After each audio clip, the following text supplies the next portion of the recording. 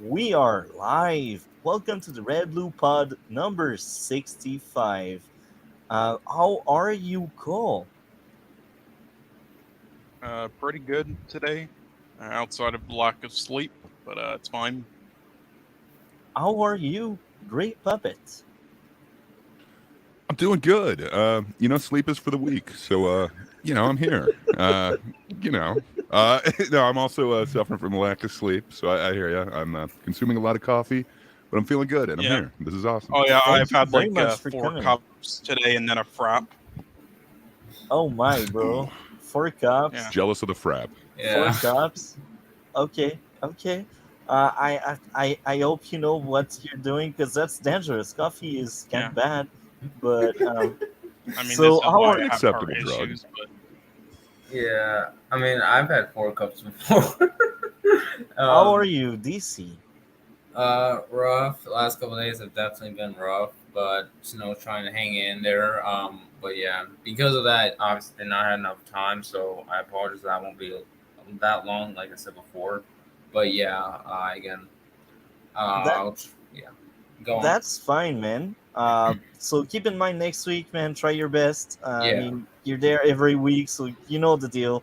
yeah, Um, so yeah, I guess we can already start with Daredevil this week because that's the only thing Marvel has seen a bit more than the rest. Nice. Um, so yeah, I will let Great Puppet start on that one. Daredevil season 1. What did you think of it? Wow. So it had been a while, so I had to do a quick refresher. So I watched like the first episode and the second episode, and yeah, it still hits the same way that I remember. It was different from what I was expecting. I thought it would be more, like superheroes and their prime and everything. This is a lot more, somebody working their way up, kind of just starting out. And the violence is, I don't know, I wouldn't say it's over the top. It's not like The Boys, but it seems a lot more real, like grounded. You can't just knock someone out in like one punch. Like the hallway fight scene in like the second episode, it's brutal, and like the way that it's filmed, it's really intense and it really draws you in. And then this whole season kind of being a whole exploration into kind of Fisk's start as the Kingpin. I don't know. I don't have much negative to say about this season. It really holds up like I remember. But yeah, huge fan. And also, it wasn't how I had pictured Daredevil. Unfortunately, I wasn't super familiar with the character. I knew like Ben Affleck's version of it, which is god awful. But yeah, when I saw this, it was like, maybe I've been given this character, kind of not a fair shake. So I really did kind of more of a deep dive into the actual comics, and yeah, this really got me into it. I had kind of a tentative view of it before, but yeah, this really kind of solidified where the Daredevil character lies for me, and yeah, it really has a different place than kind of where I thought it was based off of that Ben Affleck movie. I think that just did this whole property a huge injustice. So yeah, overall, I would say it's really good. My favorite episode is probably the second one, and I don't know, I can't give it high enough ratings, really. Okay, that's very interesting. So I will ask you, Jaded. I know you have seen Doom Patrol and Preacher. Have you Yes. seen Daredevil as well? The first Yes, I season. have seen Daredevil. Okay, so I'm very glad to see you. It's been a while. We haven't Oh, seen yeah. you. Thank you for coming today. That's amazing. So, what did you think of Daredevil season 1, Jaded? Uh, it was an interesting way of doing it. The only thing I can remember, the one thing I remember the most was that I hated was waiting till the very last episode, and that's when he finally got the red suit. It was like, why? I wanted that red suit like in the third episode minimum, right? But the take of it was interesting, but the problem is that a character like Daredevil has gone through so many different iterations, has gone through, just like the Hulk, the Daredevil has gone through so many different iterations, so many different storylines, so many different story arcs, that I'm used to a certain type of Daredevil. So when I saw the show, I'm going, okay, I see what you're doing. Let's go with it. And it was okay, but that's because I have like higher standards than most people. So for a lot of people, they saw the Daredevil and they were going, "Oh my God, this is amazing!" And it's like, well, yeah, compared to everything else you've been getting, of course it is. So I thought it was great. I thought it was good, but it wasn't. It wasn't the interpretation of Daredevil that I liked or that I wanted. That doesn't mean it wasn't good, because it was good for what it was. I mean, the fight scenes were good. The portrayal of Kingpin was kind of okay. It was kind of like Kingpin, but it was like if we were doing a made-for-TV show and we wanted to do Daredevil, then how do we do it? As opposed to here's Daredevil, let's make a TV show about him. That was my issue with it. But again, it was a good show for what it was.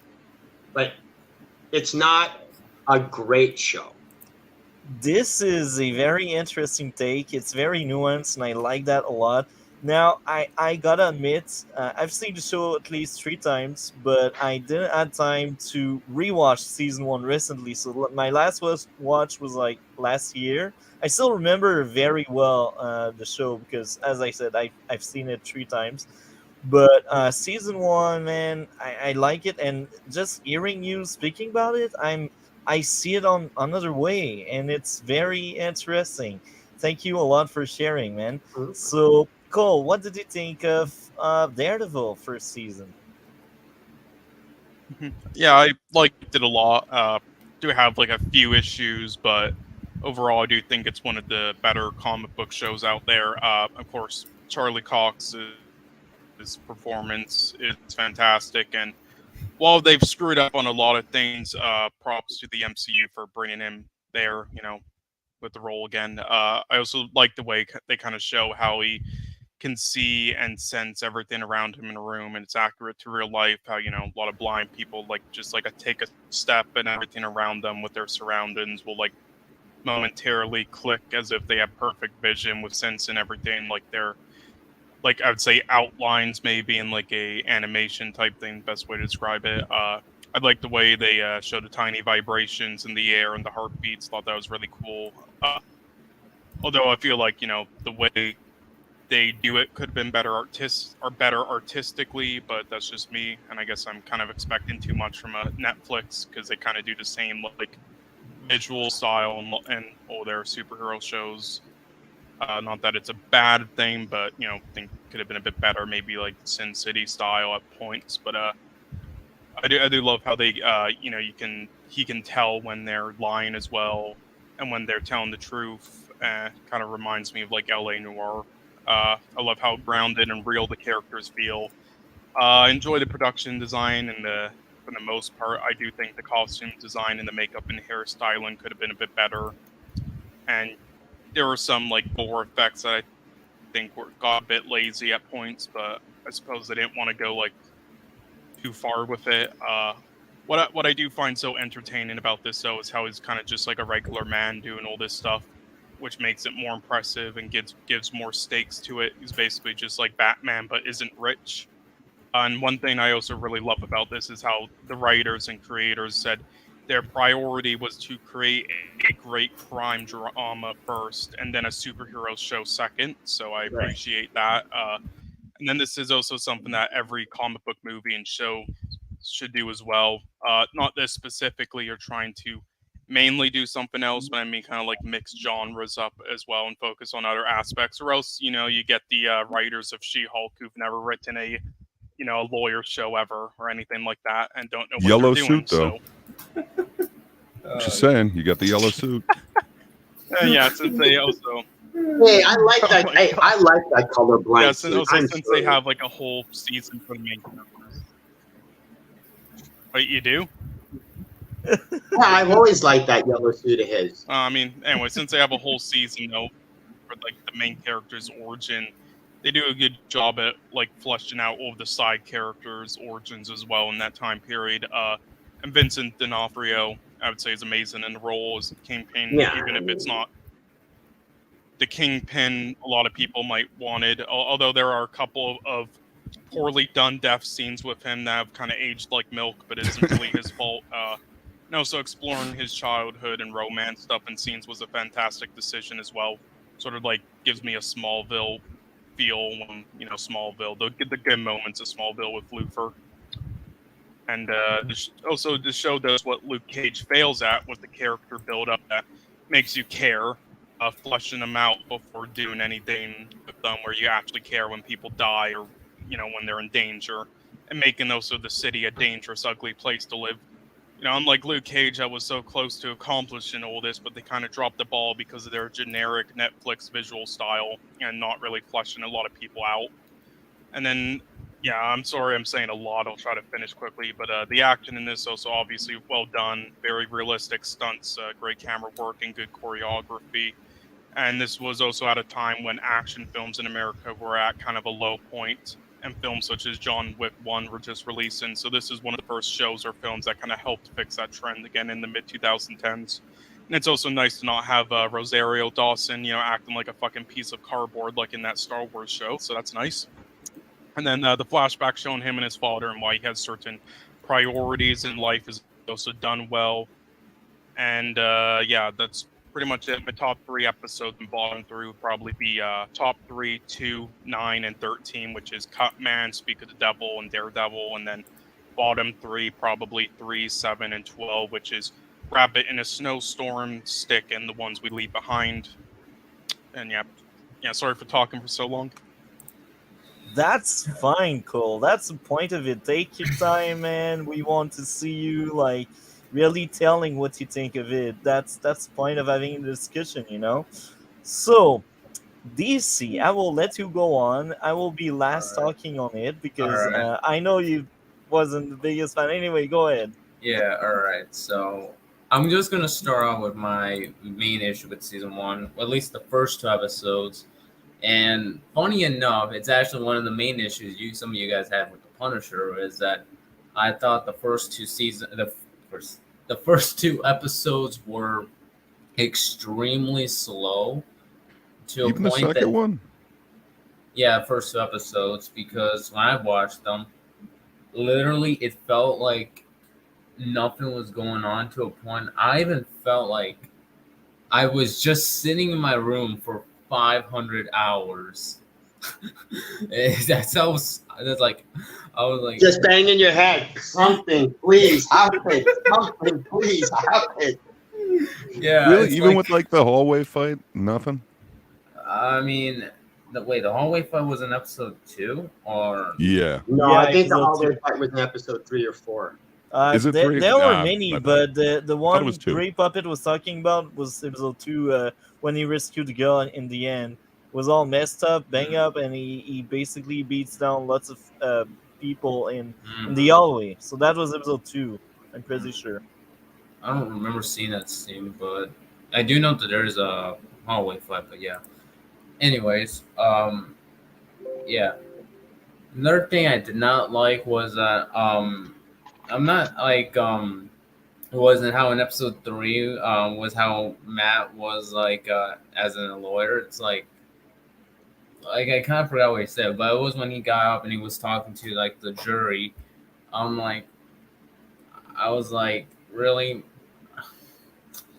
It's like this is kind of a main issue in him in season 2 as well, where he just does not act like a normal lawyer. It's like I'm like he's saying all this stuff and he's supposed to be a lawyer. I'm like, yeah, that's not how lawyers act. Look, I'm not an expert on lawyer stuff, so I'm not sure if any of you guys are more experts, but do lawyers actually talk like that?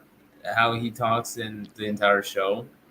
I mean, I wouldn't say exactly like that, but I don't know. It is a dramatization of a lawyer. But keep in mind, he's a special lawyer. Yeah, he can hear heartbeat, and he knows when people are lying, and he uses that against people. So I mean, he is yeah. kind of unique. Yeah, you have to remember. You have to think about Matt Murdock. Matt Murdock rarely uses the law to win cases. He uses his superhuman ability traits to win cases. This is really good points what you brought, Jaded. really good points. I Like I always agree a lot. hated that about his character. Yeah. It's like, oh, Yeah. I can get him to lie because I know he's lying. It's like, well, what about actually using the law in your defense? Oh, well, I don't bother. He's got his using own that. justice. Yeah. Yeah. I always the thing I think the one character I thought was added nothing to the show was Claire, the doctor. Um, Mm. Literally, she's like, I get maybe having some original characters like it's like a nice addition, but honestly, her character added nothing to the show. She was more of an expedition dump. She was there so that things could be explained to the audience. That's what her purpose was. But story-wise, she wasn't really necessary. Yeah, you're right on that, Jaded. I actually Yeah. see her under another light, but I will defend her just a bit. I think throughout all of the Netflix shows, she got better, and Daredevil was like the first attempt at using her, and I think she was at her weakest in Daredevil. But I still enjoyed her character. They did the best they could with her, but just like what Jaded said, she is like there to reveal parts of Matt. And the best thing I remember about her was in season 2, the talk she had on the rooftop with Matt, when she is like, "Yeah, you're sacrificing pretty much everything. Like, are you Matt anymore, or you're just Daredevil? Like, your obsession is taking over what you are." That's a perfect example of what Jaded mentioned. She's supposed to be like the thought balloons. Everything that in a comic you would have in thought balloons, that's what she was used for. Yeah, and I think it's important because when you represent someone's thought, I think it needs to be organic, and I feel like Claire was the way to make it organic. But maybe that's just me. Maybe I try to defend her too much, but I liked her serving that purpose. You mentioned her being like the bubble of the train of thoughts of the characters. Um, I when I write, because I'm a writer, I make sure like there's at least two characters always to make sure it feels organic when I want to expose parts of their characterization. Like I always have my Claire around, if you know what I mean. And I think that's the best way to write dialogue or thought process and stuff. I'm not the biggest fan of having a bubble of thoughts because it's not something you can represent well. Um, That's sorry to interrupt, but that's one of the things I love about Ang Lee's Hulk. Everybody keeps trashing Ang Lee's Hulk. One of the things that Ang Lee's Hulk did, it actually had the thought bubbles on the screen because they were actually trying to portray it like a comic book, so you'd have like these screens, and you would literally have thought bubbles on the screen being read out loud. Oh, I love that part. I did. It was interesting. I hadn't seen a comic book movie being done that way.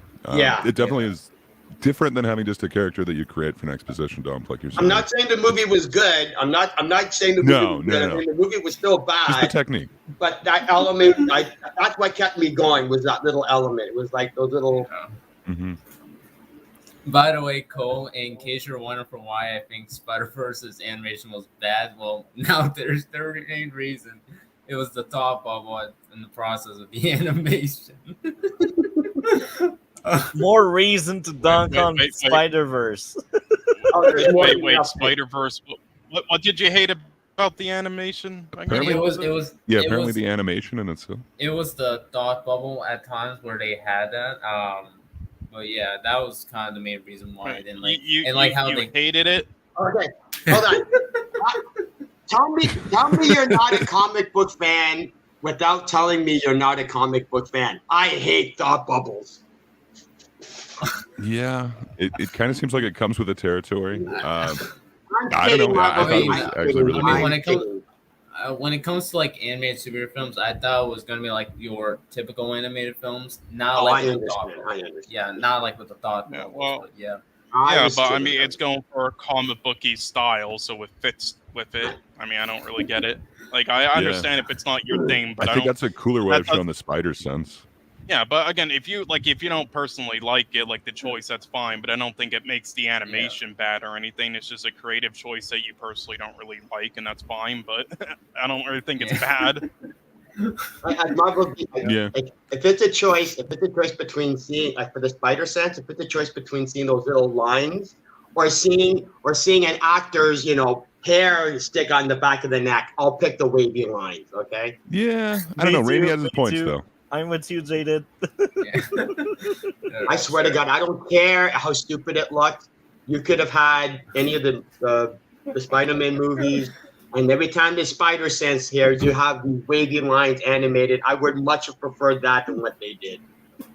Without the weird hairs, though, we never would have gotten pizza time. I don't know. All right. Getting back. So, what else do you want You to don't add? like the organic webs? We'll discuss that later. Back to that. All right, I'm gonna. I think I said everything I have. But yeah, you can go on multi. So, Daredevil first season. I thought that was a great season each time I have seen it. I think the first time when it first came out, I actually had a bit more of a struggle because I was younger and I was kind of used to CW version of superhero TV shows. And let's just accept the fact that this show is more mature and there's much more nuance and it's better written overall. Daredevil is just very good as a TV show, and that's a step in the right direction. And back then, I wasn't the biggest fan because of the pacing, and I misunderstood a lot of the aspect of the show I came to understand on a second and a third watch. And this is what I really enjoyed with that show. You just get some kind of value out of the rewatch of this show because they really thought through the characters and the story beats and the flashbacks, and it's just a very well written show all around. Is it perfect? No, I don't think so. And even on my last watch, which was last year, I thought there were pacing issue here and there. It's nowhere near as bad as Punisher or Luke Cage or Iron Fist. It has like one of the best pacing among the Netflix shows, but it's still an issue because they really stretch it on. They really want you to be on your seat for like 55 minutes every episode and sometimes even 1 hour. And I feel like they could have cut down the runtime. Like the entire first season is like 12-hour ish, and I feel like they could have told the same kind of story under like maybe 9 hour and a half. They just pretend to have more substance than what they have, and that's the sad part about Daredevil first season. Lucky us, season 2 is better based on what I remembered. But yeah, season 1, Wilson Fisk, a very interesting villain there, and he is like at the other extreme of Daredevil, which makes him a very good villain. He is willing to end people's lives if that means the city will change. And I also enjoy the fact that in this season, I'm pretty sure the flashbacks with Elektra were only in season 2.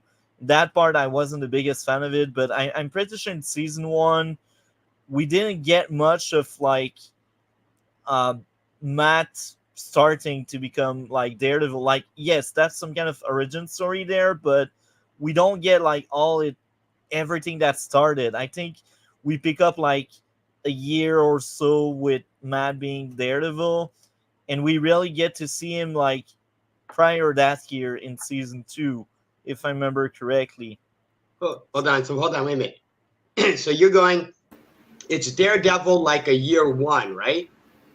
Yeah, I think maybe year 2. I don't know. You know what would have helped? If Daredevil started knocking on doors to this villain's hideouts. That would have helped.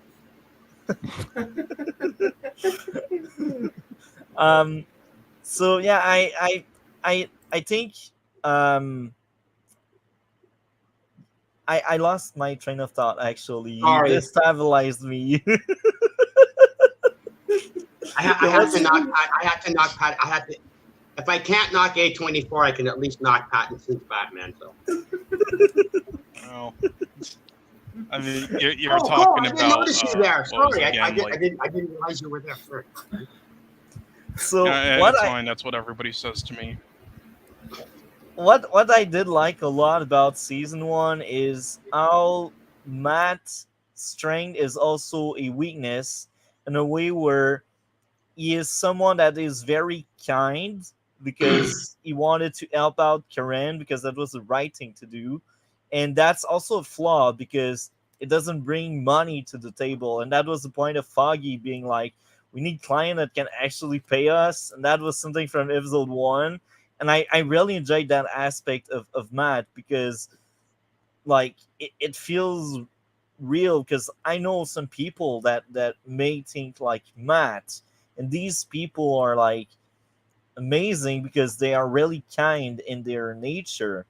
Um, they do exist, and that's also a flaw because sometimes when you're kind, well, you don't get something back. You don't get something in return. Even if that's not really the point, like someone that's truly kind doesn't mind not getting something back, but that's the depiction of Matt. Like he was just kind toward Karen, and Well, I'll go ahead. I'm sorry. I like that aspect. That's all I wanted to say. So, what did you wanted to add to this, Oh, I was Jaded? just going to say like that was part of Daredevil's character is that he wanted to help people as a lawyer just as much as he wanted to help people as a superhero. So not like again him being kind because like his he was taught by his dad to always look out for the little guy, and that's why he wanted to be a lawyer. The fact that he ended up having those special abilities was just a bonus. So yeah, that's basically part of his character. He wants to help as a superhero and he wants to help as a lawyer. That's something I really like with that character, and they kind of tarnish that later on with Elektra in season two. But regardless, we're in season one right now.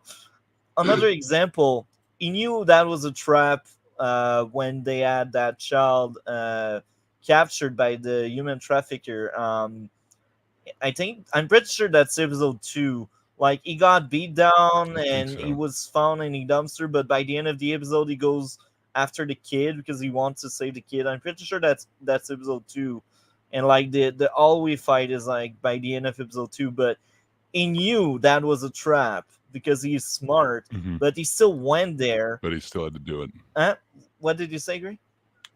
I was saying, but he still had to do Yeah, it. Like, I don't know. I think it shows you a lot of the character. But yeah, that's like a great character moment where Matt knows it's a trap because he's smart and he's shown at many places as being someone that's very smart.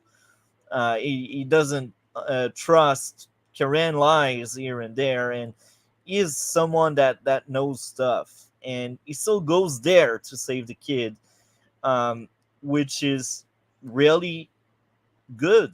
I like that aspect, and here again, that goes back to him is kind nature to step up for the weak ones, bites him back in the butt because he almost died there. I mean, he yeah. went on like that all way all messed up, and he was even more messed up afterward. And Yeah, I think that was when I knew this show was something different. I don't know, and it just the way that it showed that. Like, I mean, it's not as over the top violent as like The Boys, but that hallway fight was just like brutal. And then the fact that he's not just okay at the end of it. He's not just walking away like a superhero. He almost dies, and I don't know. It really hit me like the way that they are able to kind of build in character moments in a fight. Like, I don't know. To me, that was kind of cool. But I don't know. Fisk to me in this just seemed like a different interpretation. Like I love Michael Clark Duncan, but like his version and the Ben Affleck one, I don't know. That wasn't exactly what I saw of Kingpin.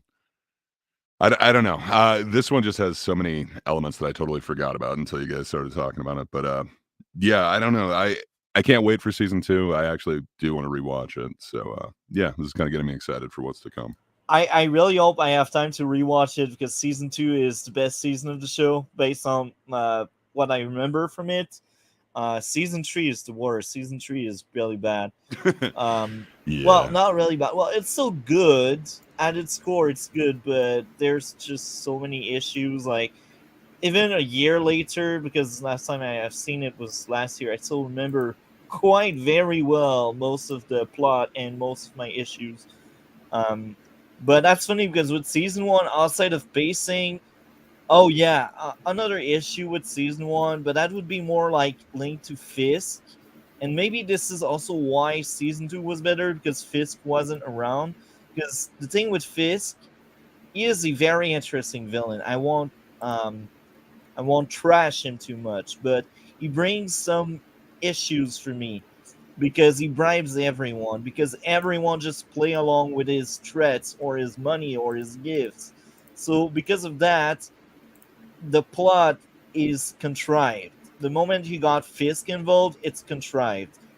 With season 1, it's nowhere near as bad as 3, but 3 basically turns the FBI into his army, which really pisses me off so much. That's like the dumbest shit they thought of. And it's funny because season 1 and 2 was written by the same people, but season 3 they hired other writers, and I've seen the credit everywhere. And I think they even changed the showrunner or the director or both. I can't remember these details, but I remember they changed the writing staff, and this is why season 3 was so weak. Anyway, season 1, you can also say that Matt has plot armor in a lot of ways because he got beat down so often and so many times, and Claire is not always around to patch him up. And speaking of Claire, I think outside of being there to be the bubble of thoughts, she is there to patch him up. And that's needed because he's a vigilante and he needs someone to patch him up because this show tried to be grounded and realistic. So the best way to do it is for your hero to stumble on someone that can heal him or heal whoever he captured to interrogate and do stuff. Um, so yeah, very good first season. Um, if I would go on top of my head, um, the favorite episode I would get would be the one where they captured the Russian, and like he cauterized the injury of the guy so he can make him talk. And by the end of that episode, we got Fisk talking over the phone with Matt, and we see like why Fisk is doing the stuff he wants to do. And I think this episode also ends with parts of the city being blown up, if I remember correctly. That was like episode 5, episode 6. I know that was after Fisk basically took off someone's head by a car door. um, so yeah, that part was really good. Outside of that, I do think the second episode, if I'm right, and that's the episode where Daredevil is found in the dumpster, and then he's helped by Claire, and by the end he saves the kid from the mob, and he beats down people in the hallway. I think that would be most likely my second favorite episode. And my third one, that's the thing. I don't have the list of the episodes in mind, and season 1 is a bit of a blur, so I will stay there with my top two. Maybe the third one would be the fight versus Nobu, the guy with the chain and the pike at the end of the chain. That was like episode 7 or 8. That was a good one. That big fight. But here again, uh, Matt had crazy plot armor because he lost so much blood, but he still kept on fighting. Um, so yeah, my worst three, I honestly can't remember, because I think most of the season is consistent. Season one is very Did you not consistent. think 4 was kind of weak? Which one 4? was for the one with the guilty guy they need to defend, I think it or was in the four? blood. Four was the one where Fist took off someone's head, right? I believe so. I believe it was like that was the one where with the Russian brothers working for Fisk, and then in the criminal underworld. So maybe that would actually be number four, my least favorite. But even there, I don't know, because as I said, I thought that season was consistent.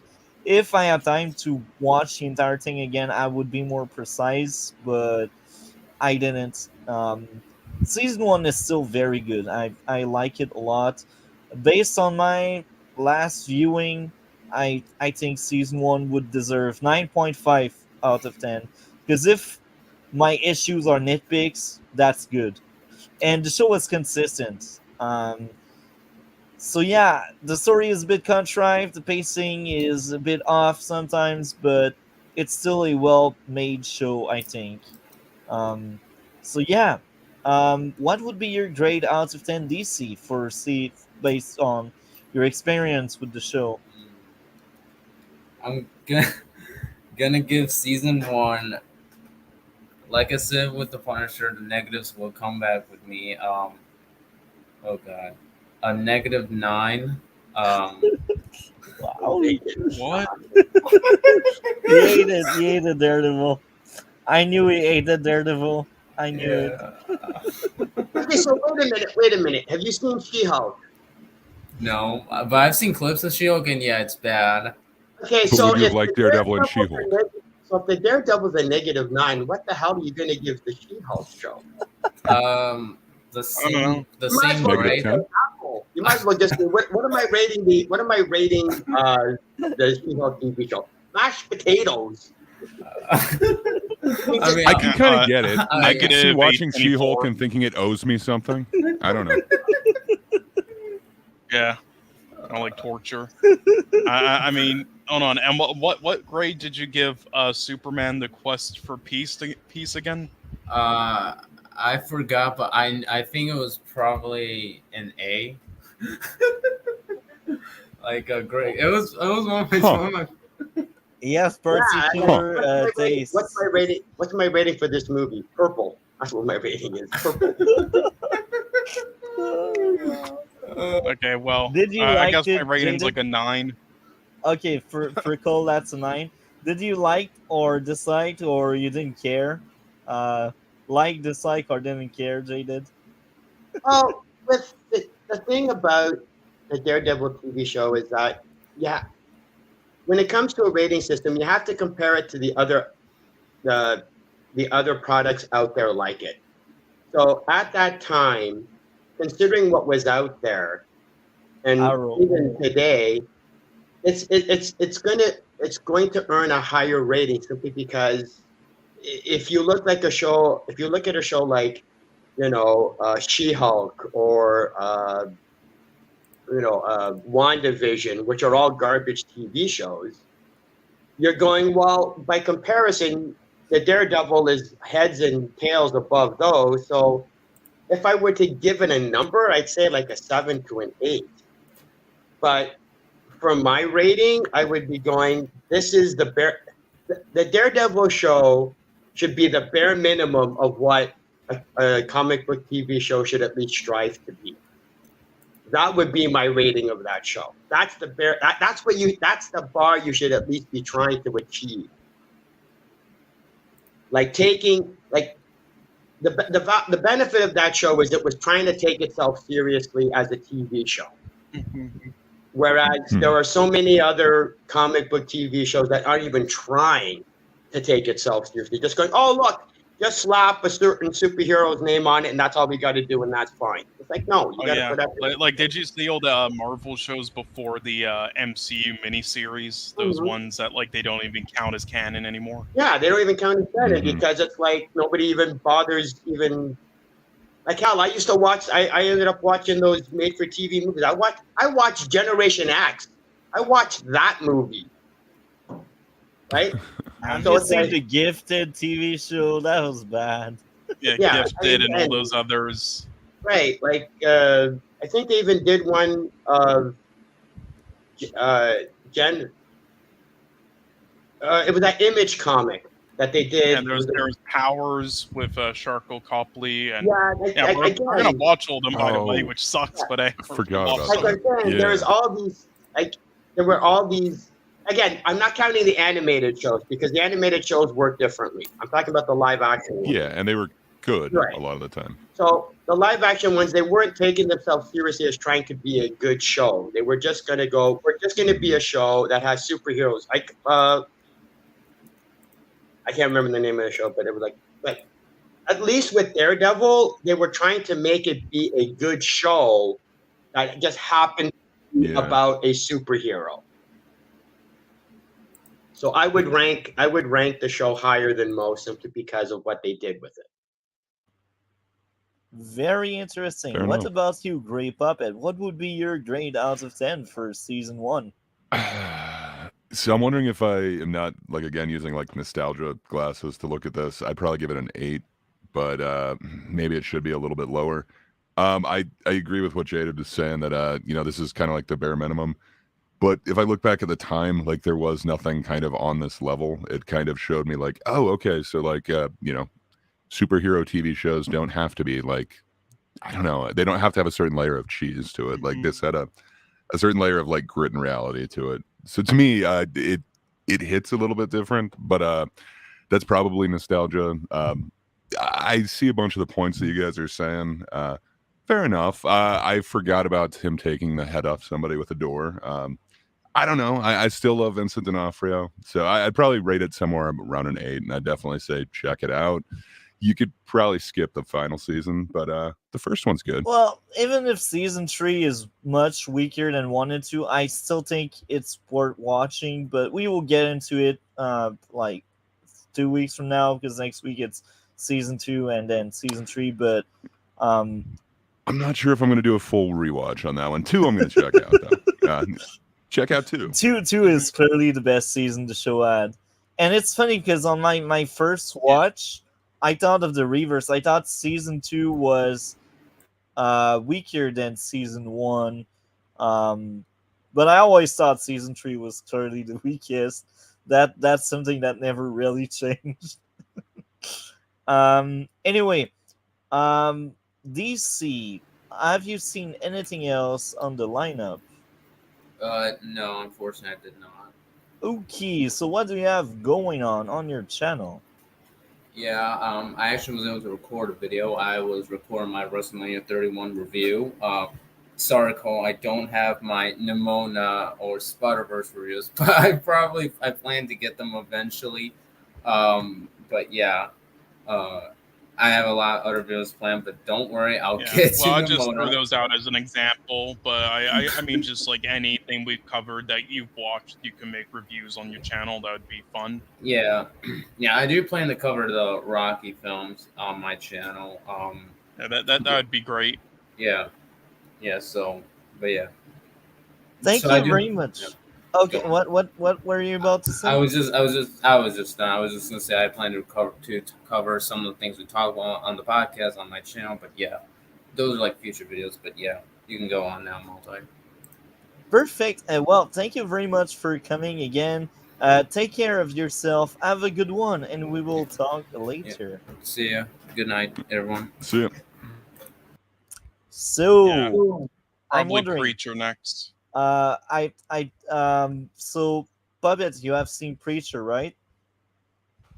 I started it. I never finished it, so I don't know that I'd have like a fair review of it. But But that's fine. We can still. Yeah, that's fine. Yeah, like I mean, Yeah. DC Yeah, was there. I just wanted to quickly ask, Okay, so Jaded's seen also Doom Patrol and Preacher. He's probably seen obviously Halloween. Is there anything else on that list that you've seen, Jaded? Let me see the list. Hold on a It's second. Gen October. V. Yeah, Gen V, Ahsoka, How to Blow Up a Ahsoka, Pipeline. no, I've only seen Ahsoka episode 1, and I just don't. Unfortunately I don't drink, so I would need to get drunk to be able to sit through these damn episodes. Yeah. It could help. And I don't think you've seen Spiral, I Saw X, or the new Indiana Jones. Okay, yes, I've seen Halloween 1978, and I thought it was unnecessary, but I'm not. What? Oh, 78 needed that movie. you know what? What are We you- got to talk about that next. But But yeah, I haven't seen Spiral. I've never even heard of How to Blow Up a Pipeline, unless it's a porn film. It could be, but it's another film by Neon, who did Triangle of Sadness, which Multi loves, so reviewed it. Okay, the Indiana Jones. I saw the first 15 minutes of the Indiana Jones movie, and I'm going, this is just a repeat of Crystal Skull. It's like it's like Basically. with the beginning of Crystal Skull, he survives that nuclear detonation by going into a fridge and somehow A lead-lined fridge. right, and then somehow surviving the impact, and then just walks out. The beginning of It this was lead-lined. right. Again, even if he survived it, he still survived the impact of the crash. You know what I mean? And he just walked out of it. And I'm going, well, why am I supposed to care about anything that happens to you? Because apparently you're Superman now. And when I saw the first 10 minutes of Dial of Destiny, I'm going, you're doing the exact same thing, only you just toned it down a bit more. So yeah. And I saw Saw 1, and I never saw anything else after that because I'm not into gore porn. Ooh, you're missing out. No, I'm not. I tried. You didn't miss anything. Yeah, Well, the it really first Saw is the only blossoms great from one, but- episode 1. Yeah. Oh, it just blossoms from there, though. Like, Yeah, I I don't mean, know. it One becomes is the into roots, but, guilty pleasures. Oh no, yeah, besides I would Spiral, which definitely sucks. call Saw. Okay, hold on. I would definitely classify Saw as a guilty pleasure. There's nothing wrong with liking those movies. I'm not saying that they're bad movies. they It's are just bad that I'm movies, not bro. into- They are. I'm just Only the not into first one those is types of good. movies. Like to me, I'm not No, even no, saying no, I I would like say them. the I'm just saying, second- from seeing the first one, you wouldn't know exactly where it's going. Right. Like, Oh it gets yeah, real it is so ridiculous wild. real soon. yeah, like it's the great Saw movie. to watch them just to laugh. Yeah, because to me, the Saw movies the Saw movies are like the Fast and Furious series. They're just going out of their way to be Yes. over the top. So then you're losing me Which as we will be watching soon as well. So for me, you lose me as an audience. Now, obviously, there's an audience for that, but I'm just not it. Fair enough. But anyway, so out of that list Fair of enough, what yeah. you've seen, which one do you want to cover first? Preacher or? We can do Preacher or Doom Patrol. We can go on the list. Okay, Preacher. Who wants to start on that one? Jaded can, I guess. Oh, well, here's the thing about the Preacher TV show. It is literally a niche show. It is an acquired taste because unless you were a fan of the comic book, you get Preacher and you're going to be going, I have no clue what the hell is going on, and I have no idea what the hell's happening. Because everything that's happening in that show, you're supposed to accept as normal, right? And you're not even given any explanation to anything. Like you're introduced to a character named Assface, and everybody's talking to him like he's normal. Like there's nothing wrong with this guy. Like that level of interaction with that show requires a certain acceptance of what's going on, and unless you have that certain acceptance, you're not going to get it. So it's either you like it or you don't. But because I actually read, I was a big fan of the Vertigo title in DC, other than Sandman, because Sandman was for chicks. So I didn't really like Sandman. But Yeah. with Preacher, it was meant to be an existential is not the right word, but a way of doing a story and a way of doing characters that just wasn't standard at that time. Because again, like you do Preacher now, people would be going, "Oh, okay, this works." But back when it came out, there weren't stories like Preacher. Like even with, oh, I can get into Animal Man, but that's different. There just wasn't a comic book like Preacher at the time. So you either got into it or you didn't. It's the same thing with the show, because the show was trying. Eventually, the show kind of has its own little story arcs and storylines, but it was trying to be faithful to the spirit of the comic. And because I enjoyed the comic and I enjoyed the characters and I enjoyed Preacher and I liked his character, I enjoyed that show because it was embracing what the comic book was supposed to be in the first place, and it was embracing it. It wasn't just going, let's just take elements of it and put it in. It was like, no, we're getting it. You're either in this 100% or you're not, and this show was 100% in. Very Yeah, interesting take. This was one of the better comic book TV shows for me. For me, it was one of the better comic book TV shows. Very interesting. What about you, Gray? You have seen the least amount of it, but what did you think of what you have seen? I think Jaded really kind of summed it up quite well. So I hadn't seen the comics or anything like that. It felt like there was kind of a, I don't know if I'd say like an off-puttingness to it, but there was definitely like a steep, I don't know, hurdle to get over to get into this. It was definitely a little bit hard for me. I felt like I didn't know what was going on. So I don't know. Part of that could be the way that I watched it. I think I walked in like 15 minutes late to like the first episode and then kind of finished that. And I think I watched up to 3 and then kind of didn't really know what was, it didn't hook me. I'll put it that way. That's awesome if this is pretty true to the comics. I was aware of the comic, but I definitely never read it, unfortunately. I don't know. I'm not sure if I should give it another chance or not. It seems to be getting a praising review, a glowing review. I would say awesome. Maybe like watch like maybe the first 3 episodes again, and if you're not into it, don't bother. Yeah, it's one of those things where if you're not intrigued by the world of Preacher by episode 2, it kind of was. Yeah, like S-Face was kind of weird to me, but like the prosthetics were cool. I do think it gets better later on in the season.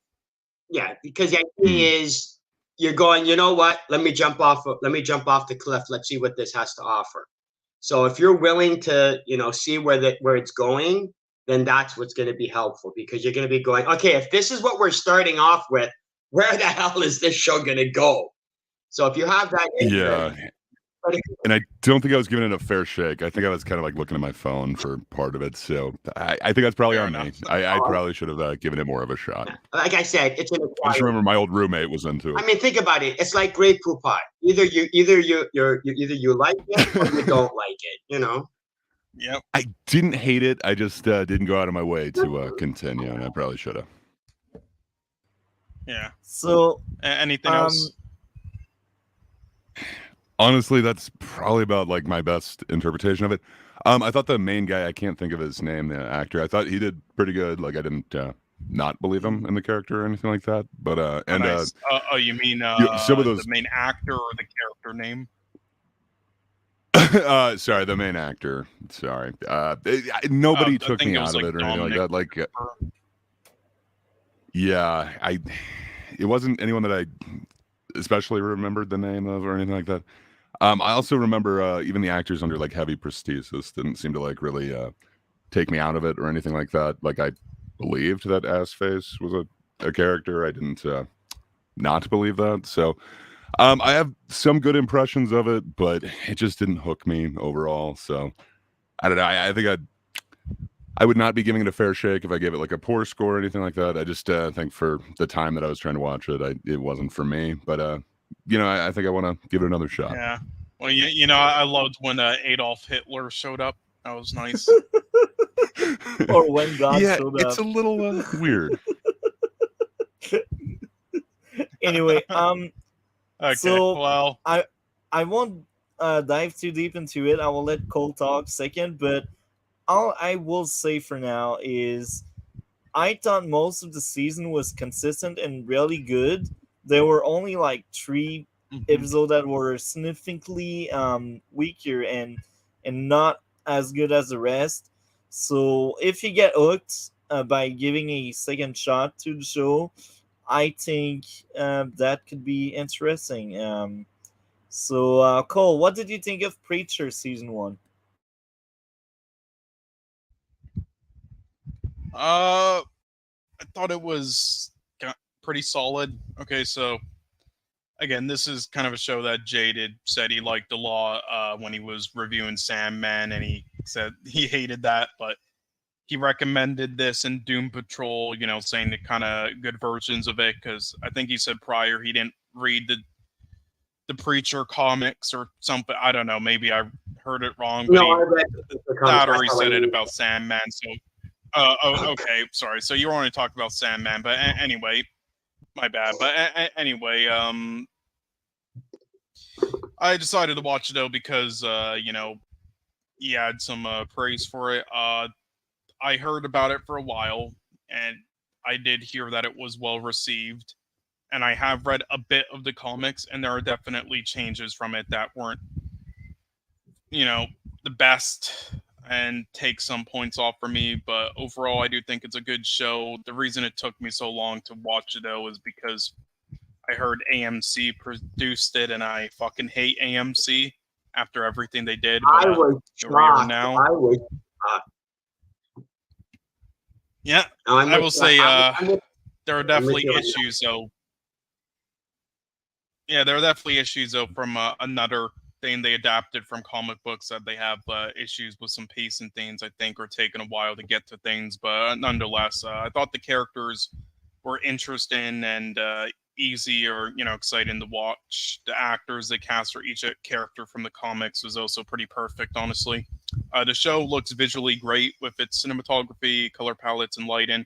It does do a lot of weird and crazy artistic choices, but again, that's what the comics does well at, and it fits here, and it's done mostly well here. It sort of reminds me of maybe Good Omens, if that's what it's called again. If you ever heard of that show, any of you, I know Jaded has, but at least the first season, as it kind of goes downhill afterwards. I love how it's kind of a Saw that one. mixture of gore and oh yeah, a mixture of gore and dark fantasy elements, and then comedy. The pacing is great, and it makes each episode go by well. From what I heard, though, this show only kind of covers half of the first book. So they kind of purposely stretched it out a lot for no reason to milk it, which is what AMC always does, which is why I hate them. And also, they changed a lot from the comics, from what I heard. This, same things in the end still happen, but how they got there is around, like I heard, 70% or whatnot different than the comics. So a lot of hardcore fans are apparently upset by it, as it just annoyed them with just waiting for things to happen in the end. But Luckily since I for didn't me, read I too was. much of the comics, yeah, I was fine with it because I didn't read too much of it. But the thing I definitely agree with, though, is that because of them dragging it out, not enough happened in season one, in my opinion, as it should have been. There was far too much backstory and filler episodes, which were fun, but really didn't add anything to it and made them only then rush near the end. There just wasn't enough like impactful or big and important things that happened until the very end, in my opinion. There isn't enough really Preacher in this season or in the show in general, kind of to an extent, depending on how the other seasons go. Though I haven't seen them yet, but from what I heard, overall, I did think it was solid for sure. My top three episodes would probably be 6 Sundowner, 9 Finish the Song, and 10 Call and Response, and then bottom three 3 The Possibilities, 4 Monster Swamp, and 5 South Will Rise Again. And then just to predict multi-topics, I guess I'll say his top 3 is 1, 6, and 7, and then bottom 3 is 2, 4, and 8. Okay.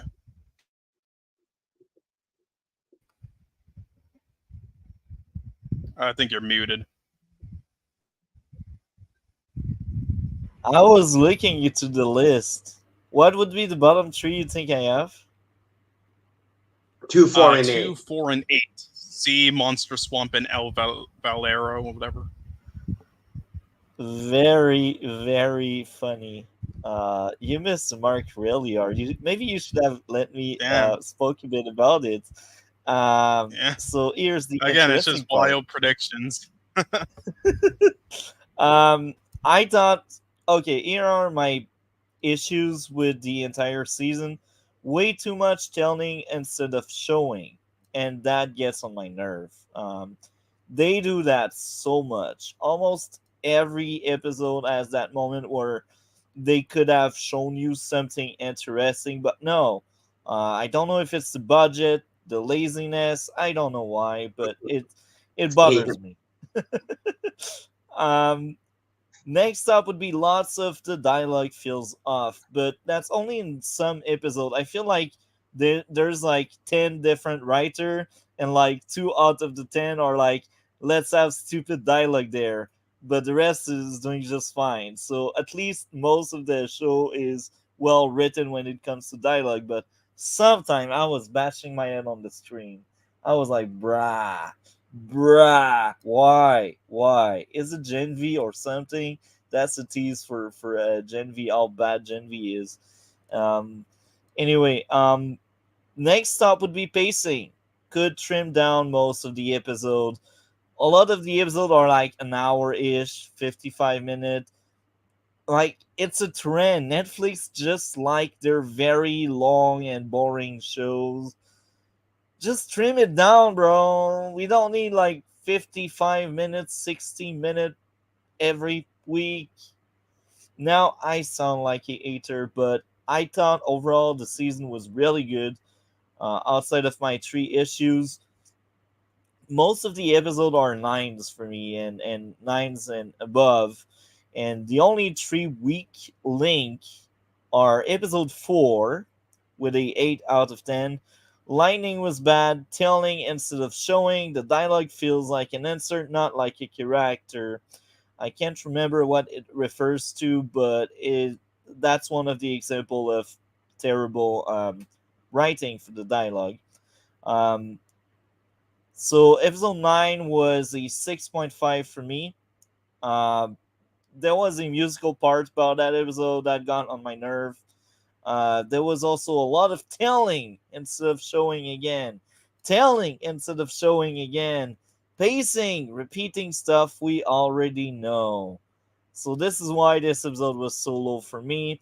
And the third bottom episode I got was a 7.5 with episode 5. Pacing, pacing. The 8 on the sun wasn't properly explained. Later on in the show, they explained it better, but in that episode, I was like, man, the father just seems like a jerk and nothing more. And when characters are like that, I'm like, bro, I need proper explanation. I need proper explanation. That's simple. Next up would be telling instead of showing again, because we like it when they tell us instead of showing us. Anyway, overall, as I said, I thought the show was very entertaining. The action was good. The character growth of the girlfriend and even Preacher character growth was interesting. There were also a lot of message about free will and believing in something. And I thought most of these messages were really good. I like these. They were well written. That's why when I say like some of the dialogue feels off, it's a disappointment for me, because they are able to talk religion and make it interesting. They are able to give some message Sandman tried to do, but they did it right. It's just that sometimes some of the character are just obnoxious for some reason. Um, so yeah, my top 3 episode would be, right now I'm looking to it, and that's a really tight fight. A lot of episodes are very similar in grades. That's why I said it's consistent. So episode 2 would be, I think, my favorite one, and it's followed by episode 8 and 2, 8, and maybe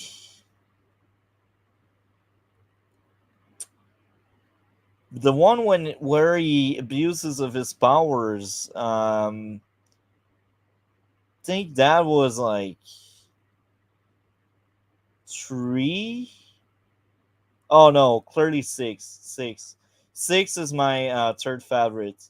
Okay, so um 2, 8, and 6. So episode 2, my only issue I had with it was plot convenience. The guy coming back to interrupt the chainsaw guy.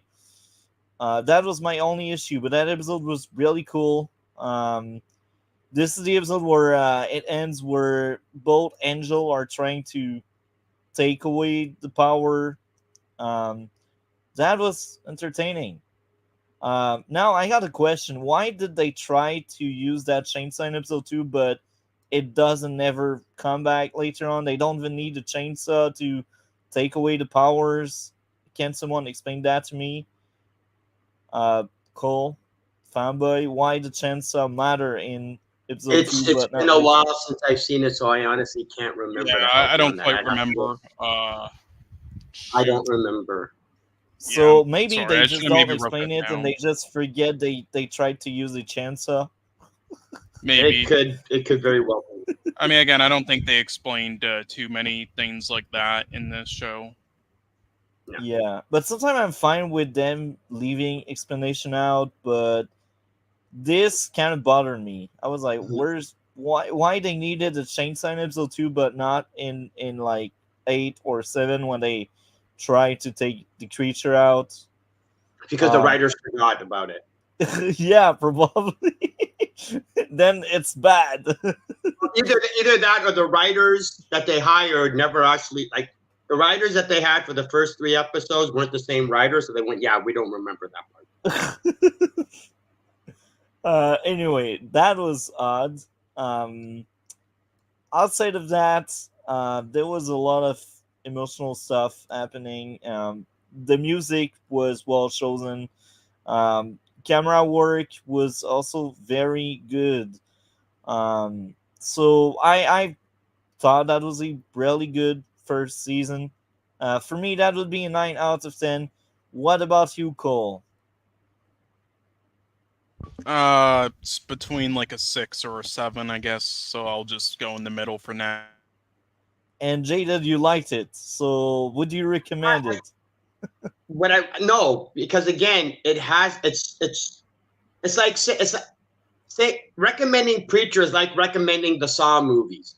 If you're not into those type of movies and you're not into that type of show, like if you're used to the MCU movies, and I go, hey, you should watch Preacher, people are going to be going, what the hell am I watching? Right? So you have to be willing to lose yourself into the world building of the show, and not a lot of people are. Like again, it's a very niche. Like I would. What would you say? Something like if you're into stuff like Doom Patrol or Legion, then watch Well, it. yeah, if you're into Doom Patrol and Legion and certain shows and like the weird stuff, and going, let's see where this goes. Then yeah, it's a show that I would recommend. But again, I'm not naive in going, oh, like again, I could say this is a great show. My mother is never going to watch the damn show. She's never going to watch it. She's never going to watch it, no matter how much I praise it. So again, I know that it's a niche audience, which is why I was kind of because I remember watching the first episode and they show ass face, and I'm going, dude, it's like why are you showing ass face in episode 1? Ease the audience in. You know what I mean? It's like I'm going like gradually introduce these weird characters. Don't do this in the first. People are going to be going, "What the hell am I watching?" But I gotta say, I thought that was interesting how they explained how his face ended up like that. Right. He tried to end himself and he tried to end someone else, and this happened. So I think that was very creative. I think there was a lot of creativity behind what they did, and I enjoy that aspect. I'm a writer, as I keep saying, and I like when I see stuff that go out of the normal realm, if you know what I mean. And as long Um, as they try to keep it solid and they try to stay within their own rules, then it was fine. Again, the show did have flaws. I'm not saying that the show didn't have flaws, but I'm saying the premise is what I was willing to keep going because the premise was actually interesting and they were taking it seriously. yeah, that show is well made. Anyway, anything else any of you would like to add about Preacher Not me. first season? Jaded. If you liked the Barbie movie, watch Preacher because it'll totally freak you the hell out. Well, I did, so I think you've convinced me to check out Preacher. Oh God, you like the Barbie movie, please.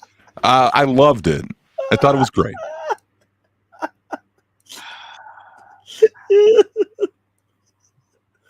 I thought that was average. So I'm with you, but I know how much Jaded ate that movie, and that's why I laugh, because Jaded hated that movie. It's not that I Thought it hated was the movie. great. It's a movie. It's a movie that should be classified so bad it's good. You should be watching. You should be ranking the Barbie movie alongside Sharknado. Okay, that's the level of movie Barbie is because you're just laughing at it. Like when you watch Sharknado, for those of you who watch Sharknado, if you watch it, you're laughing at how stupid it is. You're not laughing with the movie, you're laughing at the movie. That's what the Barbie So movie you can appreciate a Sharknado, but not a Oh, Saw. I don't appreciate the Come on. Sharknado because when you're looking at Sharknado, it's so bad, it's good. The enjoyment level is that it's a bad movie and you're laughing at it. That's what the Barbie movie is. And now you're I laughing see with this one the on a Barbie different movie, but also plane. with Look, Sharknado, though, I couldn't get We're into not it that discussing much. the Barbie Yeah. movie. We're not discussing the Barbie movie. Let's get back. Okay. Yeah, no. I was gonna quickly add for the Sharknado movie, though. Didn't really get into that much because I thought it was too corporate of an attempt at just trying to make a so bad it's good film.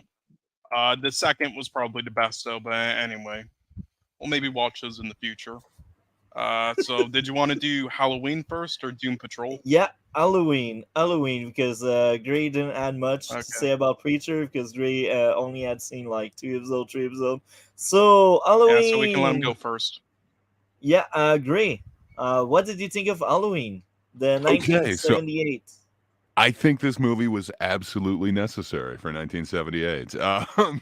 I just I love me some John Carpenter, so maybe I am a sucker for this. But I don't know, the score alone is just like so amazing, and the fact that that's John Carpenter too. I don't know, that dude just blows me away. So it's not The Thing or anything like that, but I don't know, there is something to this character that is just like so classic, and I don't know, I can't get enough of this movie.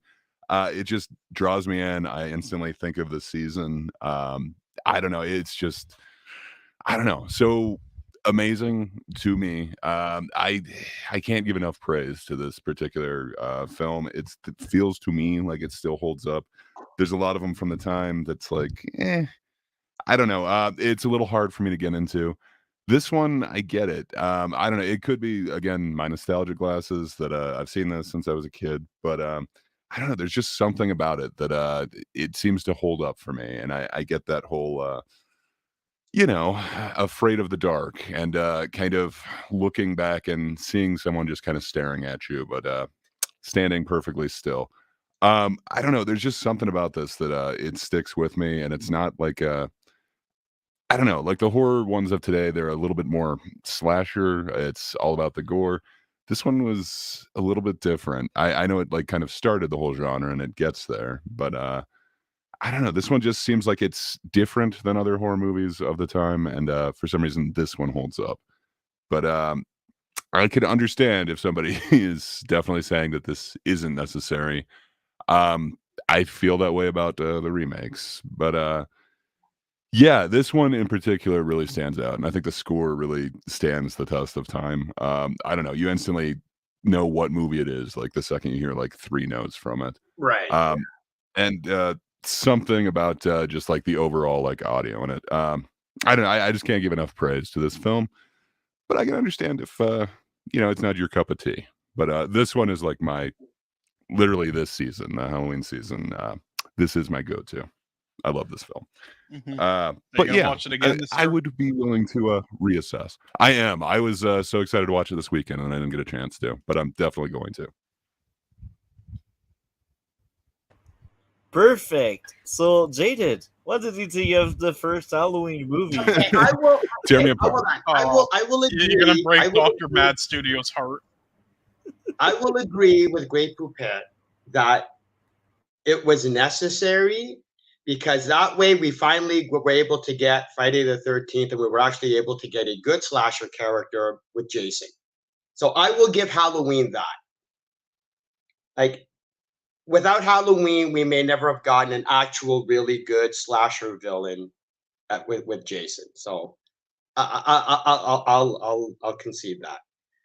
I just wasn't a big fan of the character because, again, on its own, it was okay. On its own, it was okay because, again, at that time, it was something new. It was something different. Like there were no slasher flicks. Are you just talking Michael Myers? Yeah, before Michael Myers, Okay. right? There was the Michael Myers invented a genre. So by default, That's like, this one also is about Laurie, and like that character stands out compared to like Friday the 13th. Like, do you know any of those camp kids really? Like, you kind of know them as like tropes and stereotypes, but like Laurie in this. Right, and that's the like again, and that's one of the things about the difference between Halloween because, again, I'm going to be praising Halloween. Halloween tried to make it actually be a movie. Whereas with Friday the 13th, it was literally a whole bunch of tropes. So like when you think of slasher movies, they're copying Friday the 13th. They're very rarely copying the ideas of Halloween because Halloween is trying to be a good movie. It's trying to actually be a thriller movie with suspense and story. So is it a great movie in and of itself? Yes. I'm not saying it's not a good movie. It's just that I'm a Jason fanboy, so I can't. It's hard for me. It's hard for me to praise. It's hard for me to praise a character that is wearing, a William Shatner mask that's painted white. I'm sorry. Okay. And he doesn't talk for 2 movies. And he doesn't talk. Well, then again, Jason barely talks. Well, Jason doesn't really talk in the first movie either because it's his mother. And then in the second, I mean, he cries at one point, like kind of a. I mean, if anything, I can't remember if it's Halloween 2 or it's Halloween 3, where they actually just basically try and do it's not even Michael Myers in it. Season of the Witch. Yeah, it's an amazing film on its own, man. Yeah, Season of the Witch. Yeah. That's a great film, but it's like you're watching it and going, well, where's Michael Myers? And they're going, well, no, we're not doing that. We're doing an actual, like that franchise actually tried to make good movies with solid stories and actual, it's a Halloween movie. H2O. Yeah. But, well, again, I haven't really seen anything past the third Halloween movie because, again, I was never a big fan of Halloween, of Michael Myers. Fair enough. And so, like, it's a great movie. It's a great genre-created character. And also, it's John Carpenter. And at that time, he was actually in his prime. So anything that he would, I'd say a lot of what he was doing, you were going, what the hell is this guy?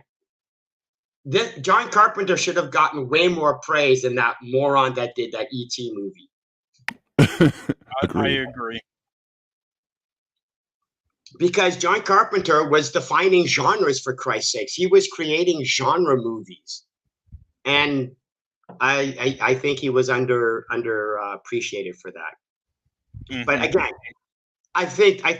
I'm not a fan of Halloween, but that doesn't mean it isn't a great movie and it's not a great it's not a well-made movie. It is absolutely a well-made movie.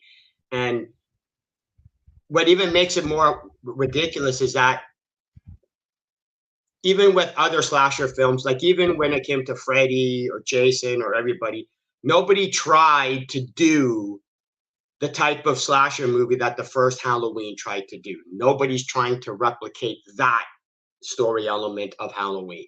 And that's, well, Halloween and Witches Brew or whatever. Like, they're not trying to make those type of movies anymore. They're just going for the simple, let's just, again, I also love Jason Takes Manhattan. That's just like the movie. Yeah, there's a lot to love there. Right. But again, I'm not going to compare Jason Takes Manhattan to Halloween. It's not on the same level. So yeah, I will give Halloween the credit it deserves. It's just I'm a Jason fanboy. Like I'll trash what's his face, Freddy. I hate that damn character. I hate those movies. Really? Mm-hmm. I don't know. Freddy, So iconic, man. Like iconic. Again, he's the oh shoot. The Robert name of Englund? the name of the studio. Oh, yeah. Sorry. What's the name I'm of the blanking studio? on it. Cole, the studio that did the Freddy Krueger movies. I'm drawing a blank. Oh, Cole, do you know? I have no can't- clue what he's I can't talking about. I remember. know the movie, but not the The studio. reason I'm looking it up- Oh, you mean New Line Cinema? Yeah, New Line Cinema. New Line Cinema is the Freddy movies is the character that built New Line Cinema. If it wasn't for Freddy Krueger, New Line Cinemas would have been gone bankrupt a long time ago. So again, I'm not denying the popularity of those movies and how successful they were. I just don't like. He's a guy that invades your dreams, and it's a cop out. It's a cop out for me. I'm just not a fan of it. Okay, fair enough. It seems like it's a plot, I don't know, contrivance, but it leads to so many like cool ways that you can make a death or like make a fight against him. I don't know. I agree. It leads to so many things. It's kind of like a plot armor, but great. I understand. It's just, again, I just fell in love with Jason. So I mean, I Okay. like Jason the most out of like all the characters, sort of, but not his films. So, hey, Jason Goes to Space was classic. Okay, you Ghosts can, of Mars. Oh, we're gonna laugh so if hard you at can that. sit through that movie, if you can sit through Jason Goes to Space and not shake your Oh. head, if you can watch Jason Goes to Space and never once do this, you are a stronger person than I am, because that's I mean, it's called impossible. Jason X, I believe, but But it's yeah, cool. that was hilarious. Mhm. Oh, So wait, you hate like Freddy's dream kills, but you're cool with Jason X, where you've got like the Because I'm you know, laughing what is it, at like it, the virtual room. because it was Yeah. so stupid. It was yeah, just like the so Saw films. over the top. Again, not because it was a good movie. I'm saying Fair enough. if you can sit through that movie and not laugh at the stupid of it, you're a stronger man than I am. Well, that's kind of where Freddy comes into. It kind of tries to play that same Mhm. line, but they definitely changed tone going through that. so, Yeah. do you want to add more to this, Jaded, or we will let Cole go Oh, no, next? again, Halloween is a great movie, but I'm a Jason fan. That's a summary. Oh yeah, Okay. I've seen that film, Dr. Mad's Studio. Yeah, it was I don't remember what rating I gave it, but yeah, I watched it. So, Cole, what did you think of Halloween? Yeah, I thought Halloween was amazing, especially for its time. But also, I still laugh at how that was a William Shatner mask. Like, that wasn't a joke. I don't know if you remember who William Shatner is, Multi. He's the guy who plays Captain Kirk in the very original Star Trek in the 60s. They literally had masks in stores at that time that was literally molds of his exact face of Captain Kirk, and then they just bought one, spray painted it white, cut out the holes. Yep. So it's literally his face. But anyway, I'm gonna firstly just start off by explaining why I would think almost every Halloween sequel and reboot today has kind of failed or hasn't been great. but also sum up the feel of this, which makes why it makes it so good. Like the thing is, Halloween 1978 is so special because of what it did in many areas for its time and eliminating some certain cliches, I think, or doing things for the first time, but also in a tone kind of way, a nostalgic way, many of which were kind of accidental and with its low budget by John Carpenter and other things, intentional. It's also in special in just terms of that feel. Like it has that old fashioned feel and nostalgic kind of vibes that perfectly represents like both this holiday as a kind of a grown up and a child, and the realism of someone like mysterious, breaking out of somewhere like this on a day and going on a small rampage, and just like seeing things in the corner, kind of freaking yourself out. Like it kind of perfectly represents all that. And there aren't even many kills in the film. There are like around two. It's all mostly tension, and that's what's so special about it as well. It's a film that perfectly kind of represents the holidays and puts you in that mood, I think, and feel of what you want to watch every year, kind of, and going through all the elements that you remember during this holiday. And here's the thing, you're never going to relive any of this, all right? You're never going to replicate it. And what this film did, it's a one and done thing, which is why all these attempts at doing so have kind of failed. Like, I do appreciate some of the attempts, especially Rob Zombie's and the three new Halloween films, for trying to do new things and for trying their best to truly make something good and scary, even if, ones like Halloween Ends are laughable in their execution. I still respect them as they were really trying to go out there and do some nostalgic tone and feel of it and similar things. And at points it did work. However, again, not only is the execution and most of them unfortunately bad, but again, you can't do what the 78 film did. Again, we've already been through it. We know who Michael Myers is, and we've been through it all. So it isn't scary anymore. All right, like I don't think they're bad films, but they can never be great films like this. At least with them trying to do similar things, you'll notice, when we get there, because we're gonna watch all them multi. But yeah, that's just a little warning there. But and to just sum up like the feel of this film and what it represents. But yeah, also the I believe the idea for this film actually came from the main producer wanting to make a film about babysitters being stalked by a depraved killer that will have the same impact and culture as like Exorcist did 5 years prior, which we'll watch probably next week.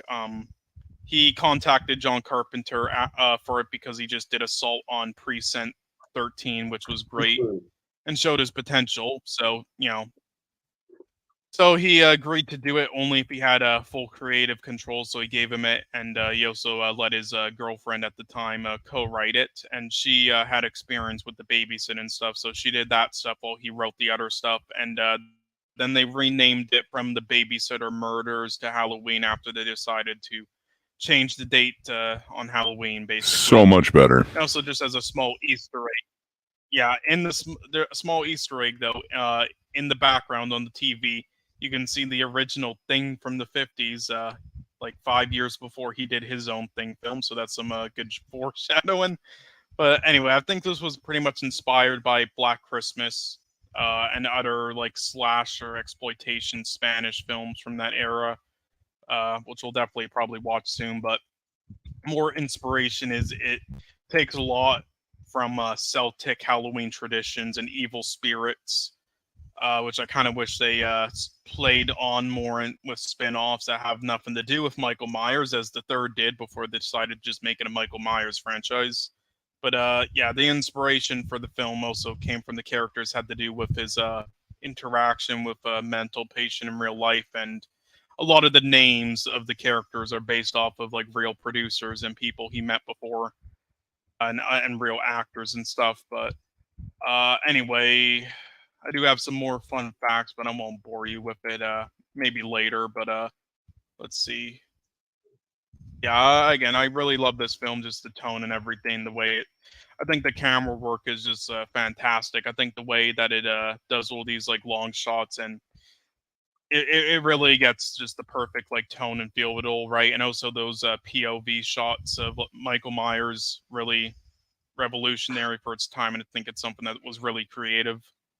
And also the having that abandoned house with Michael Myers was great as well, which I believe it was also going to be demolished in 1987, but then they saved it. I believe it's used for like offices and dentists now. But yeah, let's see. Sorry, I'm just trying to go through my notes here. Yeah, right. So all the characters I do love, and of course, Ray mentioned the music, very iconic, I would say. But yeah, the one thing I really appreciate though is the movement of the killer, because I think a lot of films before this they didn't really focus on like having a specific movement for their killers, but what they did with Michael Myers and with his stance and the way he just like goes after people and stabs them. I think it was very creative for its time and very revolutionary. And yeah, that's really like all I have to say. I don't have too much to say. This isn't like really a film I have like too much to say in depth, but besides, I guess facts about the film. But yeah, I really love it though. This was only made for like 300,000 and then it made 70 million. So it was as the guy, yeah, Dr. Mad Studio said in the comments, one of the most successful for its time. But another fun fact though, and then I'll end it here. They actually they didn't film this in October. So what they did, they just grabbed like 10,000 leaves and put them all over the place to make it look like October. So yeah. This is nice stuff behind the scene. Very interesting. I think it's more interesting to talk about the process than the movie itself, and it's kind of sad. When filmmakers actually try to put effort into making their movies, it's a weird concept. Yeah, I like it when they put so much love in what they are doing. Even if the end product is not that great, we gotta respect the work itself. So I got a few issues with that movie. I am truly sorry for whoever thought that was a masterpiece. So my first issue, the lightning was bad in the car scene, and yeah, lightning terrible. The pacing wasn't that great. Um, there's another spot where it's stupid that she doesn't open the lights. This is by the end of the movie when I think she's trying to escape the guy and she just doesn't open any lights. She just stays there and she's like, "Oh, it's fine if it's all dark. It can sneak up behind me, but that's fine." Um, she didn't get caught despite breaking glass. Amazing. Of course, the girl is dumb enough to drop the knife uh, near the guy. It's like, bruh, why? Why is it so stupid? Anyway, enough dunk on the movie. Well, actually, I have a side note. I won't hold it against the movie, but this is my side note. Just like a lot of horror movie, characters don't get any growth. They are just there to die. It's very sad. I mean, Lori gets growth. Yeah. You kind of get to know Yeah, about Donald Pleasance as well. Yeah, that too. And she went from being kind of shy to then, when it all started happening, and like I think there was definitely some growth, and especially in the sequels. But I don't know. But also, I mean, you have to at least appreciate though how this film doesn't rely on violent images or anything, to get its fear out of people. I think that was well, yeah, because it wasn't trying to at that time. Yeah, because at that time it wasn't trying to. Yeah, so that wasn't its purpose. There are still a few things I liked. The introduction was well made. The music was good. I really liked the team. The team is probably the one that stick in my mind the most among a lot of teams we heard and covered throughout the podcast. So that's telling. I like the camera work, hiding the guy's face. That's probably get his mask and stuff. Characters are likable, I guess. I say I guess because I didn't care about any of them. I was like, they are just there to die. um, The doctor explaining what's going on to the cops was entertaining, showing the killer following the girl. Uh, this detail is great for me because some movie they don't care. They're just like, oh, your character will know, and there's no reason, but he will just know because the plus wants him to know. But here we actually see him like lurking around and following the girls. So I respect that kind of attention to the script and the details. So he just doesn't show up out of nowhere and he knows where they are. No, he's following them and they show it, which is great. Um, Mhm. so yeah, um, I kind of blanked there. The guy showing up to save the girl was cool. Um, and I guess that's it. I don't have much more to say.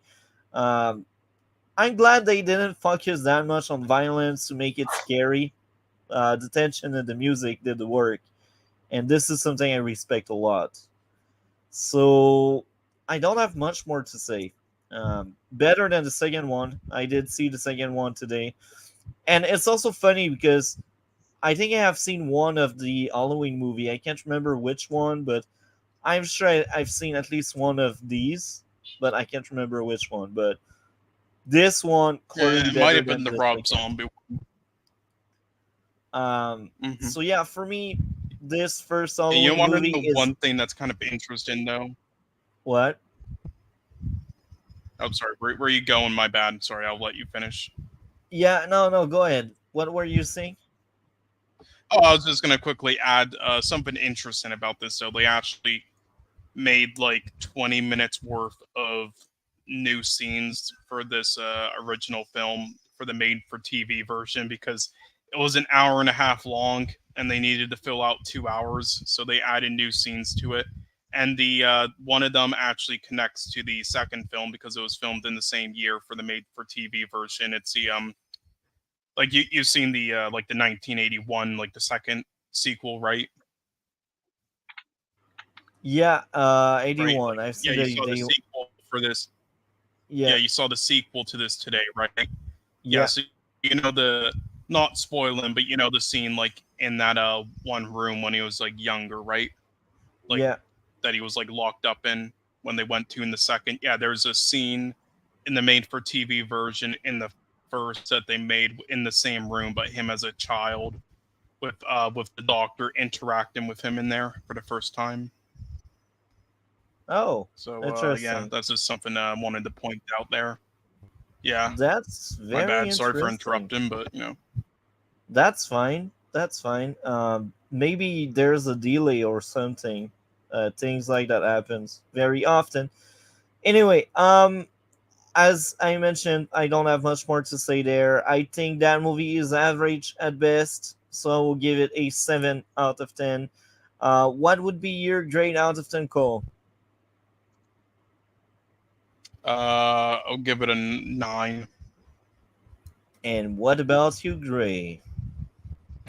Yeah, it would either be 8 or 9. I'll split the difference. I'll go 8.5. To me, it's just iconic. It's just so much beyond just average. But yeah, I'll go 8.5 for it. Okay, very interesting. So, I guess now the next topic will be Doom Patrol, because I think this is the last thing, if I'm right, that Jaded has seen, right? So Doom Patrol. Jaded. I will let you start on that one. Doom Patrol is a great example of a show that has problems, but I still enjoyed it because the premise was the premise of Doom Patrol is the driving force. It's got the best supervillain in any superhero TV show. Okay, you got the main villain narrating the story. The villain of the show is the narrator because he has I'm not going to give too much away, but there were certain things about the show that I did have a problem with was the forced injection of Cyborg, because I'm going, why the hell is Cyborg in this show? And it's like, oh my god, they need to have a black character, so let's have Cyborg in, and everybody knows who Cyborg is. There were certain, like, what's his face? The guy that the guy that played the robot. I forget the actor's name. I think that's Brendan Fraser. I think. Yeah, Brendan Fraser. Yeah. Brendan Fraser was good. I did not expect Brendan Fraser's character or his. Again, I like Brendan Fraser, but when you see him, when you see the actual actor in like the beginning of the episode 1, it's like, oh my god, Brendan, what have you like? You have let yourself go, dude. You have really let yourself. I don't think that was a character. I think that was just him showing up at work.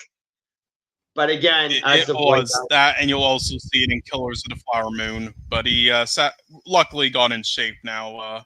Yeah, like he literally just showed up. I go, that wasn't costuming. That was him showing up from home. That was it. Like he was just so he was so dejected as a character, as a person. It was hilarious. But it's an off, just even more so than Doom Patrol. It's an off the wall show where, again, it's a niche audience. It's not you can't watch the MCU TV shows. You can't watch the DC TV. Well, not obviously Doom Patrol is DC, but you can't watch the CW shows and then go into Doom Patrol because you'll be totally lost. You'll be going, what the hell is going on and why? I mean, there's like a literal portal that appears in a donkey's ass. Like that's how that's a portal, is a donkey's freaking ass. Like you're not gonna get that in an MCU TV show. So you have to go with the flow of the show and the premise. It's a show where the premise is the star of the show, and if you can't handle the premise, nothing else is gonna help you. Now, again, granted, there are flaws in this show. There's a bunch of plot conveniences. There are some plot contrivances, and I'm not going to ignore them. But the fact that it does have that premise and it still stays true to the premise to make it work, I like it. So I enjoyed Doom Patrol. To the show defense, they kind of, I won't spoil too much, but they kind of explained some of the plot convenience in case you forgot about it. But again, I do. Yeah. But again, that's still a cop out. Again, you can have a plot convenience in the show. You can just because you admit it's a plot convenience doesn't negate that it's a plot convenience. It's still a plot convenience. You're just admitting to it. I don't care. Now, if it's a comedy and it's meant to be humorous and that's the joke, and then that's fine. But when you're doing it for the sake of you need to have it happen because the show needs to have it happen, I'm not letting it ride. I don't care what show it is. Very interesting take. Anything else you'd like to add? I never actually read the original Doom Patrol comics. I only knew of it. So I don't know if the oh shoot, the guy that played James Bond, the guy that was in the wheelchair. I don't know. I know which actor are you talking about who played Timothy Dalton. I think Timothy Dalton. I think it's Timothy Dalton plays like Timothy Dalton. Wow, right? I didn't recognize him. I remember correctly. It's Timothy Dalton that's playing the character, the professor. Now I don't know how accurate it is to the actual comics, but I did not like his character. His character was a pain in the ass. His character was more of a like in other words, instead of him being like the Professor X that leads the team, he's just kind of like showing up every once in a while, and it's like I wasn't into that character at all. He was more he's like the mentor character in the Garbage Pail Kids movie. He's a mentor character that just kind of shows up every once in a while, but for 90% of the episode, he's not even there to help lead and direct these guys. So it's like the purpose of the professor is kind of defeated in the show. But luckily, again, I like the plot, I like the premise, I like the bad guy, I love the cockroach, and oh god, I forget the name of the cockroach. but he's got like a pet rat that he talks. I love that. The rat. Yeah, the rat. And it's like and you're watching and you're going, who the hell is this character, and why are we even spending screen time on him? But at the same time, every time he's on screen, I loved it. I'm going, okay, who is this guy? And even if they never explain it, he's still an interesting character. So it's like, again, I like these niche type shows because they're actually trying to do something different, and they're doing it. It's not that they're doing it different for the sake of just doing something different.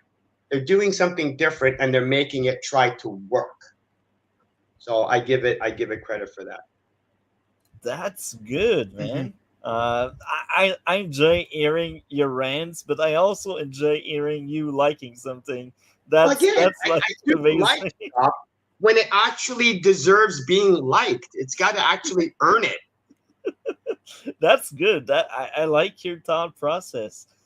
Is there anything else you'd like to share about Doom Patrol first season?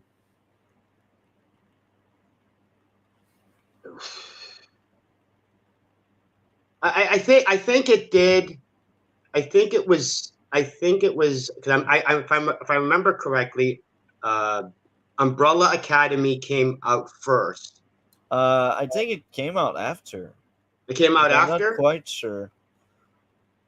Because I remember, because I didn't watch Umbrella Academy when it first came out, so I can't remember. But I remember watching it, and I'm going, "Oh my God, are they actually trying to copy Umbrella Academy and trying to apply it to Doom Patrol?"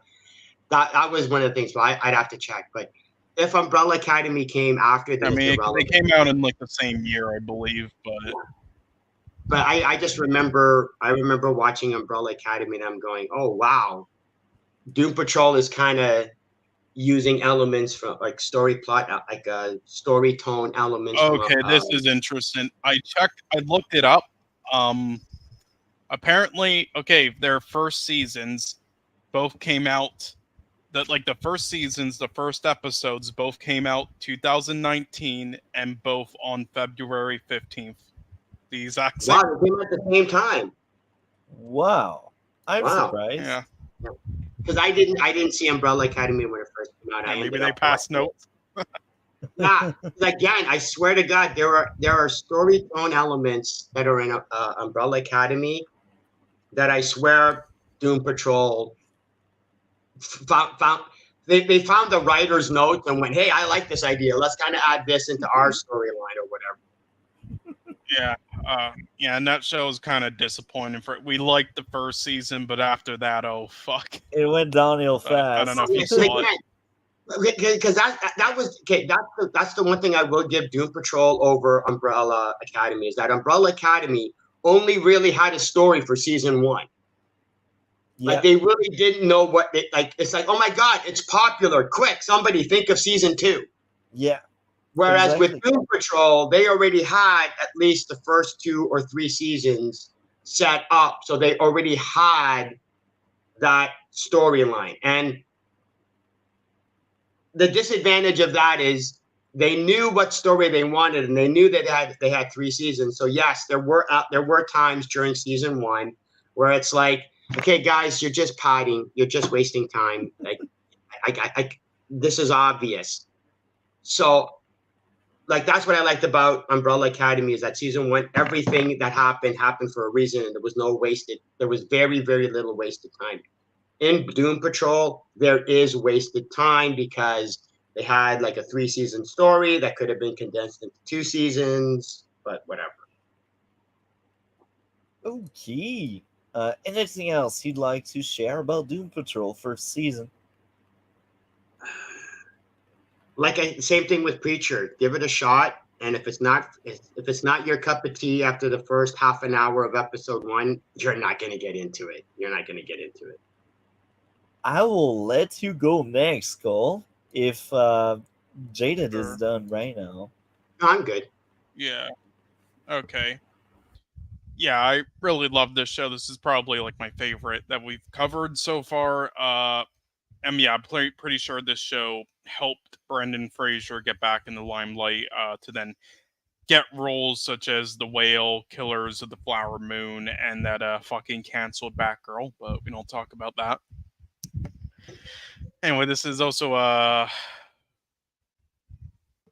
right.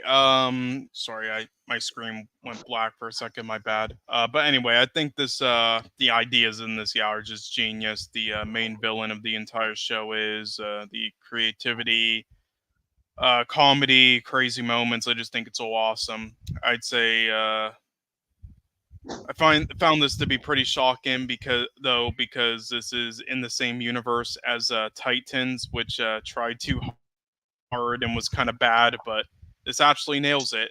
Also, unlike Titans, its darkness feels natural to the tone and story. It knows what it is and did a fantastic job at it with both the craziness and emotional aspects of it while fleshing out the characters. Love how it just doesn't care how much time they take to develop them as well, and it works to make the audience understand why each character is there. You know, things that Titan fails at miserably. The storytelling, writing, actors, all excellent. There are moments where they go a little off topic, or there are some things that could be considered as filler. However, unlike Preacher, that gave us entertaining moments with them, but were still filler and not enough.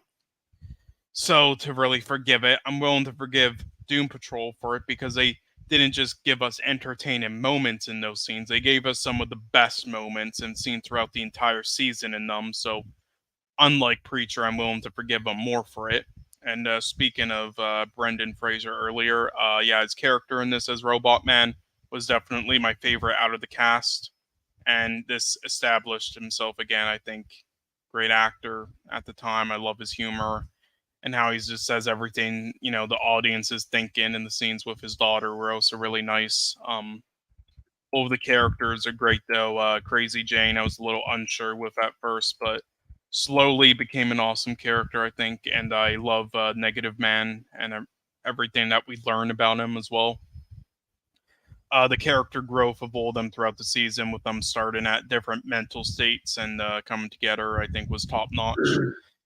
I love the characters purposely, you know, who is purposely over the top, talking to the audience and pointing out how it's a TV show. I thought his performance was incredible. I also love how accurate it is to the comics. Love all the wacky storylines, including the one with the rat.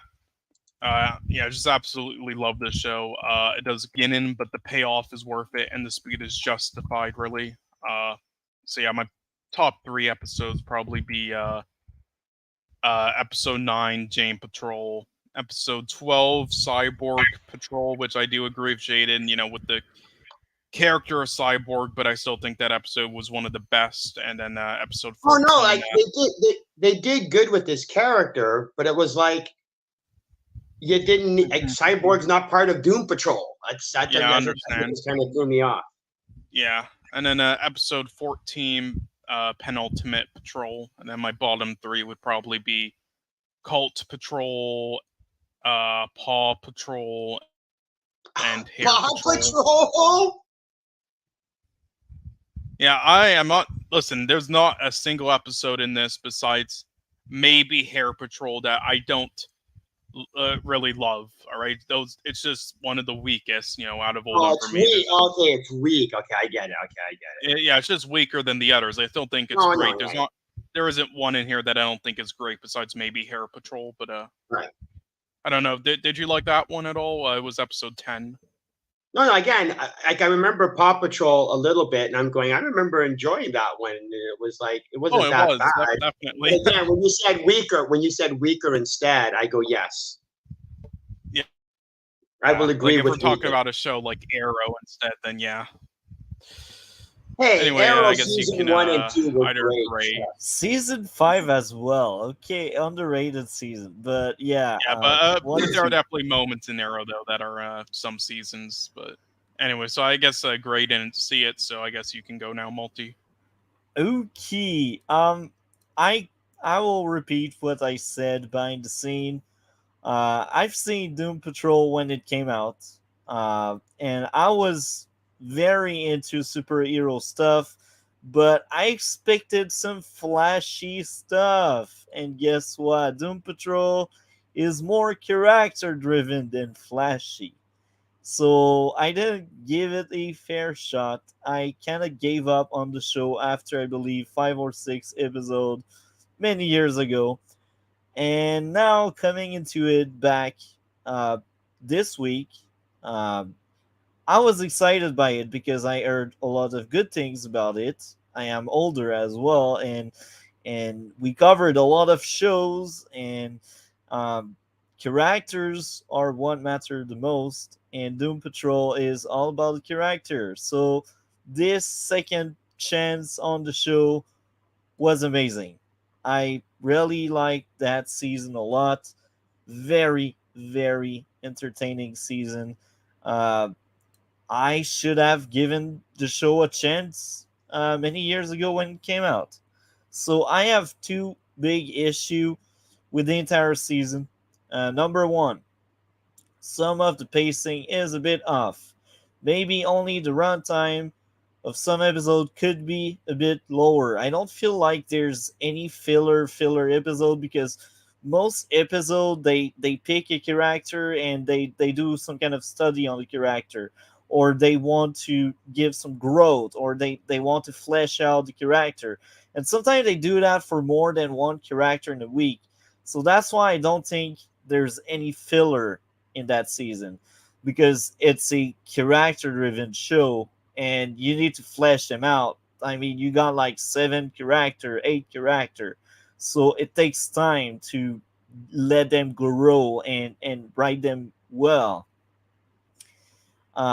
Next up would be some of the jokes don't really land, even if most of the humor does land.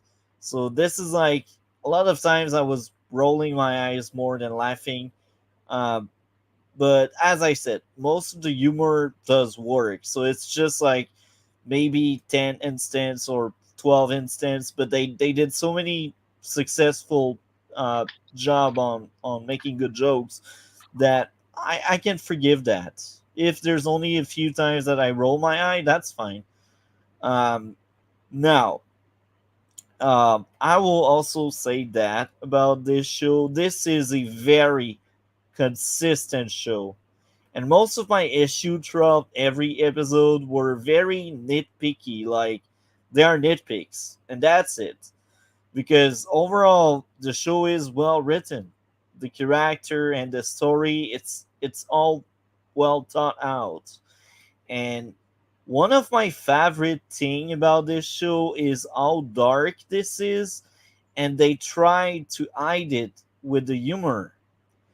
And it's very accurate to a lot of people that escape the harsh reality by being funny. Like, they depict humor as being the scapegoat of many uh, people, and it's realistic. It's well made. Even if we talk about like Robot Man and Negative Man and that kind of stuff, the show still feels very grounded because uh, they just clash these ideas of very sad moment can happen and someone will crack a joke because it's easier to laugh than cry. And I think that reflects the best this season, and that's maybe why I liked it so much. Um, it's just made by smart people, um, and the characters they feel more real than a lot of characters in movies or show we can find, even if they are like really like creatures and not really people. You know, they write them off as people, and this is what makes it very interesting. Um, they all have their own character arc. I feel like this show is a better version of what DC's Legends of Tomorrow tried so hard to do, because Doom Patrol actually had good writers making the show. That's why they did the better version of what Legends of Tomorrow was trying to do. And I say that, and I know Cole is most likely the only one on this panel outside of me that has seen Legends. And you know Uh, what I mean, please right? don't Oh, bring no, that I up. mean, That Legend. Oh, you have seen Legends? Well, yeah, the You've premise. seen all 7 seasons? No, I haven't even seen all. I haven't even seen the first 7 episodes. Are you kidding me? Yeah, you will want to tie a noose if you watch all 7 seasons. Um, Hold on. Just to give Legends of Tomorrow, I love the premise and I love the idea, and it was an interesting way of. I'm going okay. I knew all of the characters. I didn't know what they were trying to do, but it was like, oh my god, I don't care. I really just didn't care. uh, It's a good setup, and then they do nothing with it for 7 Yeah, seasons. it's a great setup, but it's like I don't care. season 2 and 3 were really good, but these are the only 2 good season in the entire show. 2 and And then 3.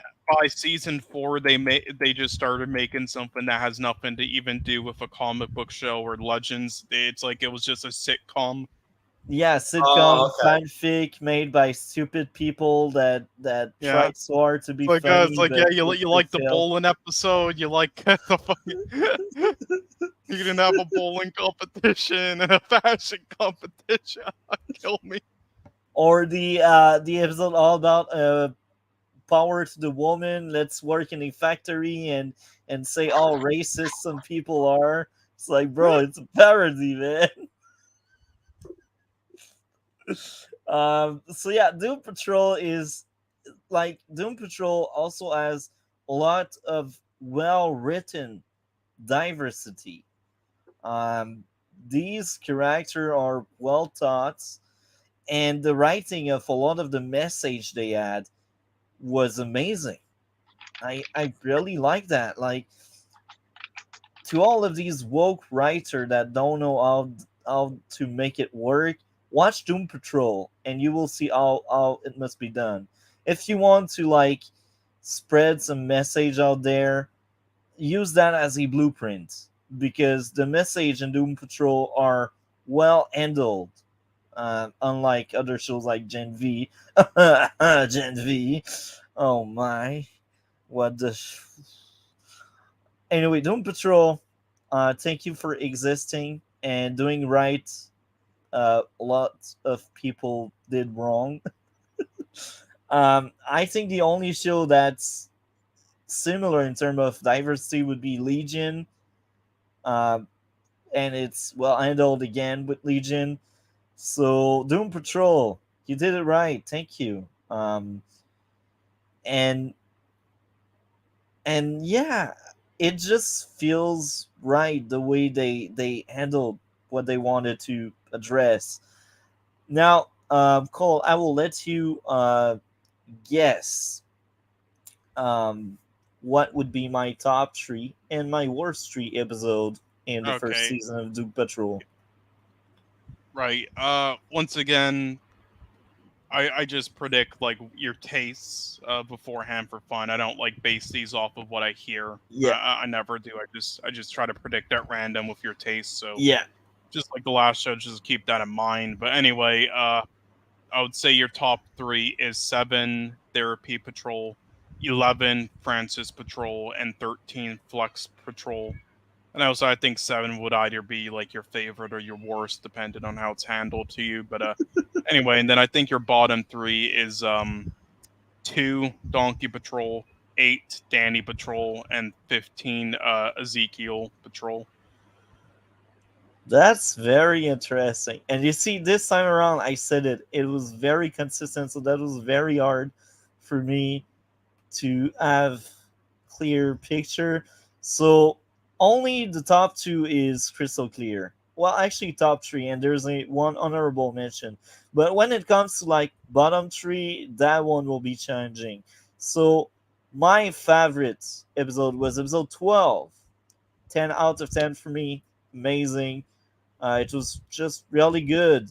The reveal that father is being aware of the risk, but then later on there's a plot twist saying, "Oh yeah, that was nobody that was tricking Victor." But at the moment, that was like, wow, Mister Nobody breaking Victor was just well made, and it was very sad. Uh, that's just great, and this is why it was fitting for Doom Patrol. Because here's the thing. Um, Doom Patrol are like people that wants to be hero, but they mess up all the time, and that's funny. Well, it's like Then they don't want to be. No, hold on. Wait. It's like in the beginning they don't want to be heroes, but then they keep trying to get put into situations because, like in the beginning, when the whole village, the whole town gets kind of like that explosion, they're like they're ready to leave. They're going, well, we can't do anything, so we're leaving. And it's like, well, yeah, because they don't want to be superheroes. They're done. They're over. And then yeah, later on, it's like, yes, okay, fine, we're the heroes, we got to do something. But like in the beginning, they're kind of reluctant. reluctant to be the heroes because it's like, well, I don't care, and it's like, I'm not doing this. Like, what's her face, Elastigirl or whatever her name is. She hates having to use her powers Yeah, because she hates it. Like she hates what she has to look like and what she becomes, and she wants to hide it. So she hates using it. The pilot hates using his powers. Like they all hate using their powers. Robot Man hates being he hates being a robot. Crazy Jane hates the fact that she's got like 50 different. Like they don't like. 63. Yeah, they don't like being the character, the heroes that they're supposed to be, which is why the professor, I forget his name, is there to like basically guide them and lead them. And without them, they're kind of like struggling on their own. So eventually, they do want to become heroes and stuff like that, but they're not doing it because they feel that they're obligated. Well, they kind of feel like they're obligated to because they're the only ones that can, but they don't have like this sense of justice or they're not a Spider-Man or a Daredevil or a Batman. They're like their own. uh they're not the X-Men, that's for damn sure, I'll tell you that. So uh, Cyborg, like at first he was the only one that really wanted to be a hero, and he was the only one that did stuff right, and him doing stuff wrong during episode 12, I believe, was wonderful because now it's justified why he is on the show, because he used to be that great hero that wants to be a hero, but then he's turned into a monster. Let's be honest, and it's not because he turns evil or anything. It's just the circumstance that made him look as bad as the other member of the Doom Patrol. Right. So that's why I like so much episode 12, uh, because it justified Cyborg presence in the Doom Patrol. My second favorite episode would be episode 13. That was a great follow up. I was hyped for it. I was like, man, 12 was so good. I'm excited to see what happens next. And I was right. Episode 13 is just slightly not as good. But that was another 10 out of 10 for me episode. That was a flawless one. Now, this is very funny because 7 and 8 have the same grading. I like these two a lot. But I think episode 8 would take the win there. Now, episode 7, I gave a 9.7 out of 10. The only issue I had would be plot convenience. Larry just happening to bump into the parents' argument in the middle of the hallway coming back from playing outside. Like, the best way to fix that, you make them have no respect for their own child, and you make them have that argument in front of him when they are at dinner, so it doesn't feel like a plot convenience anymore. Now he's playing outside, he's coming back, and they just have that fight in the hallway. It's like, wow, it's so forced. Very contrived for me. Even if I like the message of it and what it meant for the character, the execution is not that great. That was my only issue. That episode being centered around Negative Man was really fun. Larry as a character, I really enjoyed Larry. I think Larry was actually my favorite character, and Robotman would most likely be second in the lineup. Um, I also like Jane a lot. Jane is she was wow, she was rocking. Um, anyway, um, episode 8 was actually my third favorite with a 9.7, and the only issue I had was telling instead of showing, and I can't remember the example, but it was most likely my favorite episode up to that point. And then came 12 and 13 that just beat the crap out of that one. But yeah, that was my top three episodes, 12, 13, and 8. Now, when it comes to the worst three, it's very hard because there's a lot of 9.5. So I'd say in my worst three would be one, followed by five, and followed by nine. Okay, so I also had two side note I'd like to point at. These are not issues or anything. That's just stuff I did uh, note when I was watching. So side note number one, I like how dark, uh, how the dark and the pain was hidden by humor. So that goes back to what I mentioned earlier. A lot of people escape reality by being funny.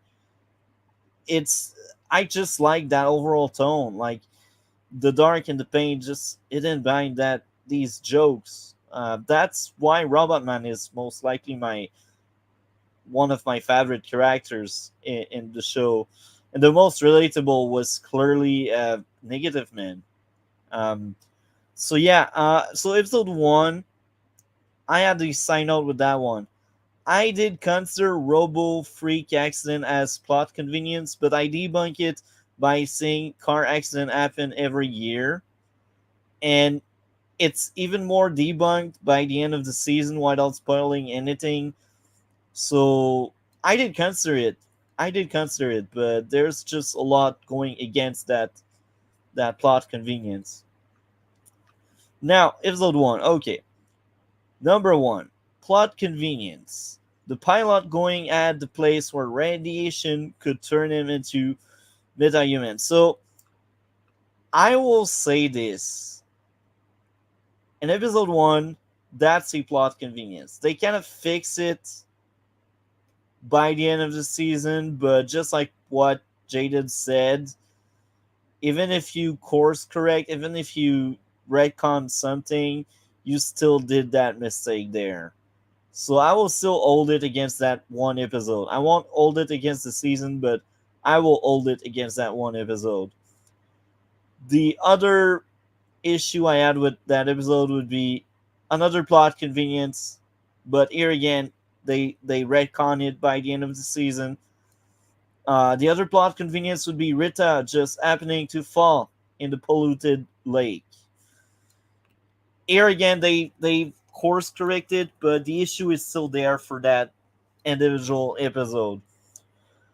So that's why for me this one is probably the worst episode that season.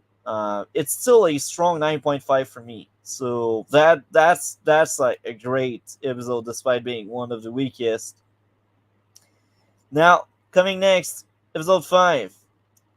Um, I had two issues with that one again. Some of the joke don't land.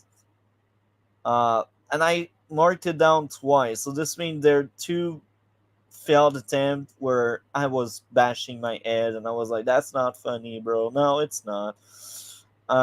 Outside of that, episode 5 was still enjoyable because we got a bunch of flashbacks to understand more Jane.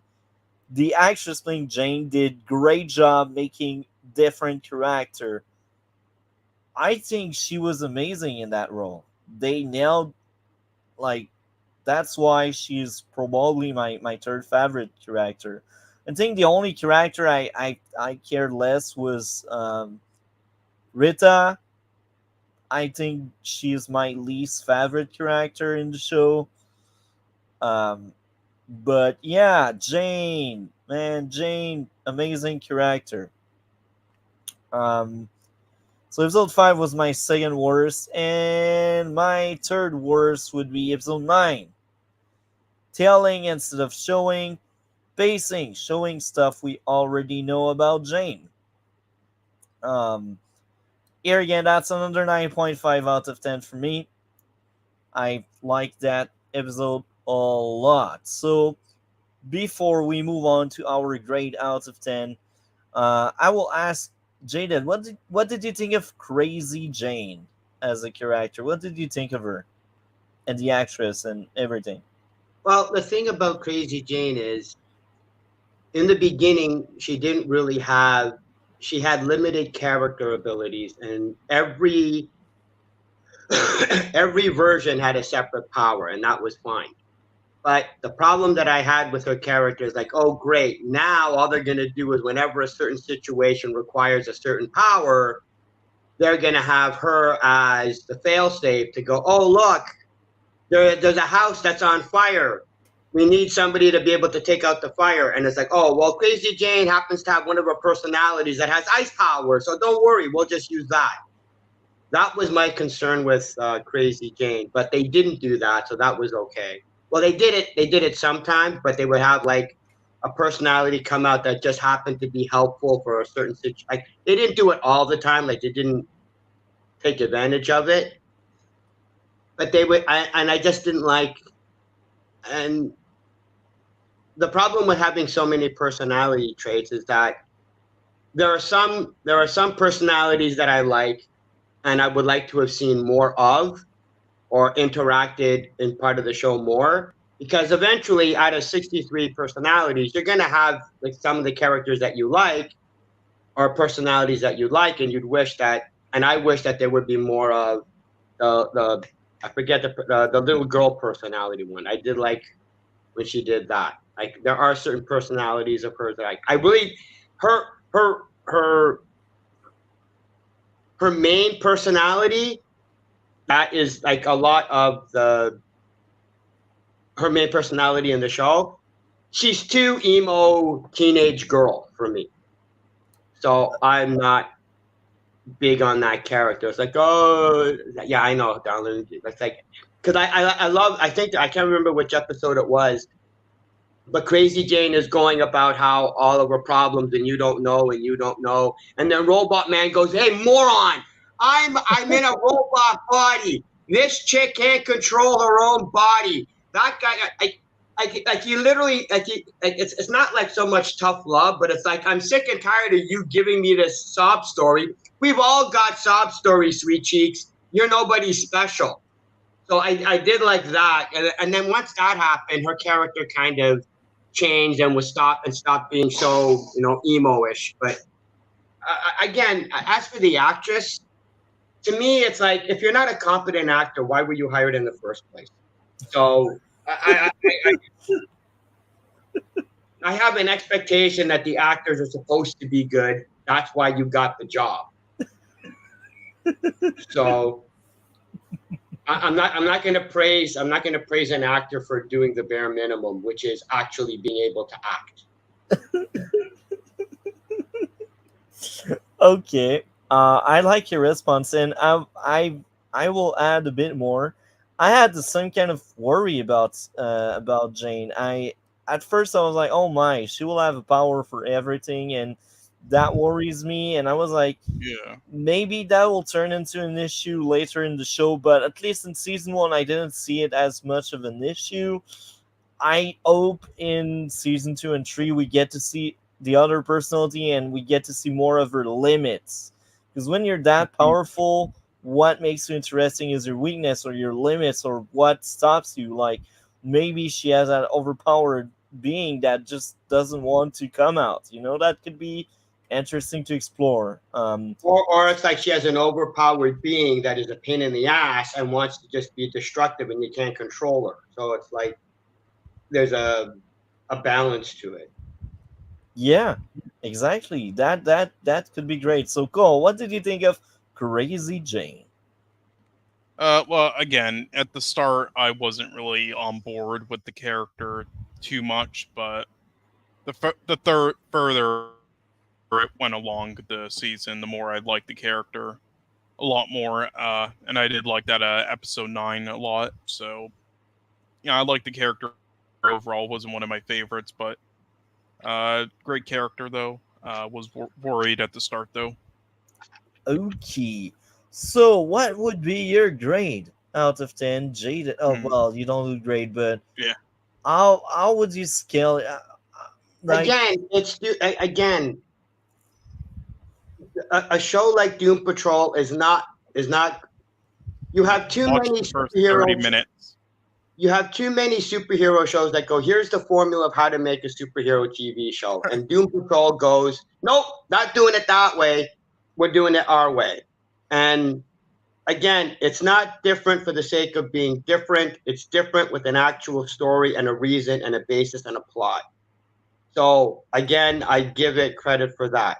Now, again, there are problems with the show and there are issues that I have with the show. But again, the premise is what saves the show, and the fact that it's got a good storytelling, good characters, good writing, and it's a show I would recommend. But again, it's a niche show. If you're not into that type of show, if you like Daredevil and you want all your superhero shows to be like Daredevil, you're not going to make it through Doom Patrol.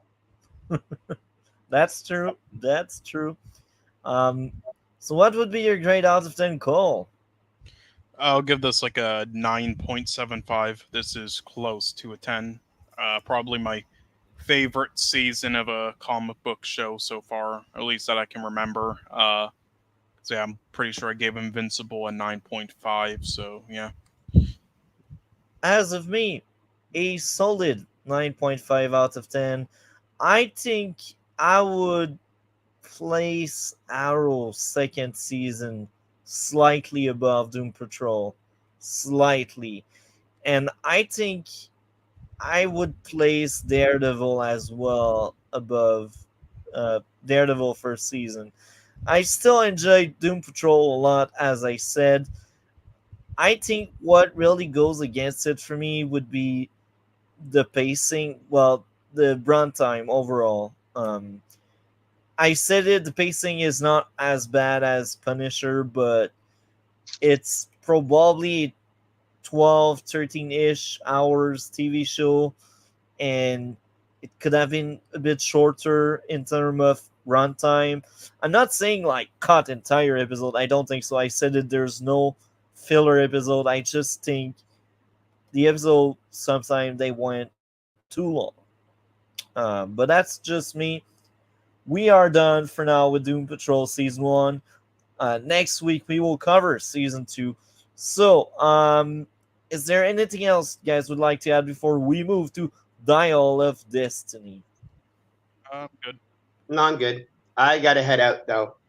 Okay. Thank you a lot for joining us, Jaded. Oh, no So, problem. what's going on your channel right now? Oh, right now, not much. I just don't have the motivation to like. I don't even have the motivation to watch the damn movies before I can even trash them. So it's like, I tried sitting through Blue Beetle, and it's like, oh my god, it's been 40 minutes. For the love of God, I get it. You're trying to set up the character, but like, can we have something happen, please? I mean, Please, you anything. do rewatch like some shows like X-Files. You said, why don't you maybe like make some videos like talking about how much you like those? Yeah. Because again, even if I do something like X-Files, these are niche shows. I like shows that are niche. Like people who like people. Everybody loved Lost, right? I'm watching Lost and I'm going, this is as boring as hell. This is nothing. It's a nothing show. A billion flashbacks. Right. You know, so it's like the shows that I like are the type of shows that have an audience already pre-built into it. So me telling, like, not to knock anything. I'm just being serious here. It would be like me trying to make videos explaining to Cole how good the A24 movies are. And Cole will watch it and go, well, yeah, congratulations for noticing the obvious, Jaded. So it's like, I don't want to preach to the choir. Yeah, well, So, you shouldn't think of it like that. Just again, you should just think of this like just talking about what you're passionate about, either in a positive way or a negative way. It's fine if like people already know this, or there's already videos about it. No, because you have to understand. The reason I make the videos that I make is because people aren't aware of how stupid they are. So I need to help point it out to them. Yeah, but if you don't have as much motivation to do that anymore for a lot of things, and I'm just saying, I think a lot of people are sub to you and like your videos just because of your personality. I think they'd watch like any topic with it. Oh, I see what you mean. Well, then in that case, I'll try doing the movies and TV shows. Because again, like I tried to say, like I'm saying to Ahsoka, and it's like, why am I punishing myself? I'm a good boy. I don't need to have, like Ahsoka is the type of show where you go to a confessional and instead of being told to do, 10 Hail Marys, they go, okay, to, your penance is watching the Ahsoka TV show, or watching She-Hulk. Like I'm watching the show and it's like, but here's the other thing. I'm sorry, multi-topic. I'll be quick. I swear. It's like I ended up watching an old episode, an old video of where I literally tear apart the Suicide Squad movie, the first one, and I am just like absolutely livid and pissed because at that time I actually cared and wanted these movies to be good. But it's gotten to the point now where them being a piece of shit and them being bad is literally the expectation. So I'm not mad at these shows being bad. I'm going, well, of course they're bad. They all, nobody, the people making these shows and these films don't care if it's good.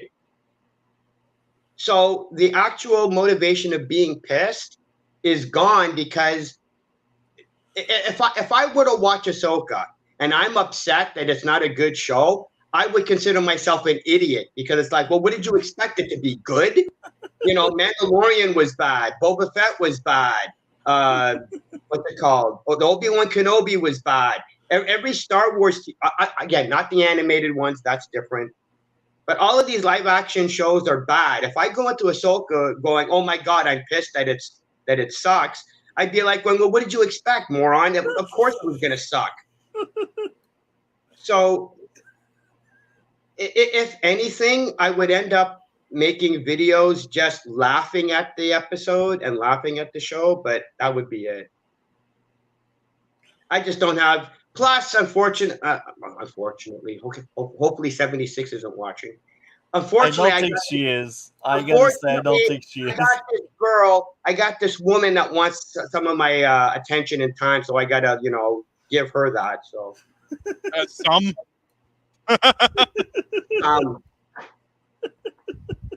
It's amazing how much free time you have when you're single. It's just weird. It's just odd. Jaded, we love you. Thank you a lot for coming, man. You're amazing. Take care. Have a great one, and we will talk later. Okay, thanks for having me on. Bye, guys. Yeah, bye. That was Jaded. He is amazing. Yeah, I sent him the schedule for the rest of October and DMs, in case any of that interests him. Yeah. So yeah, and if he's not busy, but anyway, so I guess we do Indiana Jones unless unless there's something else you wanted to do first. Great. I agree. I am still here. Very interesting. Yeah, if you want to get on to the greatest film ever committed to celluloid, we've got, The Dial of Destiny. It's a masterpiece. I mean, we were going to do that one next just because Jaded did see a bit of it, but since he left anyway, we don't have to do that one next unless you want to. I want to roast the shit out of that one. The tension has been building I'll just go up. first because I don't have much to say, honestly. Go for it, I bro. really Or don't. I'm not to great. say this isn't a bad film. I just don't have much to say. This is just a bad, soulless film. I don't know what you want. I already mentioned the shitty lines about, oh, you fucking stole those things from the tribes. Like, fuck off. You mean rescued them from the Nazis and the violent tribes who didn't have ownership of them in the first place, but other people did. That it's like, did the writers even watch the previous films before writing this? I don't get. Anyway, the fucking acting's bad. By everyone pretty much. Oh, besides one person, which we'll get to. But Harrison Ford injured himself so many times during this film because he's so old now. Like, he was one of the people told him how to hold a rope properly to ride the horse, and he's like, nah, I got it. And then he broke his fucking wrist, so they had to delay filming. And then they fucking passed the torch down to that fucking bitch ruining every franchise in Hollywood with her garbage writing and how I don't think she's a bad actress. Depending on the role, this is one of those roles where she's bad and abysmal, and this is like one of the worst actress choices ever for like a young female explorer. This is one of the worst you can make. And I love how Kathleen Kennedy, as an old brown-haired white woman, has now, with all three of Lucasfilm's top IPs, replaced their leads with white women, brown-haired ladies. That's nothing suspicious at all, But anyway, It's not a self-answer. It's visuals not. are good. Yeah, listen, visuals are good at some points, but they're mostly generic. And all the action and stunts are just fucking non-existent, pretty much. It's like they didn't know what they wanted to do, because this guy's so fucking old now. And also, Jaded talked about, like, why are people so surprised or so pissed over this when Crystal Skull, happened already and it was bad and it kind of ruined it. The reason why is because, number one, Crystal Skull, they pretty much erased that film now. Like, this was supposed to be their second attempt at that people had faith for. And secondly, unlike Crystal Skull, where they basically forgot about everybody like Shia LaBeouf by now, they're trying to pass the torch down now to somebody else who's horrendous. So we didn't just get one bad film at a time like Crystal Skull was. We are possibly going to get loads of bad films, and with no more Harrison Ford. So that's great. But I wanted to the fucking directing and visuals and all this are just so bland, and this is what I wanted to bring up real quick. I know I didn't have much to say, but I did want to bring this up. The director of this is right. Let me share my screen. Actually, the director is this guy, James Mangold, and these are the films he's done. Now, he has a kind of decent filmography. Like, this is really good. This is really good. This is good. This is kind of mediocre. This is kind of good. This is kind of good. All these are kind of mediocre to bad. And then he hit once here with this, which was randomly amazing. So he has a good filmography. However, here's the thing, and why I think this film failed so fucking badly. While he has a good filmography, he's made a lot of good films, and each and every one of them, he's never the star of it. He's never the person who carries it. All those films work because of the actors carrying it and the writers and such. Not him. His directing style, besides maybe Logan, which he kind of fluked out on, was have been pretty bland in all those films, for the most part, at least. And that's why this didn't work out. It's like he on paper looks like a good director, but he's secretly really not. He's like at best an average as fuck director. And this is also what pays me, because now we got the rights to do not only a Star Wars film, but a fucking Swamp Thing film in the new DCU. Like, really, out of all people you could have gotten, like Guillermo del Toro and everyone, you're gonna let fucking James Mangold direct a Swamp Thing? a Swamp Thing film with his bland ass style. Okay. Could be cool. I just hate that anyway. What I will say is this: I don't think. Oh, sorry. Continue. No, that was literally it. Just it could be cool. You never know. I have some hope. Oh, hold on 1 sec. Just saying, like Old Man Logan wasn't so bad, but yeah, I don't know. So, sorry, Cole, my what internet do you went want out to there add for a more? second. Can you hear me? Yeah, now we can. Yes. Now we can. Yeah, can you hear me now? Okay, yeah, my internet went out for a second. I don't know what was the last thing you heard, but I was. You were like, what? And then you said, Yeah, I think it was. I interrupted you. I was just saying, Right, like, okay, I don't know. I'm this is looking what I was forward to gonna that say. Swamp Thing, man. I mean, sort of, but I don't have faith in the director. Fucking hell. Anyway, what I will say is this, though. I don't think it's worse than Crystal Skull. I think it's either as bad or maybe a tad bit better in the mediocre range, this film. However, Crystal Skull had more fun moments and had more higher peaks and things that I cared about more and didn't take seriously, similar to Temple of Doom, and was kind of good for a lot of scenes before they went to Peru, where the film then became like a dementia bore.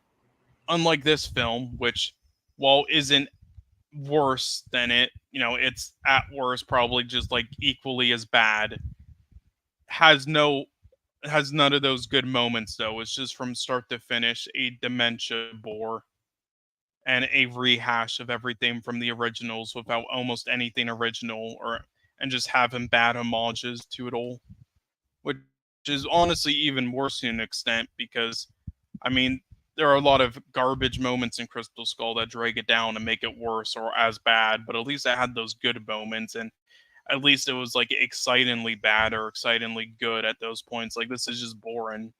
And this is the one and only thing I'll compliment the film for. Mads Mikkelsen, as always, is in these bad blockbuster films is one of the only good parts about the film because he's an amazing actor. They had all these bad, cheesy, cliche Nazi or other villains throughout the years in these Indiana Jones films, and they always been the weakest aspects of them. But he made it work better than the others did, and that's the only thing that this film did better than almost all the other Indiana Jones films, and that wasn't bad. Is Mads Mikkelsen as the one villain? I mean, I believe it's Mads Mikkelsen, unless I'm getting it mixed up with somebody else.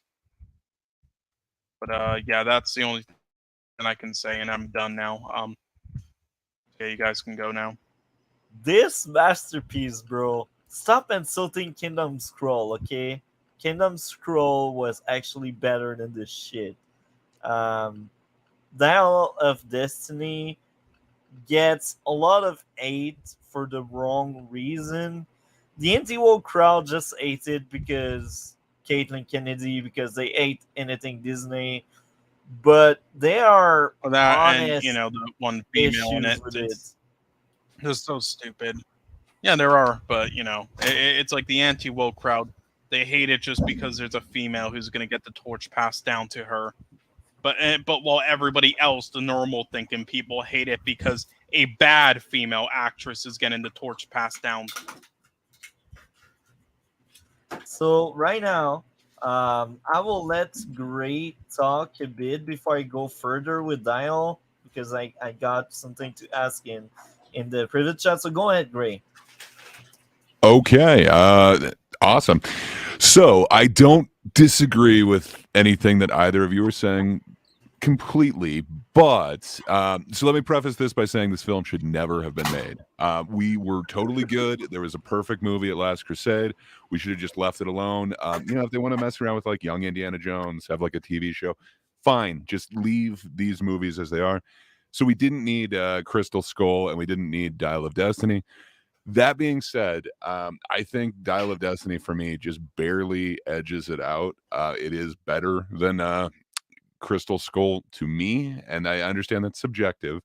But that being said, there was some really horrible depictions of Indiana Jones in this. I don't want to see him as some old guy with a baseball bat knocking on his neighbor's door because they're too loud. That's not my Indy. I just don't get how the character would get there. I don't get how he would be so depressed and not wanting to like work or anything when he had such a lust and zeal for actually like doing his work. And with as little as Mutt meant to him, I can't see that that would just completely kill this character and kill his marriage, kill his career. I don't know. I just don't see that being the trajectory for this character. So I think that entire like plot line that just sucks. And then there is stuff here that I haven't seen before that was kind of fun. Like the villains actually felt like they were a threat, like they were just going around killing like everyone in the school. Um, I don't know. It kind of seems like he would still be on the hook for those murders. I don't know how any of that like time travel contrivance would have like taken care of that. It seems like, even after he comes back and gets healed, he still would be going to jail for a long time. Um, so I don't know. It's got a lot of plot problems, but the set pieces were pretty good to me. The de-aging actually looked okay to me. I thought Crystal Skull looked a lot worse with a lot of their CGI effects. So I don't know. Like, there's no jungle chase scene where the car is magically going through the trees. There's no like killer ant scene in this. You kind of have him with companions again. I can't remember the kid's name, but that kid's ruthless. He just like handcuffs some guy to some grate and makes him die. But that entire set piece of whatever that thing is, where they've got to travel through, were they aqueducts? I can't even remember exactly what that thing was. I liked that set piece so much better than the actual any of the set pieces. Like if I'm thinking of like the graveyard or something from Crystal Skull.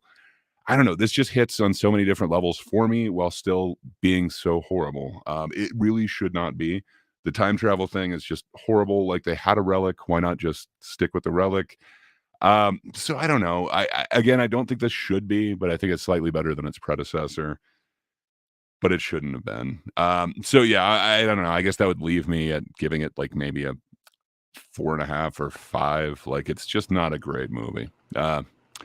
I'm curious though. You kind of hated Last Crusade, which is a damn near perfect movie. I didn't hate it. I just said it was mediocre at best. I didn't hate it. It's way better than mediocre.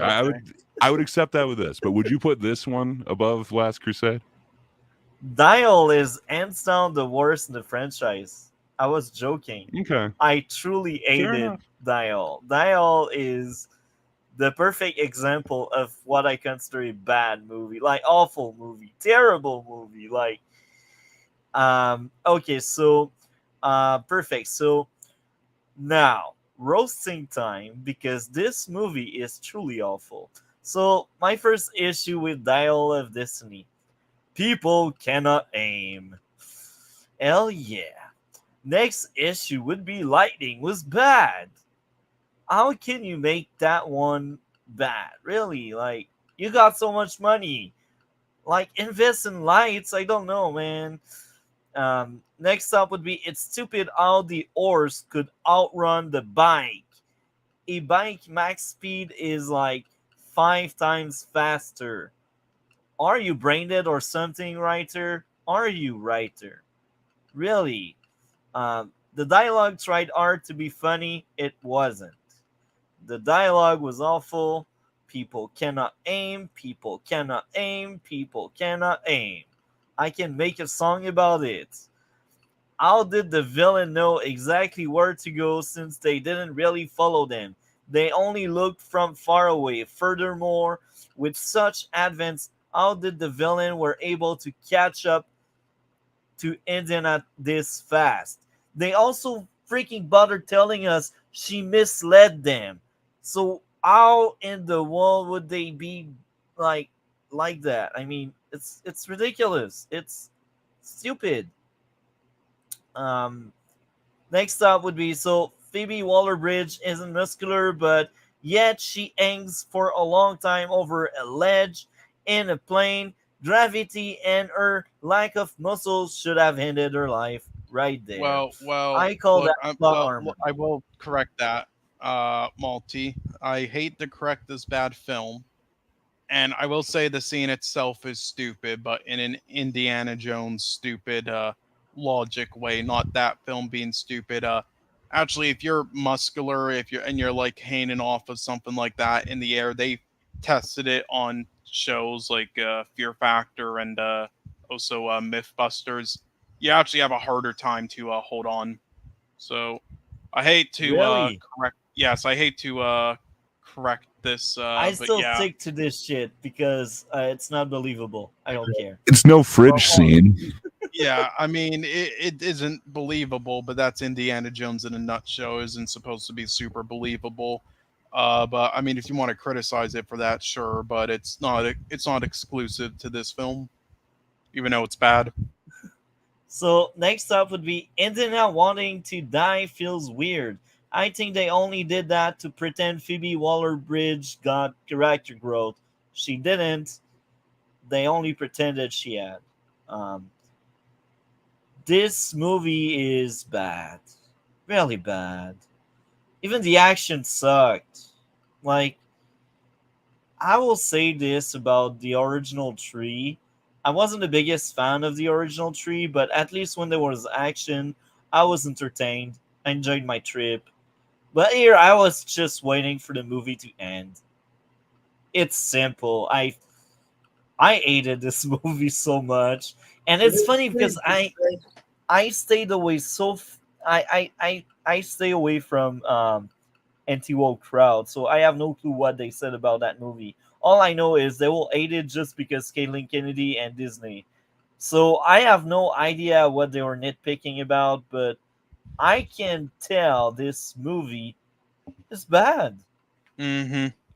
It's just a bad movie. It's probably one of the worst movie this year. I like Coke and Beer would be like right there on par or Careful. something. Be careful. That's a good quality flick there. No,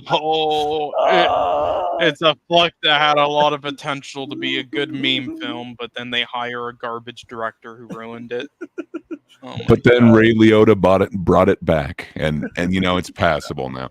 No, So there's a couple of things that watchable. we'll just agree that it was good. Yeah, I'm just kidding.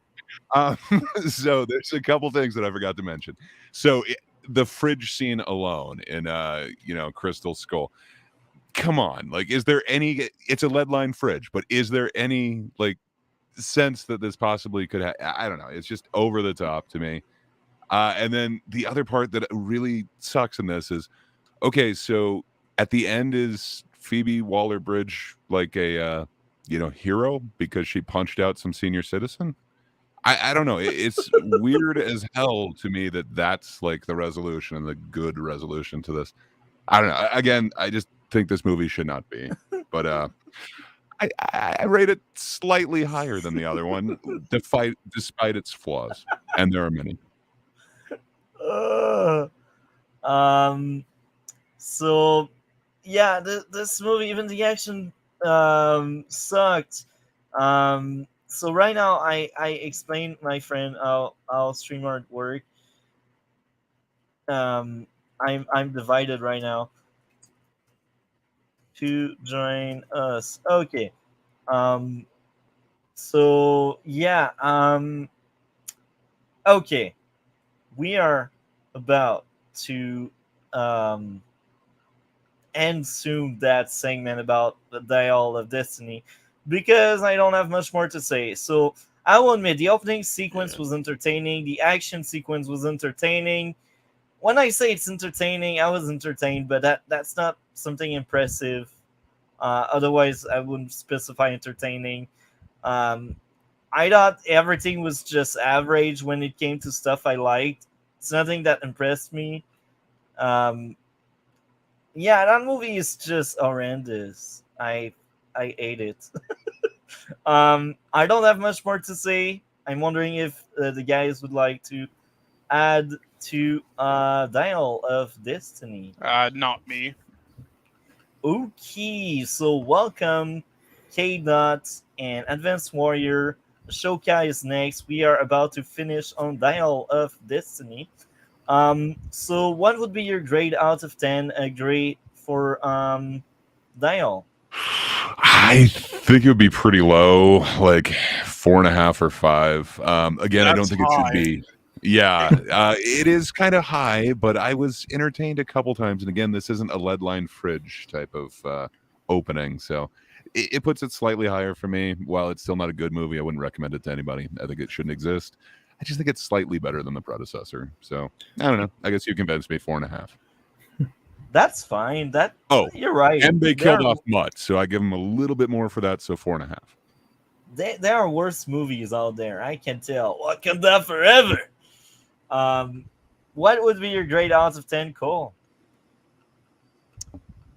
This gets around a 3 or 3.5. That's the highest I can give it. For me, that's a 2.5 out of 10, which is like the third time I give away such a low score to something. Will there ever And be a 1? I don't know. Maybe in the future we will see. Um, so I guess now we are in for Ashoka, um, episode 7. However, before we talk about episode 7, I'd like to hear about Advanced Warrior thought on the show from episode 1 to episode 6, because this is your first time among us. Thank you a lot for joining us, man. Someone from the Advanced Wars community just upping in.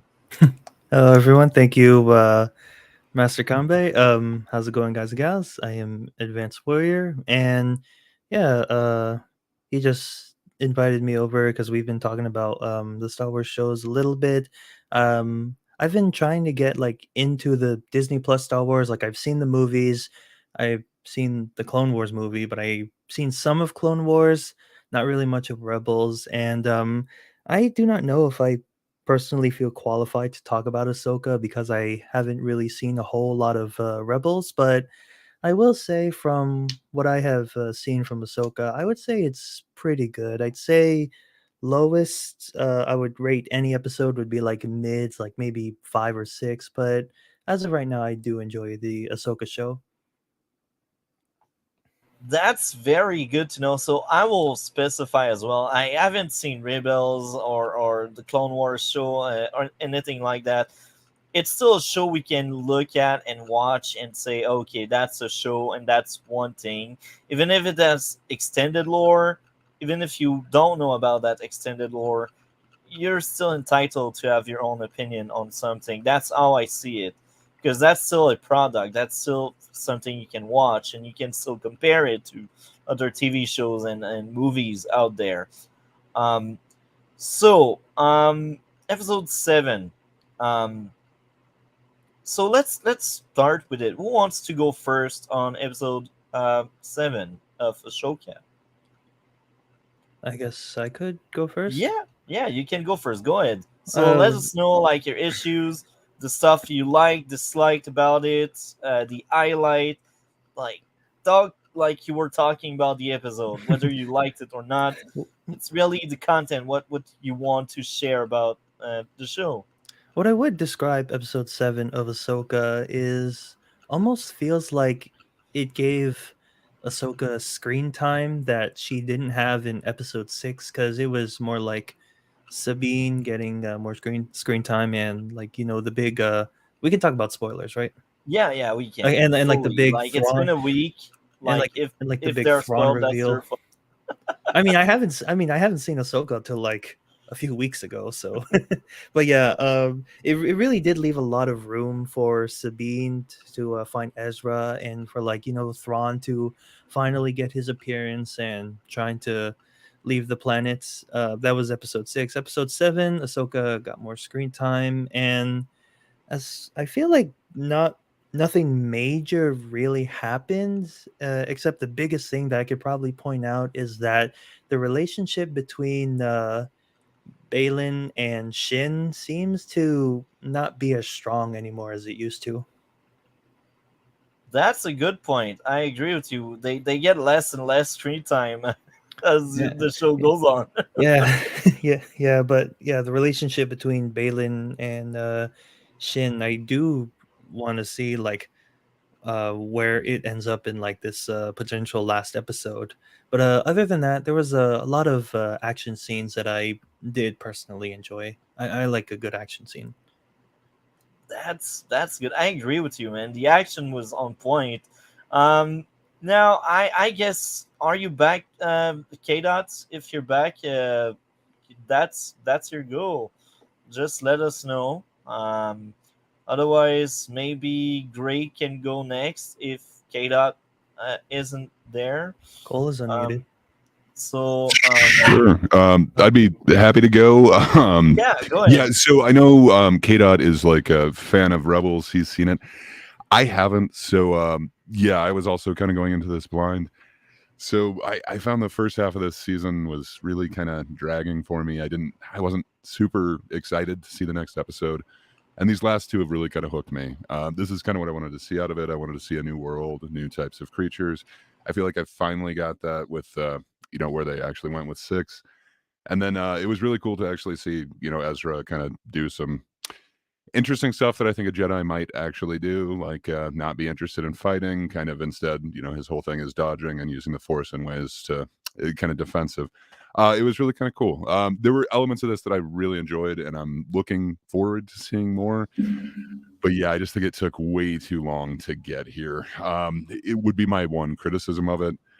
But yeah, I would definitely rate these last 2 episodes a lot higher. But previously, I wasn't super excited to see any of these. Finally, I feel like it got here, but they just made some weird choices where I think like lightsabers don't do as much damage as they used to. But then all of a sudden, when a rock gets thrown at her, like she's able to just cut it in half. I don't know. There's things that I really don't like about this series, but then there's some really interesting things. Like I want to see more of this Balin character. I don't feel like I quite know his motivation yet.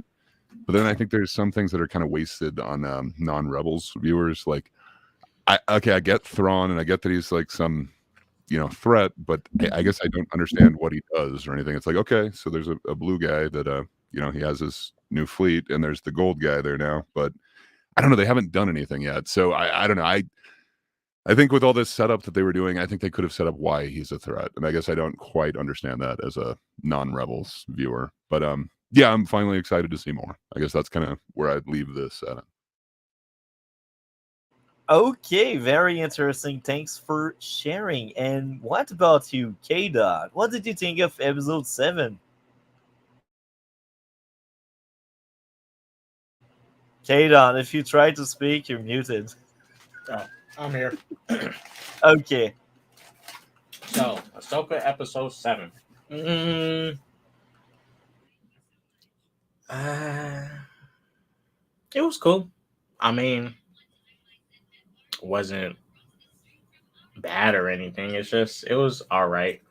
Just like I think about the rest of the show, I think it's all right. I'm kind of there with Gray. Like, there's a lot of stuff I like and a lot of stuff I dislike, but I'm kind of like in the middle. I'm not. What is the thing? If they can bring it home with a finale like Mando season 2, right? Because so far the show's not bad. I don't think it's bad at all.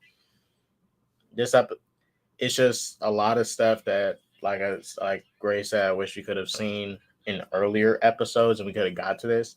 I think episodes 5 low key kind of derailed some stuff for some Clone Wars fan service. Thought it was kind of unnecessary, but whatever. But this episode was not half bad. I thought it was actually good seeing Ezra, Thrawn, and everybody together again. I will have to agree with the fact about Balin's motivations. His motivations right now to me are very vague, right? He's seeking power, which a lot of villains do. But what specific power is he out there seeking? Like now he wants to go off and do his own thing. Is he trying to look for a power in this new universe now? Is there something different with the Force here? Like what type of power is he looking for? Does he want to be by Thrawn's side? Don't know, but I just want to see what his end game is in general. But other than that, I thought the episode was okay. I mean, it's not really much I can say. Okay, cool. You are next. What did you think of episode 7? I enjoyed it. Now, yeah, I thought it was good. The 2 to 3 leads in this are still lacking in their performances for me, but I did enjoy the performance from the guy playing Ezra. I do think is really good, and I thought it was cool seeing him use the Force instead of a lightsaber. I wish they would do that more often with characters in this universe. And yeah, I don't really have too much to say about this episode, but I'll try to think of things. Yeah, I guess I'm sure. Also, I'm sure they just introduced those crab things to sell more toys, but whatever. I think the lighting and visuals in this episode could have been utilized a bit better, but they're still kind of solid. I like the action scenes. Yeah, I thought Ray Stevenson was great again. Also, the aiming by them, you might have an issue with that multi, but to be fair, considering they were more so aiming for the crab things instead of trying to kill those two, which is probably not something they're used to with their height. It's more understandable, even if it's still a bit stupid. The pacing was okay. It was better than the pacing in other episodes for me.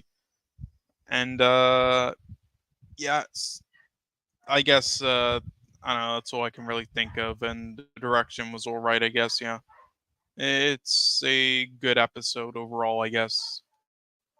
Also, sorry if there's a bunch of fucking dogs in the background. No, that's fine, bro. I didn't even hear it.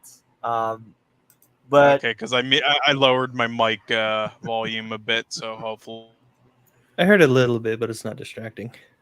um, You just got to pull a Eustace, like Eustace from Courage Cole, and just yell at the dogs and say, "You stupid dogs! You make me I look just bad." I have to yell at them in Chinese, and then they'll stop. oh my. Okay, so I will say this. This felt like a huge step down for me in comparison of the last two episodes, but it's still a good episode. I still liked it a lot. I just think it's nowhere near as good as 6 or 5. I got 3 issues with that one. Issue number 1: no consequences to the general disregard to order bothers me a lot. Feels like a missed opportunity to give some growth to the general. Like, there's no punishment, so people can just don't listen to the hierarchy and the chain of command. Is it the message we are getting? I get it. Like, she got saved by Leia, the big boss, but I don't give a crap. She should have punishment, like strip her rank, or I don't know, man. Find something. You're the writer. The other thing, maybe just like, yeah, strip her rank. That's like the best course of action. You strip her rank. That's it. Because now what you're sending as a message to all of your people, yeah, the chain of command doesn't matter. You can just F around and yeah, nobody will punish you. That's how it goes. If a general can do it, you can do it, sister. Do it. Um, so for me, that's a huge issue for me. So next up would be more telling instead of showing. And I can't remember the example because that thing happens so much in this show. I'm sad. And now people will say, oh, again, yes, people cannot aim. Oh my, oh my, oh my. Now, I will say this.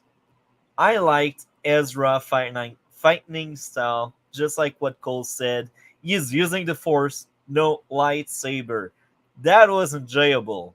And having Sabine using both the blaster and the lightsaber in the fight was good. The action was entertaining.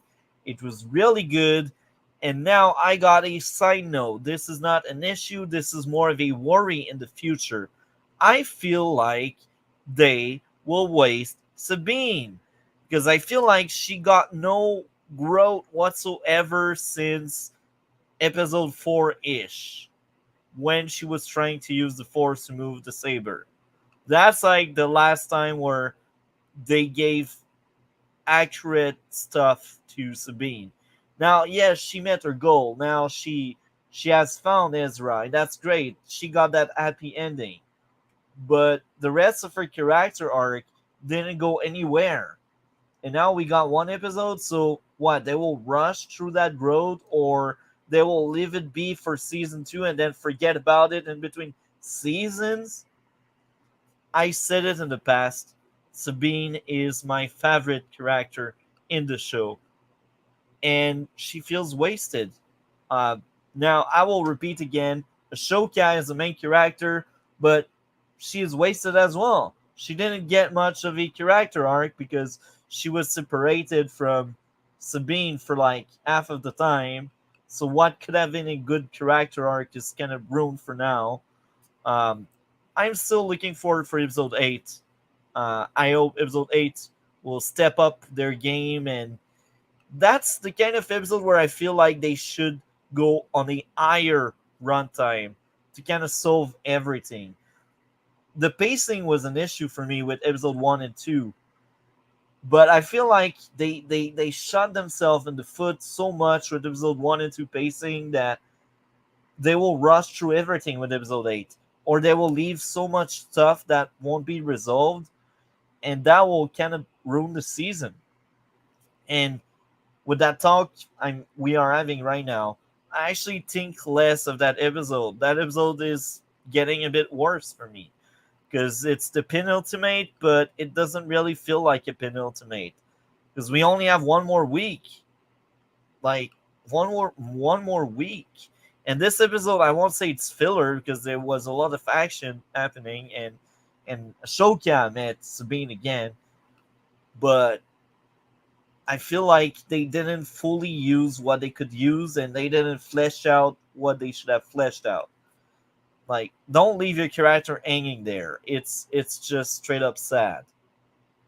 Um, Balin was amazing again. Um, all of the action, I'm saying it, the action was worth the wait. I liked it. The villains are likable. Um, so I also enjoyed the fact that Ashoka was trying to reach out to Sabine with the Force. So it kind of makes sense that she's able to find her in the end because the Force. Um, so yeah, I just seen okay. Um, okay. Now, I don't have much more to say about Ashoka season 1, episode 7. Sadly, I wish I had more to say, but I enjoyed it. Well, But talking about it made it a bit worse. So, what were you about to say, K Dot? let me ask, and I hope how do you guys picture it ending? Thrawn making it back to the old universe, or you know, he gets defeated here for good? Like, do you think it would be a waste if he doesn't end up in the in our current galaxy of Star Wars, and they just end up defeating him here together? I think it'd be a big waste if they stop him right there in the last episode. Because Yeah. like I don't, because like I've only seen parts of Rebels, but if they like wanted to like make Thrawn like so like interesting, oh, what they have him as of right now, it's not doing him justice. Like I remember there's like a Star Wars live streamer that I watch, and he was talking about how his mom was like, "Well, Darth Vader is a Sith Lord, and we got Palpatine, another dark side user. It's like, why is this Thrawn guy so important?" And like, the few things that he's done is like, he's like, let's assume Ahsoka is alive for the time being. I mean, that's pretty smart. And then he's like asking for like where she's from, who her master was, so he can really know who Ahsoka is. It does a little bit of what Thrawn tries to do, and it's like tries to know his opponent and try to like get every single possible situation under his favor. And just getting a little bit of information from Ahsoka just isn't enough to make Thrawn like what's the word I'm looking for, like deserving of like respecting him and such. This is very interesting. I like your take. Now, when it comes to me, I will be honest. I don't care at all about Tron. I like. I don't think he's an amazing villain. I think Balin is great, and here again, I think he is kind of wasted because they want so much other villain around him that he doesn't have his time to shine really. Um, and even there, I feel like he's the more great character than the others. He's not some kind of psycho, so he has more layers. He's more complex, and it's just wasted there because we need a bigger villain or a tougher villain, whatever.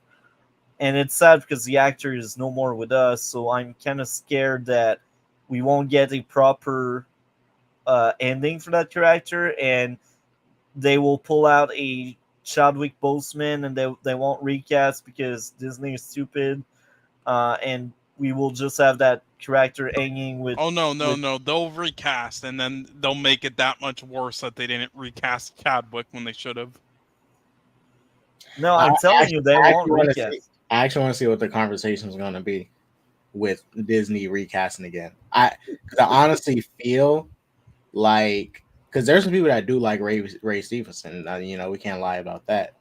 But I feel like you're going to get those, because if you look at it like this, like with Chadwick Boseman, even if I dislike Kevin Feige's dumb decision, you can understand just for what they did for that character. But like with Ray Stevenson, while he is doing a good job, he's not like a iconic version of this character yet.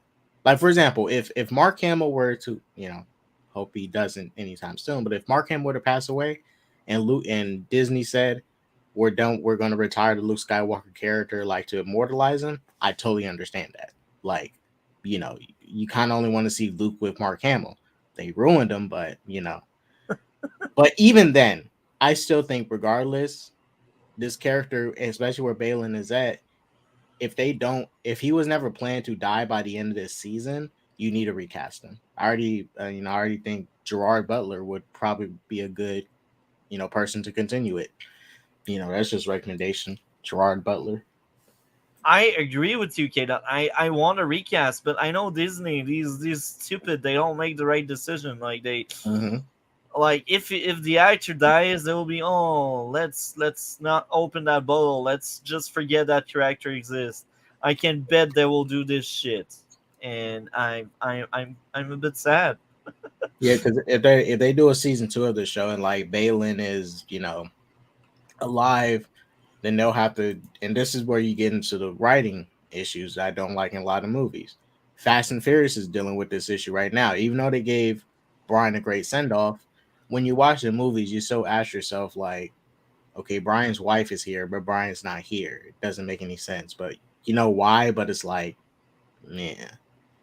But like I say, just recast Balin so we can continue with this character. He's a pretty good villain. He's actually one of the few good villains we've had in a while.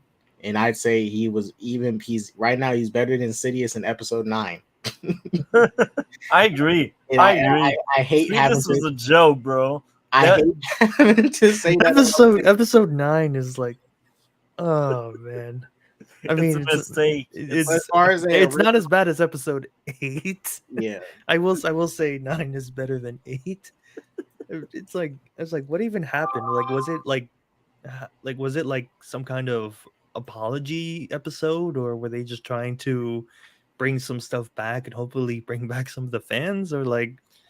It was I think they were trying to sell their movie with like, oh, he's back! Hell yeah! It was a little cool. I would admit it was a little cool, but it was a little lame with like how they like tried to send off Snoke when he existed for like less than an episode. Yeah, and it's hilarious because when I think of Sidious, I think how stupid that was. He needed a fleet, but he was powerful enough to shut down a fleet by his own with his thunders. So what was the point of him having a fleet of his own if he can just thunder every freaking ship and unlimited power? That's what he wants. Unlimited power. I think honestly, what just killed me about Sidious, it like despite all the other stuff, it's him literally killing himself the same way Mace Windu almost killed him. Like, dude, just stop shooting lightning. Why do you keep shooting it? You're killing yourself. It's like unlimited power. Stop. Zap, Yeah, zap. that's a good point because of the way he was disfigured in episode 3. Can you get more disfigured than that? In episode 9? Zap, zap. So, So Cole or Gray wants to go next on the question K. Dot asked. Tron. Do we keep him or do we don't give a crap about Tron? I'd be fine either way. At this point, I don't really know who he is. They haven't quite explained like what he's capable of, so I'd be fine with I him don't really care either going way. at the end of this. Yeah, but Is it I the don't know. blue I do guy, like Galen, Tron? and I think it's gonna be Thrawn. interesting. Okay. Yeah, So- he's the guy who looks like Elon. wow, you even forgot his name. That's telling. Like, I know his face, but not his name. That's telling. I do, of the character. I do like that. It is the same voice actor from Rebels. Well, that's good. Yeah, it was So- kind of strange when you hear the voice coming out of a face. You're just like, whoa, it's actually really good. So Cole, what do you think of Tron? I don't really care for him. I really don't. I'm not saying he's bad. I just have no interest for him, nor did the show raise my interest at all. Again, the only thing I just find funny about it is he kind of looks like Elon Musk. That's it. I don't care. He can die. Oh, bro, this And you know is what? Honestly, I gotcha. look. I don't disagree with Cole's take on that. Like, if Thrawn just died, because like the only thing I can see them do with this buildup is to retcon the Battle of Jakku and make that battle about Thrawn, because that's 30 years before the sequel trilogy, years before Rey is born.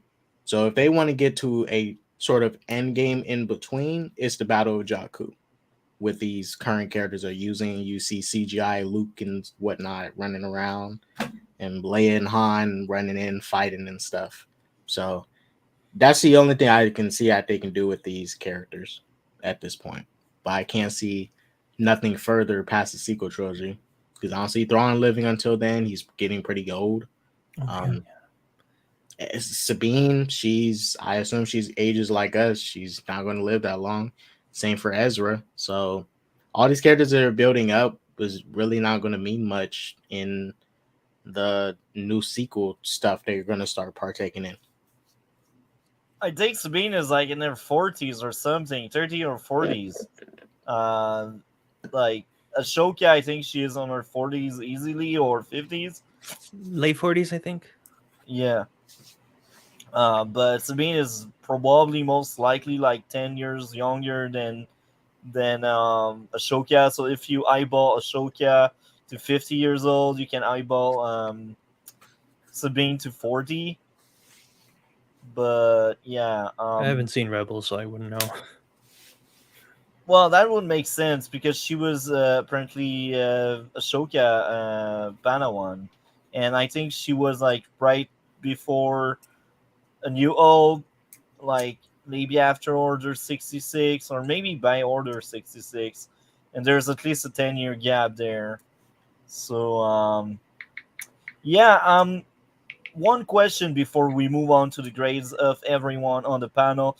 That question would be, what do you expect from episode 8, starting with Advanced Warrior? Oh, you had to pick me first. Yeah. Yep. You're our new guest, first time on this podcast. Yeah. Or Well, we let's see can here. let the others start if you want. No, I can go first. Just give me a couple seconds. Oh man. I personally do personally want to see, Thrawn make a return, because I haven't seen Mandalorian, but I heard that there is a Thrawn buildup in like season 3 of Mandalorian where they mention Thrawn, so it would fulfill that build. What was that? They do mention Thrawn. Yeah, I did hear in like season 3. So that would like at least satisfy that buildup. If they like even like mentioned him in Mandalorian, I think something weird is gonna happen. Like Ahsoka's crew like somehow like sneaks their way onto what is that called? Like for them to like jump back to the galaxy. That's just a prediction of mine. They would just like find a way to like sneak in, and then they all end up returning to the galaxy, and then Thrawn is gonna try to build up all the Empire allies. And I don't know if this is true, but what I heard that there's gonna be some kind of like recreation of like Heir to the Empire, which I think is like now Legends, and Dave Filoni is going to try to work something with that. Like maybe like some characters from there would be swapped out with characters that we currently have, and it would be like a true sequel to the original trilogy instead of The Force Awakens and stuff like that. And who was it that mentioned the Battle of Jakku? Yeah, you mentioned Jakku, the I did Battle of mention Jakku. Jakku. Someone else K did. dot. Yeah. K-Dot. Yeah. I did hear that there Battle of was. Jakku.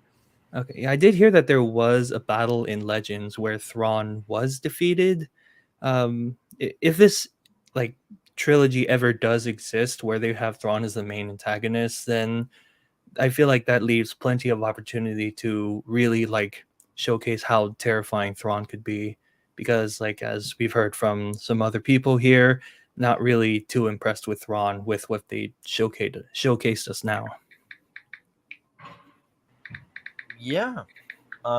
Anything else you'd like to add about what you expect, what you hope for with Episode 8? I've been looking into Star Wars Legends kind of lately, and hearing about a lot of theories. Like there's a theory that um, that Balin is looking for Abeloth. Anyone familiar with Abeloth? No. I am not. Cole? That's okay. Cole is our new hope. Cole's our new home. If you haven't, that's okay. No.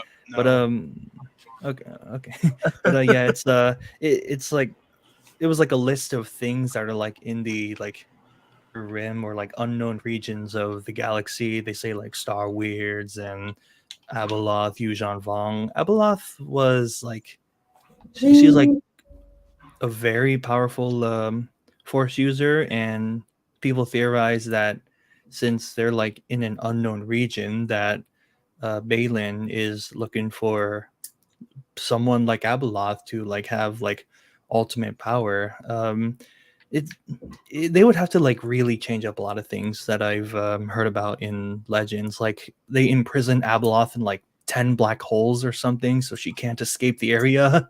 I don't know how he would ever get there, but I do want to at least see what kind of power that Balin is seeking, and I don't want them to waste Thrawn and leave him unimpressed by many viewers.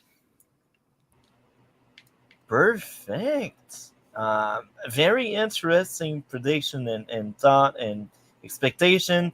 Do you want to add something more about what do you expect or hope for Episode 8? Yeah, just mainly like Balin and Shin. Like, what are they going to do with those characters? Like, what are they going to do with like Ezra and Sabine? Waste them. That reminds me, I did want to mention episode 6 felt like it moved pretty fast, because in the same episode Thrawn's revealed, Ezra's live action actors revealed, and then felt like it just kind of slowed down, just filled it in with action in episode 7. And with only one episode left, they've really left themselves with a little bit of time to try to satisfy every point that we've discussed.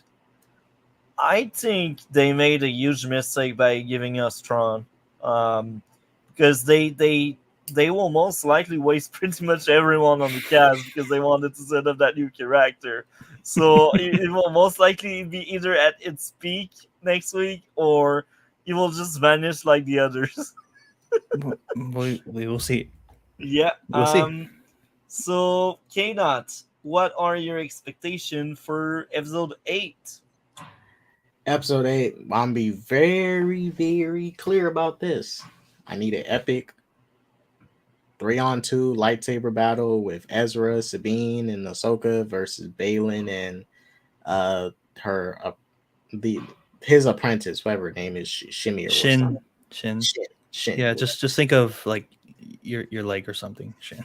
Yeah, because I mean, so far aside from Anakin and Ahsoka fighting, these lightsaber fights have been very underwhelming. We need some like something epic just to end this because these are not sequel trilogy bland, but like they're not as engaging as Episode 3's lightsaber fights or any of the prequel fights. So hopefully give us something epic like that. Is there anything else you'd like to add about what you hope or expect from Episode 8? Prediction or theories or... Let's do something epic with Thrawn. Not anything that I'm going to dislike, hopefully. Before we move on, I just want to quickly mention that I think I remember seeing Thrawn doing hand-to-hand combat in Rebels. However, I don't think at his age he probably would be able to, but just something I noticed. Ezra's been doing hand-to-hand combat. Thrawn has done hand-to-hand combat, but he's probably old. He definitely couldn't fight Ezra now. No, he definitely can't find Ezra. But if we get a little bit of it, that might be cool. So before I ask Cole the same question I ask Advanced Warrior and K-Dot, I'd like to hear your thought, Advanced Warrior, about Obi-Wan, because you may be the only one on the world that actually liked the show. So we gotta break this up, bro. Different opinion matter. Don't we want to let the other two finish? Do this podcast. Don't we want to let the other two finish? Go for it, bro. That's your time to shine. Defend Obi-Wan for us. Oh my god.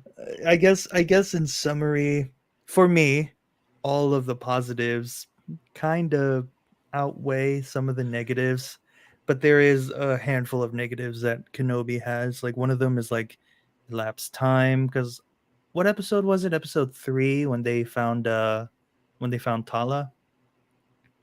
It was like either I can't remember. I really won't forget about this show. It was like when Vader showed up and he started killing civilians. Oh yeah, that's episode 3. Yeah. I thought nice. I thought that. What was that? Cool. What was that? No, I didn't say anything. I just said, "Oh, nice." Oh, okay. but yeah, like it was like daytime when they were talking about it. Then all of a sudden it just like turned to nighttime, and I was just like, wait, what? Like what? Like did it just like did some time pass and did I miss something? And then at the end of the episode, Vader is stopped by a wall of fire, and I'm just like, come on, he could literally end this right now. Like it's Vader. A wall of fire is not going to stop Kenobi. It's not going to stop Vader from finishing what he wants to do. Yeah, and it was just like really off-putting considering how powerful we all know Vader is. But I did like the duel in the final episode. Very interesting. Yeah. What would be your grade out of 10 for What would be my grade? I guess talking about it now, probably it was like an 8 because of those flaws, but maybe now it's like a 6 or 7. Be honest. You thought that was an 8, right? Like I said, I said it was an 8. Now thinking about it, it's like a 6 or 7. Okay. It's not because me, I may sound harsh or judgmental, right? It's really what you think. I agree with some of the points that you said Okay. about like how some things just doesn't make sense and like the scale of power that the characters have. Okay. Do you not like the amazing chase scene? Oh. I remember I was like screaming at Multi-Topic Talk about that scene. I'm just like, the only explanation is like if those species are like just somehow inept at chasing people or children specifically. Oh man, there's no defense to it, bro. There's no defense. That's why it's not a 10, obviously, because it's the first episode and it just ended on like a sour note with that chase scene. There's no defending that chase scene. Okay, so thank you for sharing. So 6 or 7. That's very interesting. You're the most optimistic I've heard. That's why I thought There's that a lot was of good important. scenes. There's a lot of good scenes. I'm like, what I crapped on in episode 3, what Vader did in episode 3, like if you weren't scared of Vader before, you definitely were now in episode 3. So yeah, that's why I think opinion matter, because I don't want this channel to sound like an echo chamber. If we agree, that's wonderful, but if we disagree, that's even better. That's the funny part of it, because if everyone is always on the same page, you lose that kind of authenticity on what you're doing, what you're covering, what Mhm. you're reviewing. Yeah, definitely. And it's fine to agree, but it's also fine to disagree. That's it's- just how I see it. I mean, it's interesting. We all have different thoughts about Thrawn. You know, I want to see him do something what he's done in the books and the legends. Some people like don't care. You think he's gonna be wasted. I mean, I think everyone will be wasted. that's what makes this interesting. We all have different opinions on how we want things to go, or how we want to see things go down. So yeah, thank you a lot for sharing. You were very brave because you knew you would be in the minority. I respect you even more for that, for speaking out for the week. I will rewatch episode 3 just for those Vader scenes. Oh, that's very interesting. So now Cole's turn to talk about his expectation or hopes about episode 8. Really have none, because with this type of show, I just genuinely have none. I just hope that by the end of it, each character, like, it feels like a good conclusion to season 1. That's all I want. I have like no really expectations of things to happen in it, or like for big action scenes. I really don't. I just, as long as it feels like a proper ending that isn't like rushed, as if, like they just stretched out this whole season to 8 episodes and then rushed the last 2, which is definitely the case, but hopefully not. Then I'll be happy. I don't know. I really have none. And also, just for the record, once we get to the next topic, I think it's Gen V or something, I have to do something like for 30 minutes or 20 minutes, so probably let me go first. I'll just quickly get my stuff out of the way so I can leave. Perfect. So we will shortly end this Ashoka discussion, and yeah. So great. You're next for what are your expectations for Ashoka season 1 episode 8? Yeah. I don't really know what my expectations are. I'm hoping that it will, catch my interest again, and that I'll be hooked. I can see so many ways that they won't kind of stick the landing. So I'm really hoping that they do that. It would be awesome to get some sort of epic lightsaber battle. I would like to see Ezra versus, an actual like Force user with his kind of peaceful way of just defending and dodging. So I don't know. I would like to see something epic, but I'm just not sure with the whole like Thrawn thing. I don't know. I would like to know more of, what kind of threat he is. And then, I just don't know where they would go with the whole Balin character, seeing as how, the actor is not available to be used. So I don't know. Are they just going to try and Snoke him in this one? I hope not. But so I don't know. My expectations aren't high, but I would like to see something cool, and I'd like it to actually be consistent with the last 2 episodes. That's what I'd hope for. But I honestly, I'm not sure if they're going to stick the landing on this one. Okay, so For me. Yeah, I agree with you 100%. So here are my hopes. I really hope we get a great finale to close off a show that was rough sometimes and sometimes great. I really hope Sabine is not wasted. I really hope Tron is not wasted. I hope nobody is wasted, actually. I want them to be fully fleshed out, and I want to be excited about the continuation of that story with them.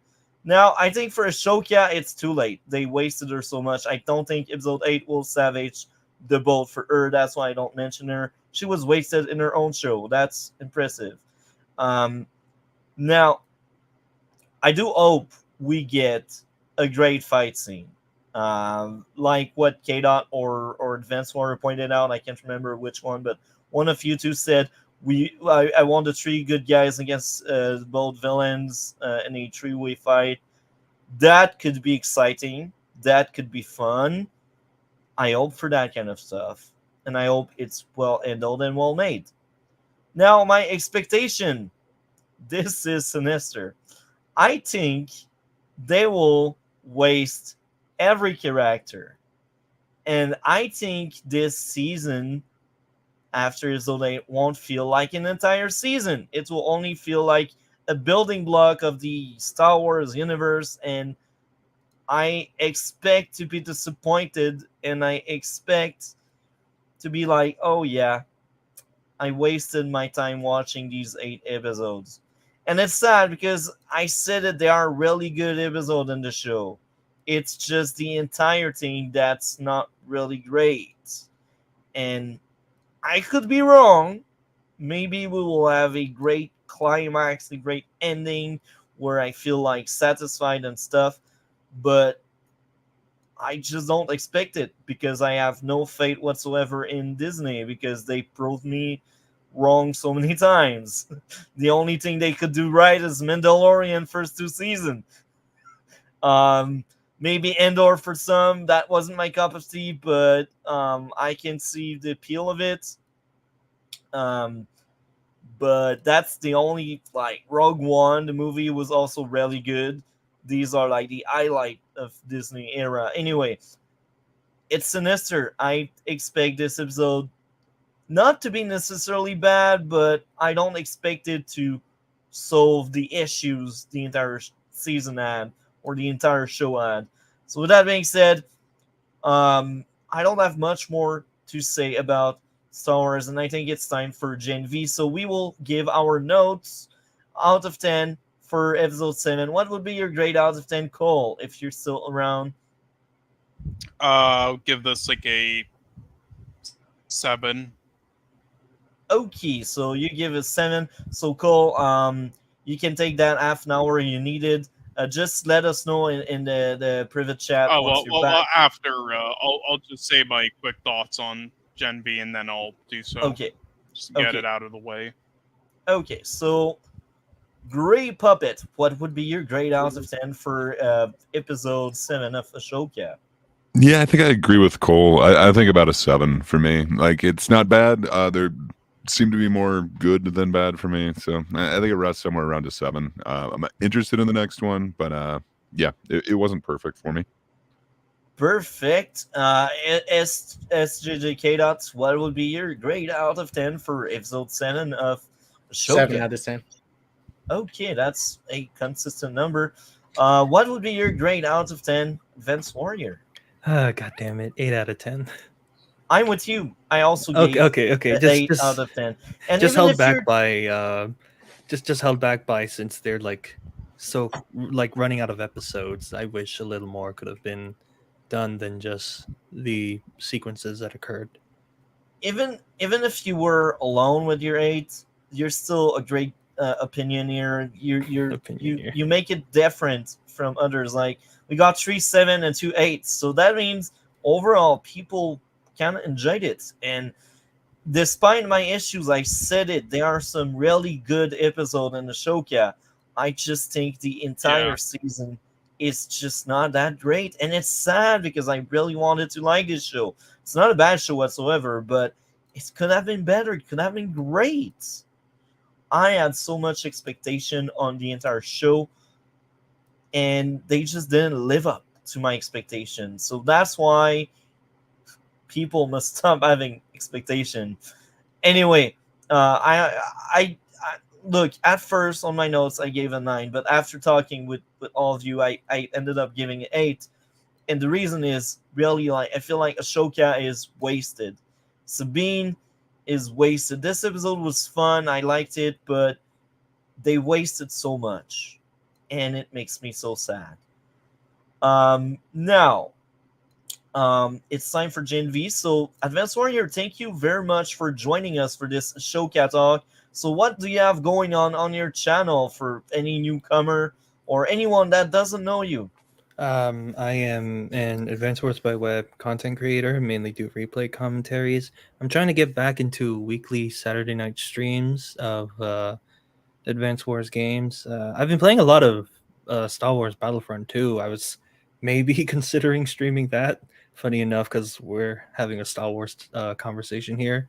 But yeah, I'm trying to get back into YouTube, and I'm starting it slowly with a weekly stream. Perfect. That sounds Oh, yeah. amazing. That sounds amazing. So thank you again. I'm excited because we were friends for a long time now. Almost 2 years we know each other, Oh yeah. and we just didn't add the same kind of stuff going on in the last year. But Yeah. I still value you a lot. So consider you a good friend, even if we don't talk that much anymore. I will always have these great memories with playing with you. Some Advanced Wars by Web. Our Saturdays night last year. 4-hour streams. Yeah, that was like Guy who doesn't play with a time limit, and we end up playing one game that takes 4 hours long, gentlemen. that was the good days. They were Anyway, good days. thank you a lot, Advanced Warrior. Have a great one. Take care, and we will talk later, man. All right. If there's another podcast for Star Wars, I'll definitely try to hop in Next week. next week. All right. All right Yeah. then. All right, gentlemen. Farewell. Nice Have a to good meet you. one. Peace. Good night, guys. So yeah, okay. So this is us four talking about Gen V, letting Cole start because that's cool. Yeah. Quickly, just say my thoughts, I guess, and then leave for a little bit. We'll come back. Hopefully, maybe like 20 minutes or so once you guys are done with this as well. Yeah. But yeah, I okay. got a lot to say so for sure. my first. So we will fill that Here's the time. thing: when I first watched this, I was kind of in a bad mood. I rewatched the episodes before this actually, and it's better. I do think it's. I don't think it's bad at all. I mean, I didn't think it was bad to begin with. I just didn't think it was really good. I think it's kind of so far at least solid, and there are bad aspects to it for me, but I think the overall episodes so far are good. But I mean, it's definitely a downgrade for me than all the other boys seasons so far. And I'll say, firstly, that I'm not a fan of the music choices, and I also think the creativity of how they kind of utilize it in scenes is weak compared to other things I've been seeing lately. I think the lighting and such was good. The effects were good. I have no issues really there. The performances, I think, are whatever. Unlike the boys, these are all pretty new actors, so they didn't do the best job in areas as they could have for the show. I feel like that definitely could have been an improvement there. And then there are definitely small details that I wish they did in this episode that I think could have made it better, but I just don't think the filmmakers for this are as experienced. So such as paying attention to like the makeup and hairstyling at moments to show, like for example, in episode 1, how many times the character probably cut her hand testing out the powers. Just small details like that. I wish they kind of showed. The filmmaking, though, I do think, and the close up, camera shots and everything, I do think that was good, but yeah, my main issue with these episodes so far is the write-in, and not the main story write-in. I think that's fine. The dialogue write-in, I think, is kind of weak, kind of bad at points, kind of terrible at points as well. I think that definitely could have been improved on. I think there's also just a lack of charisma and a lot of performances there and a lot of lines of dialogue, but maybe that's just me, but I definitely think there were more creative things they could have come up with instead of the stories and characters they're doing. I still like that aspect, but I just don't like that part of it. And I think Multi kind of has a similar similar opinion that you'll hear, but we'll see. But I mean, outside of that, I did enjoy the rest of it. Not that much, or to say it's been great, but as much as season 2 or season 3 of The Boys maybe, but a little weaker. I did like episode 2 and episode 3 more than episode 1, and I'll say the show's trying like 3 different things, and I think it's doing all of them okay, but none of them great. I feel like this needed a bit more experienced people working on it to really fulfill what they're attempting. I think this was more like an afterthought spin-off thing with the showrunners. But yeah, for me, so far, I would just give all 3 episodes so far, like altogether, a 6 out of 10, which is in my rating system is good, but yeah, nothing more than that. All right, so I'll be back in like 20 minutes or so. Perfect. Before I ask K-Dot and then Gray Puppet takes on that, I will tell a bit of my history with the franchise, with most likely The Boys. I am a huge fan of the first season. The Boys' first season is a masterpiece, one of the best pieces of media. We covered that last year, Cole and I, and that was my first time watching the show. Then season 2 happened. Season 2 was bad. And then season 3 happened. Season 3 was bad as well for other reasons. So season 2 and 3 were both bad. So coming into Gen V, I had no expectation whatsoever. I was like, man, this show can either be amazing as season 1 or it can be as horrendous as season 2 or 3. I'm excited to see what happens next. Then episode 1 happened, and from now on, I kinda knew where we were heading to. Oh my, I can write a song about it. K-Dot, I will let you go on. What did you think of the first 3 episodes of Gen V? First things first, I'll give Amazon props for releasing the first 3 episodes and not wasting our time. Unlike some other series that on streaming, I feel like a lot more, and HBO also does this too, but I think some more streaming services could, follow this approach. But I'll say this, first 3 episodes, solid, very shocking. Very shocking. I do agree with Cole where some of like the dialogue between these kids and stuff is kind of like, or not kids, but these college students come off kind of corny. I wish they didn't kill off Golden Boy so quick. I was actually hoping he'd stay in the show. It's not bad, but I wish he would have been a long-running character for this specific show until he meets his brother again. But I like it. I thought it was solid, honestly. And also, this is a spinoff that means something, so it's going to segue into The Boys season 4.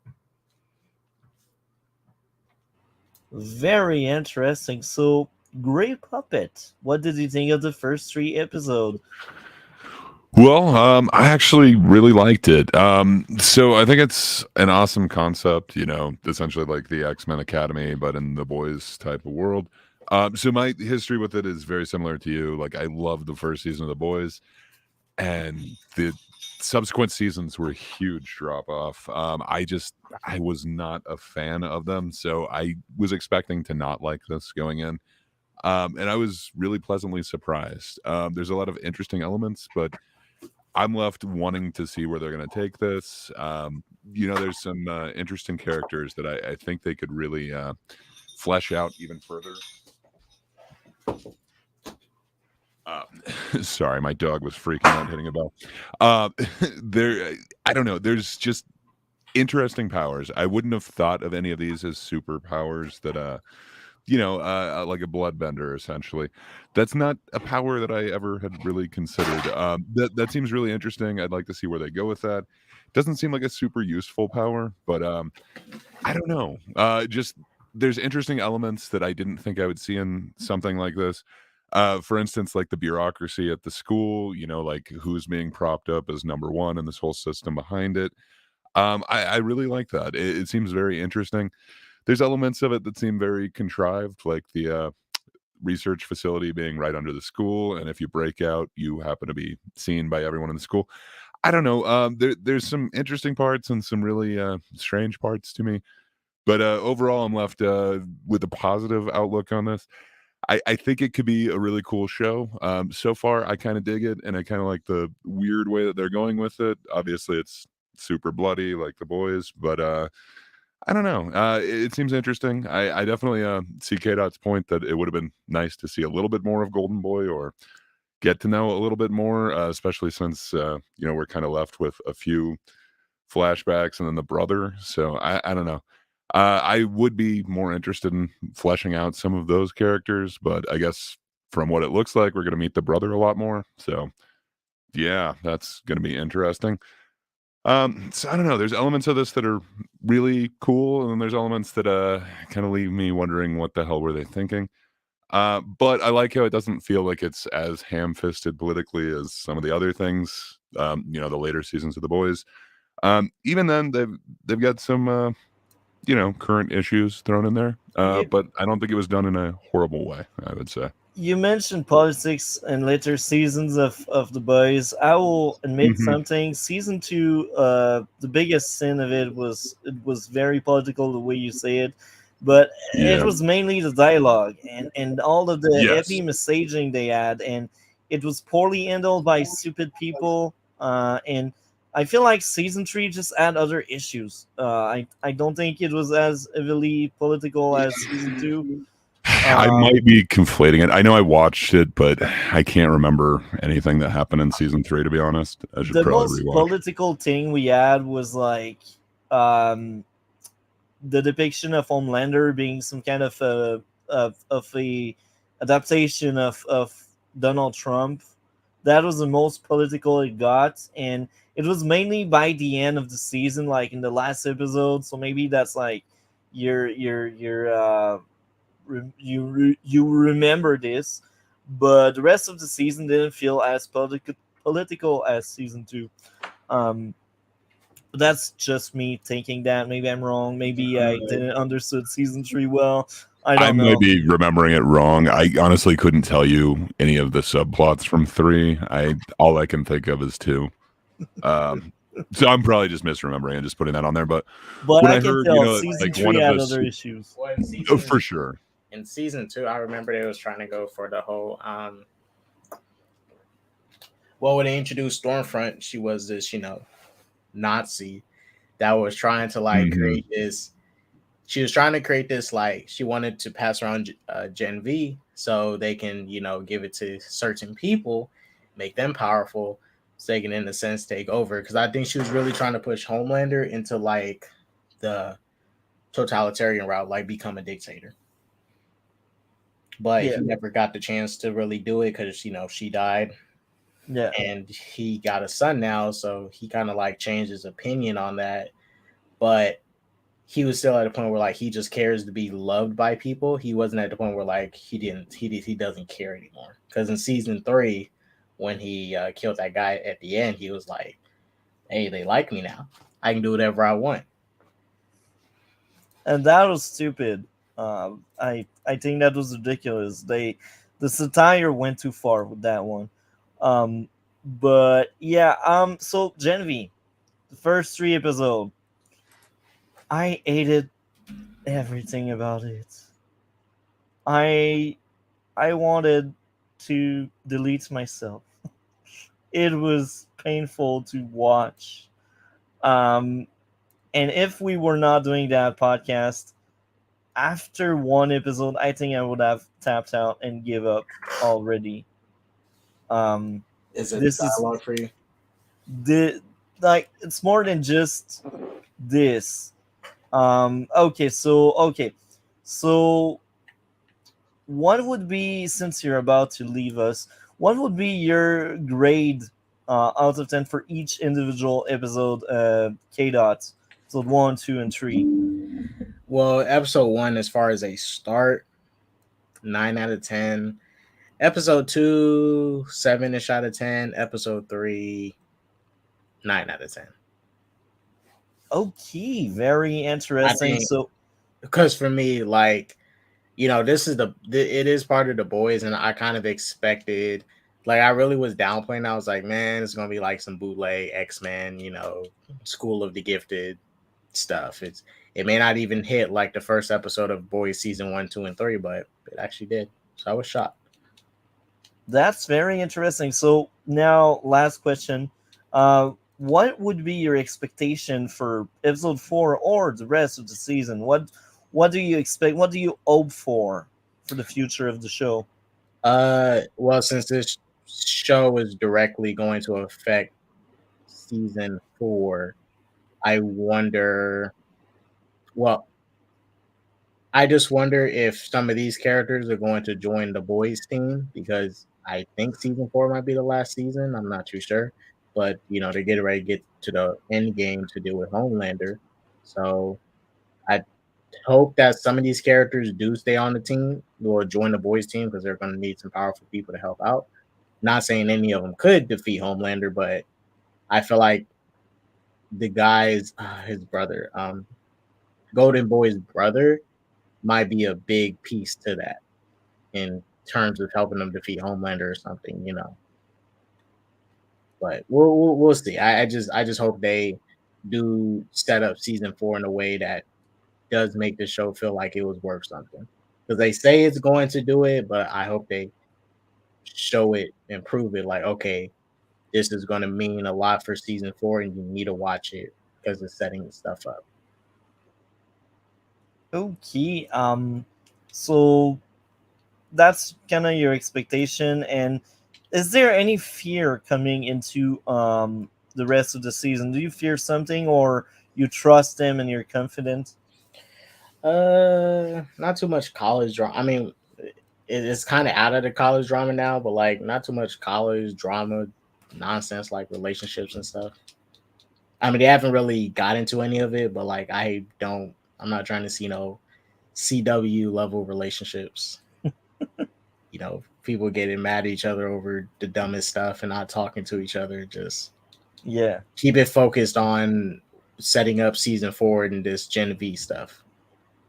Perfect. Well, thank you very much, K-Dot, for your time. You're amazing as usual. We are always glad to have you on. So, what do you have going on your channel right now or in a near future? This weekend I will be, since it's the month of October, I will be subjecting myself to watching Jeepers Creepers Reborn again. I'll be reacting to it, and I'm going to upload it. So, peak cinema incoming. Why are you doing that to yourself? Well, it's the month of October. I haven't I watched. come back and this is what I hear. I haven't watched the film. Oh my since god! You only need to watch it once. No, I gotta digest peak cinema, so I gotta do it. So, My thank god! you ver- Okay, wow. thank you very much for joining us again. Next week, more Ahsoka. If you're still available, same time, same day. Take care. Have a Yeah, great we one, posted the whole and we will schedule talk of later. October there. Peace, guys. Thanks for having me on. So, Mhm. I will let Cole talk a bit about Gen V. Go in more detail about episode 1. Then we'll cover 2 and then 3 in more detail because Well, I want to honestly, flesh out my I don't thoughts have as much well. detail to go into. I will be right I back. don't really have So too much detail to really go maybe into. let Great I'm Gray sorry. Pocket talk about episode 1. If you don't have much more to say. Okay. Well, yeah, that's the other reason why, because I really didn't. So I'm sorry. I looked down at my phone. It was episode 1 of which one that we were talking about now? Yeah, Gen V. Oh, so it is still Gen V? Okay. They kind of all blur together for me. I guess that's kind of the intro. I don't know. Like I thought kind of having this hero being kind of formed out of tragedy, that was kind of an interesting story. I didn't anticipate that, she's going to kill her parents in that way. To me, that was kind of a cool opening. And then you get that, her sibling is afraid of her. so she would be an orphan, and I don't know. It kind of makes sense to me. It seems like kind of a dark way to introduce like the protagonist for this series. It's interesting to me because it feels like this could be the way that you get like a corrupt superhero. Like I don't know, with the bureaucracy that's going on with the school, the kind of falsely putting people up in the rankings or whatever. I don't know. It just kind of I could see somebody going down the whole like Homelander path or whatever if this is how these heroes are formed in this world. I don't know. It was really interesting to me. It wasn't kind of an aspect of it I had considered prior to this show happening. So I don't know. Elements of it I think were done really well, and then elements of it, I don't know. They kind of fall flat for me. Like the other character who can. I'm not exactly sure what her superpower is. I guess it's gender confusion. I don't know exactly what that character's thing is. I guess they're actually a boy, but sometimes they turn into a girl. I Gender don't fluid exactly know. character, I think. That's Yeah, but I mean, I guess I don't understand what the power is because it's like, is a man just able to take like the damage from like Golden Boy, but the woman can't? I don't know. It seems like there's still some like extra durability or something in that superpower. So I don't know, like elements of that, like is that woke or was that done for modern day? Maybe, but I don't know. It didn't feel ham-fisted to me. So there were interesting aspects that I hadn't considered, especially like the powers and stuff. I want to know more about some of these characters, but I could see why you didn't like any element of it. so. I will say something about that because you brought that one up. Um, I didn't mind that. I was entertained by it. I liked it. But what's wrong is really the dialogue. I wanted to bash my head on my table by hearing these character talk like freaking Twitter insert or something. These characters are stupid when they talk. A lot of the dialogue is horrendous. So to go in more detail about episode one, the first issue I had, the dialogue is pathetic. Um, it was a sin. Like I can't remember exactly what, but I remember throughout all three episodes I had the same feeling. Number two would be plot convenience. The girl witnessing a kidnapping. It's only to set up that lab for later on, and I hate the fact that it's not organic the way they just set up that plot convenience. It's not something that happens every day, but yet that happened on that day where she was by that corner to witness it. That bothers me, man. There are so many ways you can fix this shit. Like, yeah, many ways. Chauncey Brown, though, I don't know. The actor who plays whatever, is he the principal or whatever? I don't know. There's some cool aspects of it. Issue number 3, the dialogue broke me. So I was broke by the dialogue. All of the dialogue? I mean, like there were certain lines that stood out to me, but like all of it just no good. I can't remember what was right. I only remember all the wrongs. So like the scene where again I can't remember the character's name, but he's the guy who writes the books. He's like I don't know if he's the principal or some sort of counselor at that college or whatever.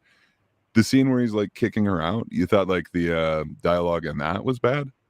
I thought the turn in where like you kind of see that she's like happy and like okay, I'm getting commended for That was episode 2 or 3. Was that 2? I thought that was the end of 1. I'm sorry. No, that was maybe that was the end of 1. Actually, I really wanted to forget about this shit. But the way I mark down my notes is as I am watching. So the more issue I have, the more later it is on the piece of art I work on. So because that's the second time, it's most likely still early in the episode because these are episodes that last like 15 minutes to 60.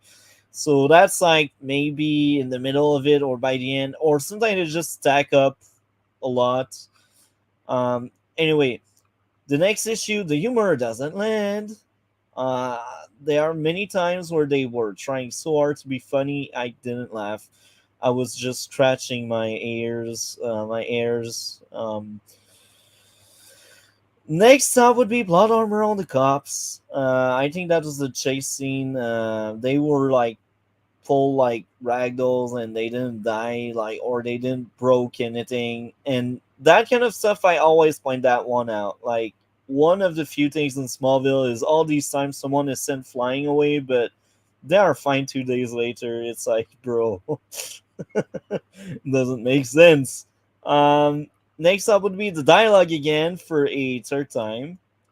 The dialogue for a fourth time.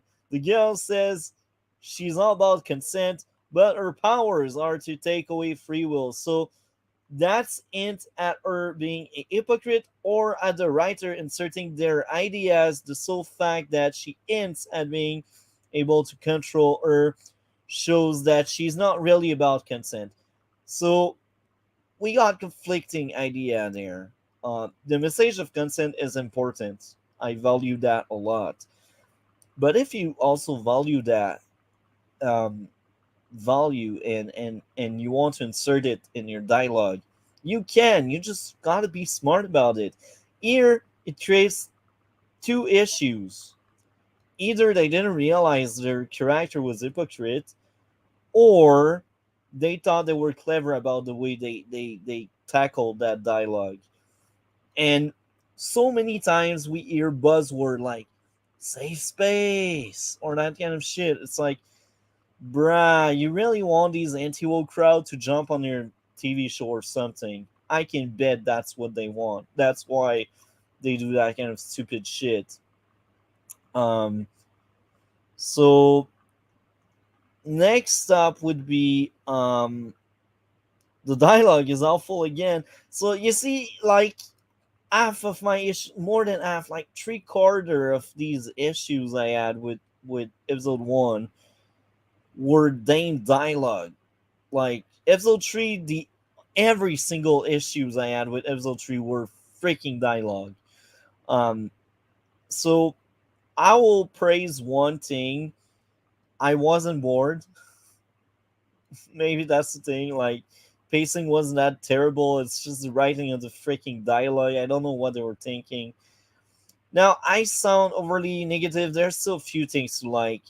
The girl ending her mother life by accident was interesting. I like that plot point. The girl training to control her power was entertaining. She is no Mary Sue, and I like this shit. That's why I like Sabine. She is a flawed character that want to work. That's like self improvement. That's like working on yourself to be better, and that's the kind of shit I'm into. Like, give me some, man. I'm telling you, that's amazing. Um, People using their powers was entertaining. The girl saving someone was great. The action was entertaining. It has for me. Episode 1 was a 4.5 out of 10. It was horrendous, unwatchable because of the dialogue.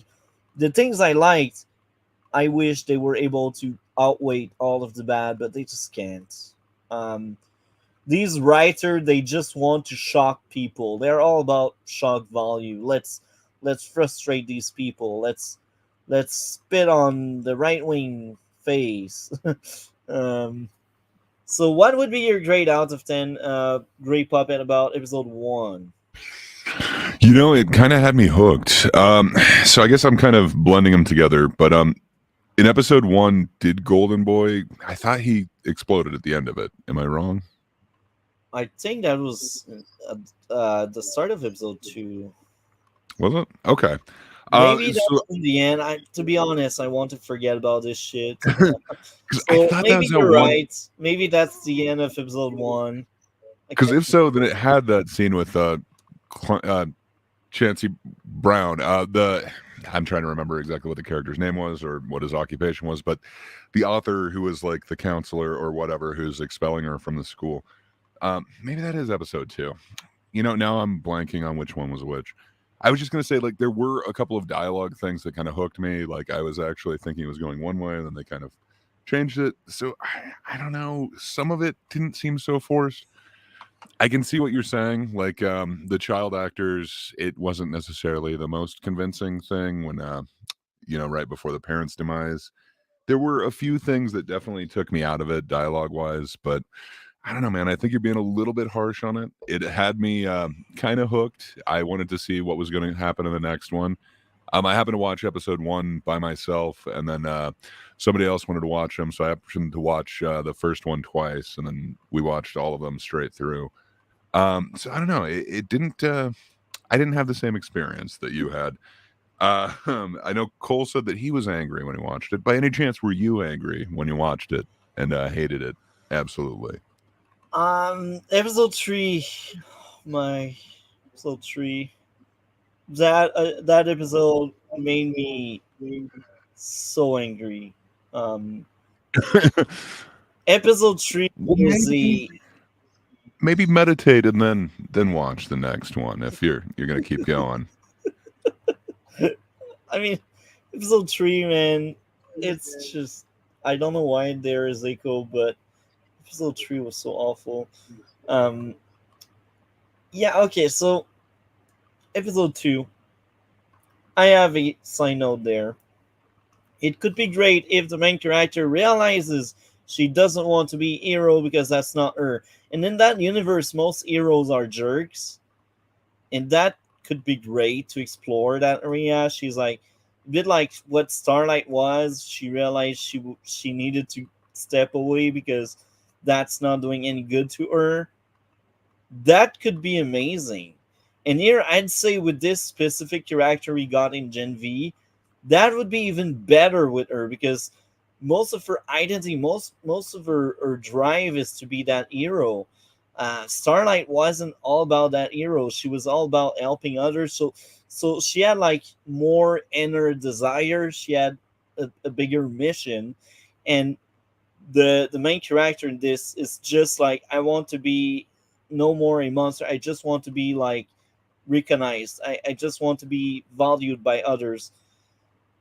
And that's very interesting that in the end she realized that's not really what she needs.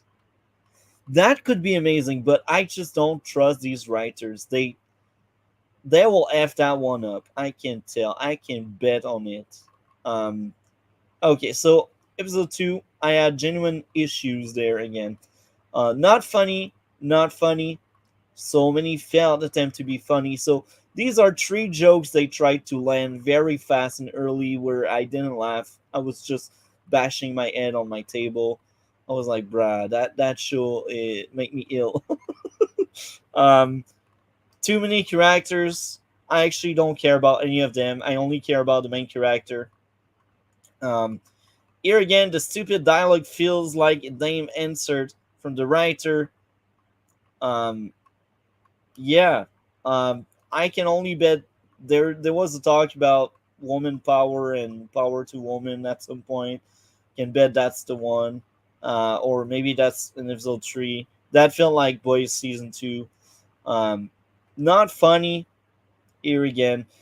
Look, I said it. I will repeat myself because I strongly believe that we should have equal right, equal opportunity, and that kind of stuff.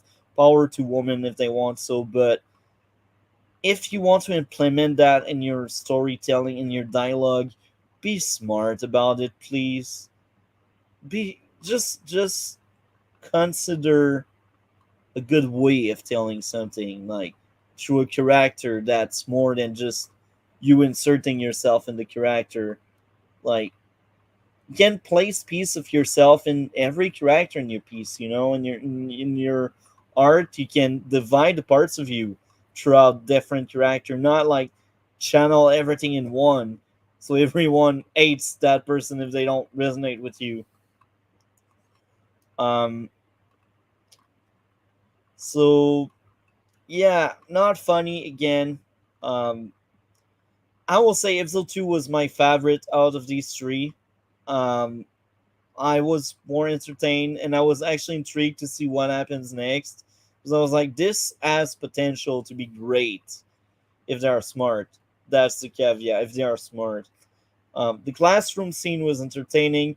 I admit I had a few laughs here and there. The investigation was enjoyable. The main character learning her sister doesn't want to do anything with her. But then you hear about that plot twist that it's just a trigger they used on her, incentive, which was very interesting. I like that. The guy following the team of soldier was enjoyable. So yeah, um, that's episode 3 in a nutshell. For me, that's a 5.5 out of 10, which is in my books bad. Um, but it's better than episode 1. What would be your grade out of 10 for episode 2, Grey Puppet?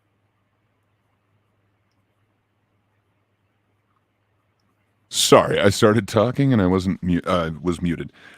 So I liked too. If that was the one with the Golden Boy, his demise and the Chauncey Brown character getting snuffed out. It had some real emotional moments in there for me too. And then same thing with you mentioned the sister, her being manipulated that way. I thought there were really interesting elements, like what classes would you give a superhero? The actual media training class, that seems like that would be necessary. I don't know, there's elements of this that intrigue me and wanted to make me see more. I don't know, I might give it like a 7. That might be a little bit generous, but so far this is hooking me more than like Ahsoka did. So I think I'm landing at like a 7. That's very interesting. I'm actually much more into Ahsoka than this, but I like Really? your take. Yeah, I think Hmm. Ahsoka is a better show overall, on Fair enough. every point. It's like the only really bad episode Ahsoka had for me was episode 4, and that's funny because that's a lot of people favorite because of the action. The action was great, but there were so many stupid shit going on in episode 4 of Ahsoka. It's like I she just feel like it's taken too long for everything to happen in Ahsoka. Like everything that's happened in these last couple episodes, like I've really dug. Like, why didn't we get to that quicker? Where this one, I don't know. There is some superfluous action. Like, I don't know. Maybe we don't need to know as much about the roommate or whatever. But I don't know. A lot of stuff is going on, and I'm more intrigued to find out what's going to happen in this than I was with Ahsoka. But I don't disagree with you. I wouldn't say. With classy television shows or anything like that, you'd have, this many crude jokes or shots or whatever. Fair enough. I could get that. I could see you saying Ahsoka's a certain quality. This one is not on that level. yeah. Fair enough. Yeah, I think Ahsoka is not perfect by any means, but I think it's better than Gen V. Anyway, episode number 3. Oh my, that one. Please make me forget about this shit. I hate this episode so much. Okay, not funny, not funny. The other girl gets on my nerve. I can't remember which girl I I I refer to because I feel like most characters are so bland and annoying, and I just can't connect with most of them. The only one I can connect with is the girl that the main character. That's the only character I actually care about. The rest I don't give f about it. The dialogue is awful again. More shit dialogue. The dialogue is dumb. The dialogue is awful. Not funny. Making joke on people dying doesn't work for me. I was like, I hope this show gets better because right now, the higher it flew for me wasn't I. It's about to crash. There's still a few things I actually enjoyed. The flashbacks were enjoyable. The father was likable. The chat with the girl. Flashbacks were good. Funny, creative way to use the Tinny Gale powers. Um, and that's it. I think the cliffhanger was amazing. I'm actually hooked. I want to see what happens next. But the quality overall of the show is not up there for me. Um, man, this is sad. I said it. The Boys' first season is a masterpiece. Season 2 and 3 are bad. And then we get this. Nothing to salvage the boat. Um, I I will give this episode a 4 out of 10. And I feel generous because I truly hated this. If it was solely based on how I feel about something, that one would go in the minus. because I truly hated this experience. That's one of the worst episodes on TV, I'm telling you. But yeah, 4 for me. So what would be your grade out of 10 Grey Puppet for episode number 3? Yeah, it left me wanting more. Kind of wondering where this character is going to go, if she is going kind of to, the dark side. Again, it kind of leads me to see how these characters could be so jaded of heroes. So I don't know. I think I'd either have to put it at like a 6.5 or a 7 again. It's more positive than negative for me, and I actually want to see what's coming up next. So I'd probably put it somewhere around there. Maybe I'm feeling generous today. 7. Okay, and Cole, do you have any closing thoughts on Gen V? Can you repeat your order, which episode you like the most and which one you like the least? Cole? Cole? Are you there, Cole? You are Yeah, muted sorry. if you speak. 6. I said I just give all 3 episodes a 6 overall. What would be your favorite one, even if they all have the same grade? 2. Very interesting. We have the same favorite. So yeah, I think that closes off Gen V. I really want to like this show, but I don't think I will. And we'll still cover it Sorry, I because didn't have much to say about it this week. All 3 of the episodes just blended for me, and I didn't have much to say because I was focusing on other topics. But I will the other weeks. Now it's just 1 episode. yeah, you caught off at just 1 episode. I don't know if that was Yeah, on so I purpose. was just saying now that it's just 1 episode each week, Yeah. it'll be easier to go into detail the other weeks. That's all. Okay, so next stop would be Spiral. Spiral 2021. The What did you greatest think? SAW flick ever. The masterpiece, the one and only. I'm wondering, just before we move on, you have seen the newest one, right? The 10th? Yes. Perfect. So Spiral, the masterpiece, the one and only, the best of all, the one that shall rule them all. What did you think of that puppet? Well, so I don't think it was the greatest film of all or Me anything like neither. that. It was definitely a film.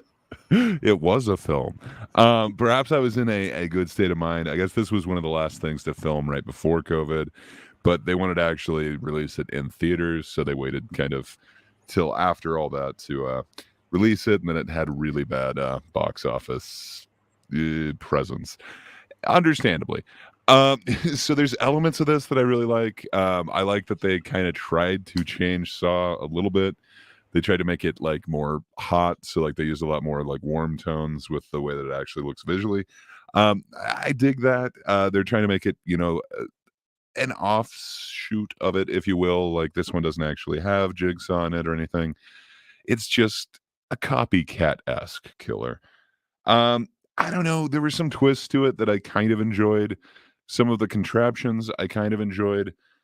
Apparently, they had to cut a lot for the MPAA. They wouldn't tell them exactly what it was, but there's like an entire death that they had to cut. It looks like it was probably the one fellow officer that they kind of reference a couple times. He's in a couple scenes and then he just disappears. So they theorize it's that guy, and supposedly it's a whole face getting pulled off death scene. So I don't know. There's big swaths of this that kind of had to be recut for the MPAA. Like same thing with the like finger scenes or whatever. It kind of changes it, but apparently this was to try and make it more palatable for a mainstream audience because this had Chris Rock and Samuel L. Jackson in it. I like their performances. I understand how some might not. Apparently Samuel L. Jackson was only willing to do it because Chris Rock was doing it. And Chris Rock just kind of randomly said he wanted to do a SAW movie, so it just happened. That's kind of interesting. But yeah, they wanted to make this character a comedian, so they let him write his own comedy, or he insisted that you leave the comedy to me. So it's kind of interesting. A lot of his weird anecdotes and stuff, they are his own material that he wrote for himself. I don't know, that kind of changes it a little bit for me. Now I'm seeing what kind of happens in Chris Rock's mind, or if Chris Rock was to try and do like his version of Pulp Fiction, I guess. I think this would be the dialogue that he would do. So it's interesting. There are parts of it that kind of stick out to me that I enjoy in this. The fact that they're trying to do like a police procedural in the Saw world. I don't know. It has elements that work, but overall, I'd say it doesn't really work. So yeah, I don't know. I ended up saying it's more negative than positive, but kind of interesting elements to me. Yeah, that's kind of my summary of it. I will let you talk on that one, Cole. The masterpiece, the one and only you sure? Spiral. Are you sure? Yeah. Tear it down, sir. Okay, well, I'm gonna take like an hour, but okay, let's go. Let's take a drink of water first. Okay. So look, up until this point, I've enjoyed the franchise for the most part. At least for what it is. Obviously, the first and then maybe the second and the sixth are really the only ones I'd personally consider to be decent up until this point. But all of the films have at least been entertaining and for the most part embracing themselves and their stupidity, even if a lot of it isn't intentional. With Spiral, on the other hand, it is not only the worst Saw film ever made, this is not only a garbage fucking film, but it is genuinely one of the worst franchise type films I've ever seen in general. This is absolute garbage and worthless. Like, before I dive into how absolutely garbage this entire film is, I wanted to just explain how this film came to be, and he kind of highlighted it a bit. But basically, the original plan, though, was for them to do what they now did with Saw X. But at this time, instead, and to also call it Jigsaw 2, where it's a prequel film just like in Saw X, and they bring back Tobin Bell, and they explain why he looks older by playing on the cancer angle and everything. They had a clear direction and a great idea as to what to do next, and had everything set up and ready to go, and a way to go back to get into the original actor again who carried your franchise to begin with, along with the editor directing it and editing it once again, and Kevin Guerrero or whatever, I don't know how to pronounce his name completely, but anyway, who also carried this franchise, in my opinion, by knowing what to do and adding all that style to it after the first. All of a sudden, though, all right, the vice chairman at Lionsgate, all right, I think his name was Michael Burns, all right, this is what happened. He went to a friend's wedding in Brazil, and at the wedding was Chris, keep my wife's name out of my fucking mouth, Rock, all right? All right? And he proceeded to walk up to the man and talk about how big of a fan he was of the franchise and how he always wanted to make a Saw film. So the vice chairman proceeded to tell everyone to hold everything off and do this heap and pile of fucking dog shit instead. So thank you for ruining everything, Chris Rock. Holy fuck.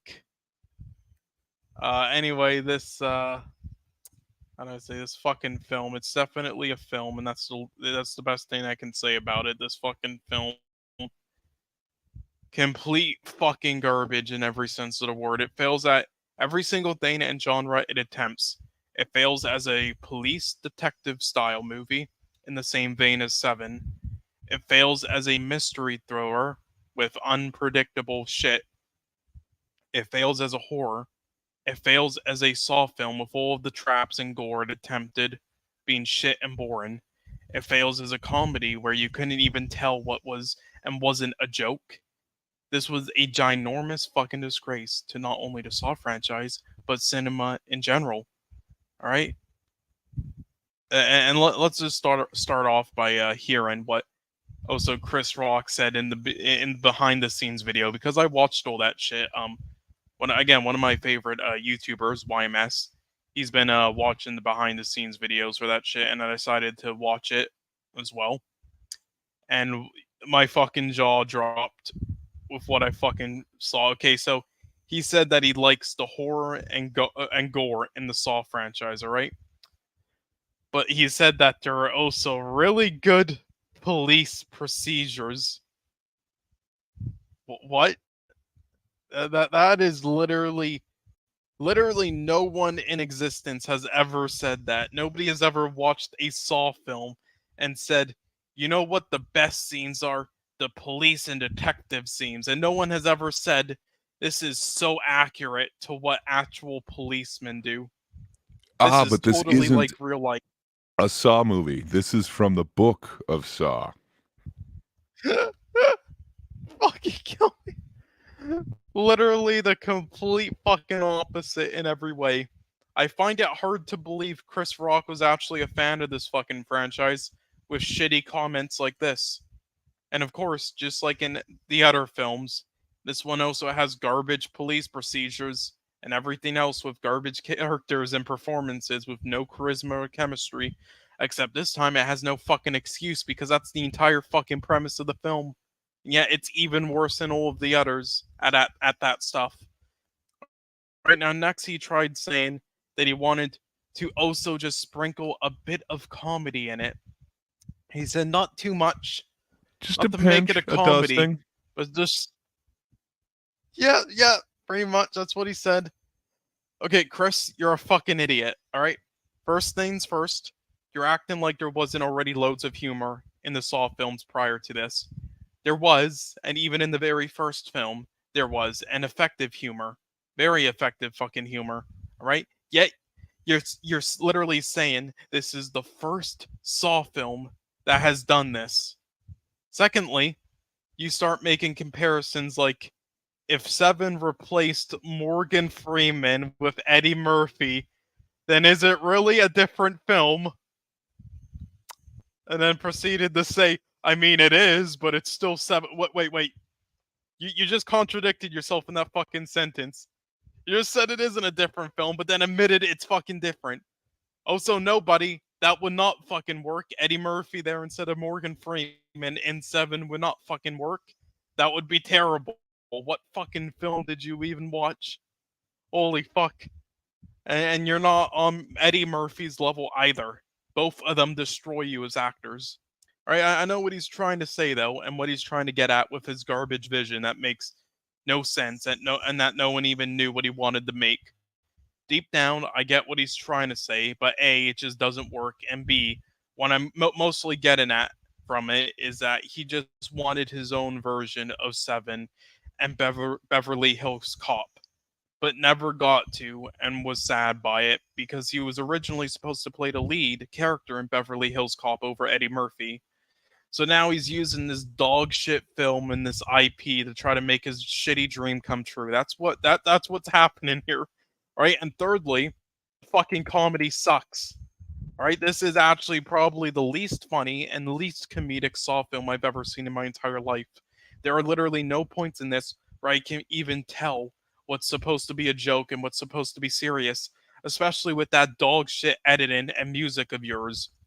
It's so unfunny, and it's so lost on everyone else making it, with not even understanding where the jokes are, to the point that the crew who did the music, sound design, and everything else, like they were serious scenes, even though they were trying to be comedic scenes at those points. And in the behind the scenes videos, there are many moments with the crew, editor, writer, director, and everyone else working on it, discussing it, where one person would say something like, oh, I'm glad he really made a comedic film. But then in the next fucking scene, in the behind the scenes interviews, it would be like, I'm glad he made a serious film with no comedy in it. Nobody knew what he wanted to fucking make. Nobody. Literally, and someone, oh my god, actually edited this all together as a featurette and released it. Fucking embarrassing. Alright, but that just goes to show you how shit this film is. Holy fuck. I don't know what else to say. And also, let's see. There seriously isn't a single line though I can think of that was funny.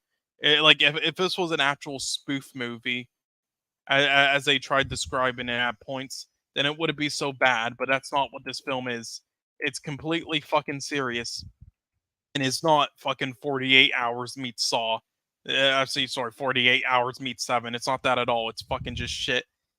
Holy fuck. And then also I keep watching the behind the scenes clips and he still is going on with these comparisons. He's like, what if Eddie Murphy replaced Al Pacino in Heat? It's like, it would be dog shit. What are you talking about?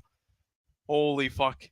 And also, even if what you made sense, and even if it was funny, no one wants to fucking see that shit, Chris Rock.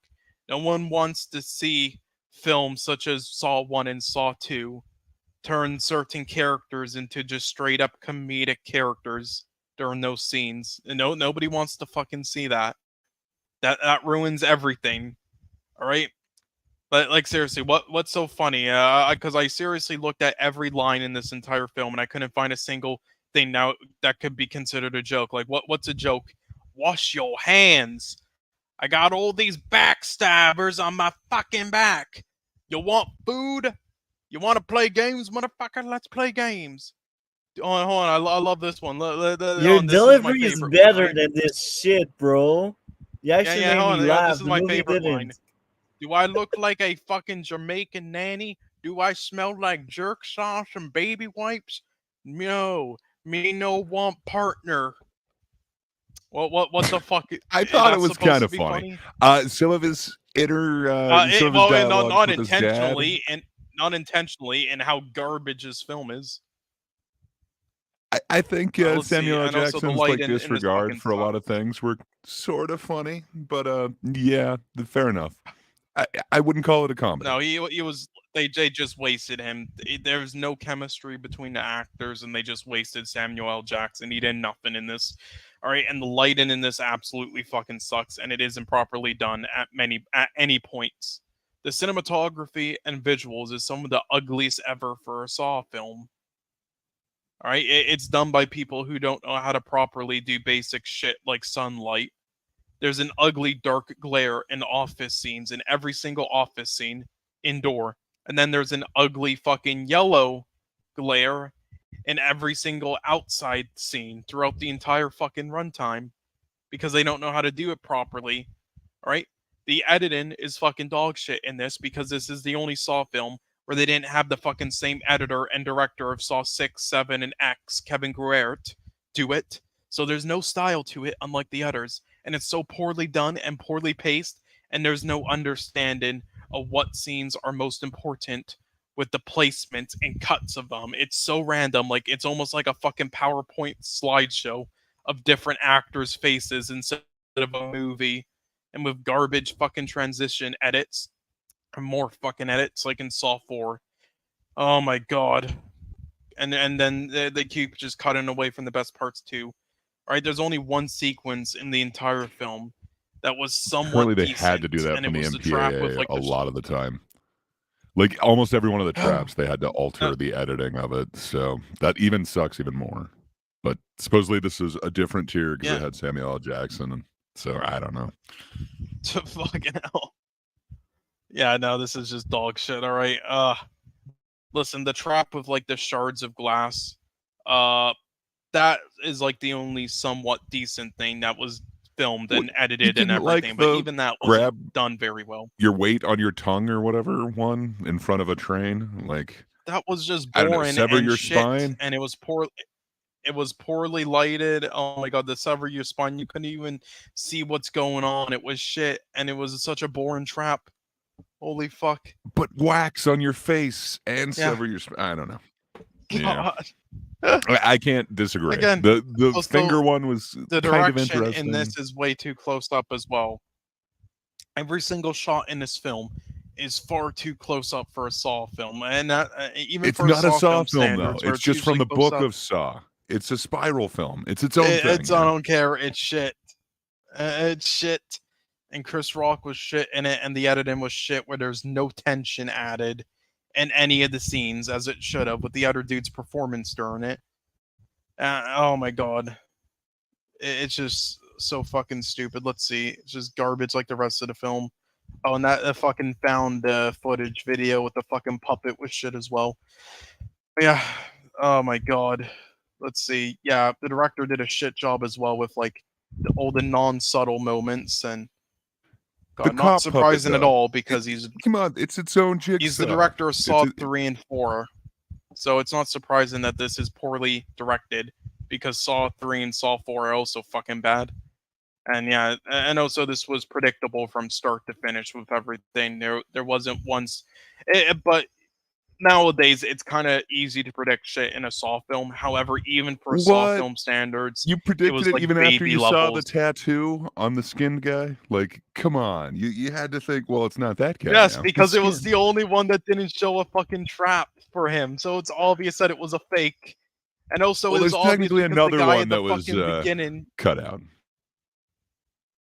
No, there wasn't. And also, the fucking guy who was shot in the flashback by the one dirty cop looked exactly like the same guy, his partner. So it was obvious that it was his fucking father.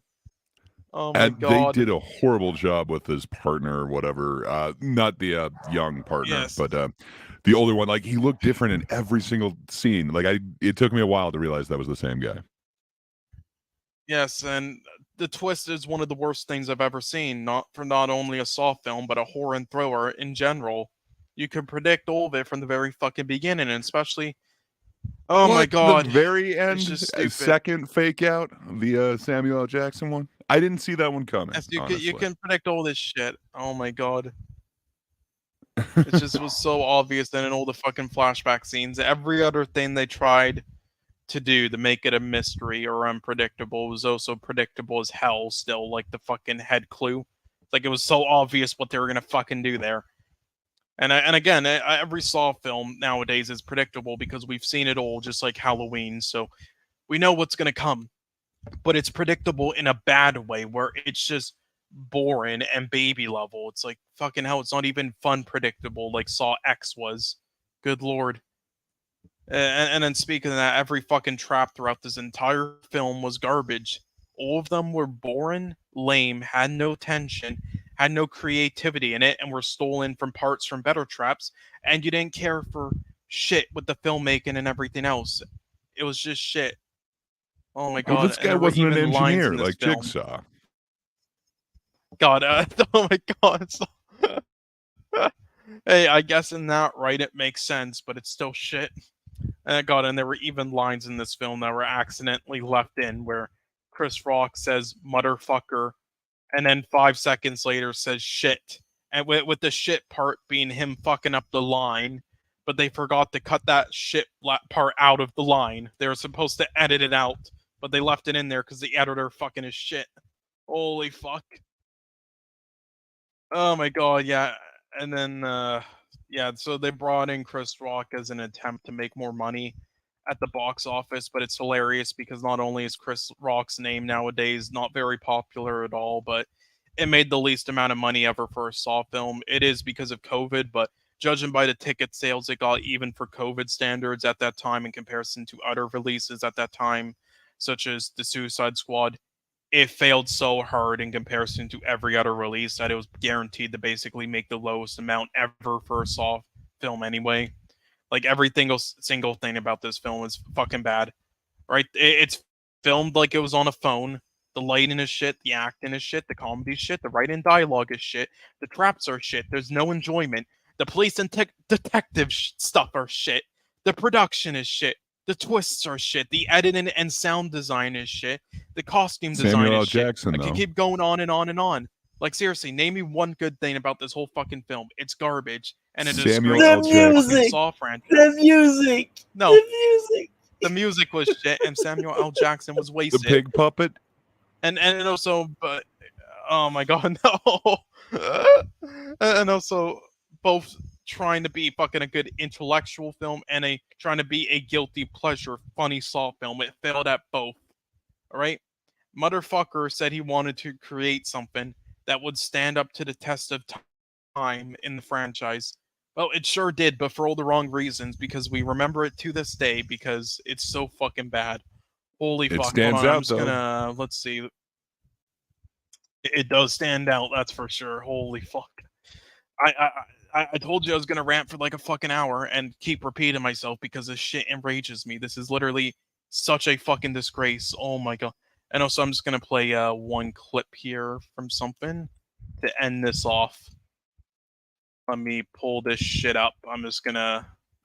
Are we gonna watch find the it right stand up? here. That would be Yeah. awesome. If only, because you see, you can actually do decent stand up, not fucking as an actor. Okay, this sums up the entire film. Ready, guys? This sums up the entire film right here. Okay.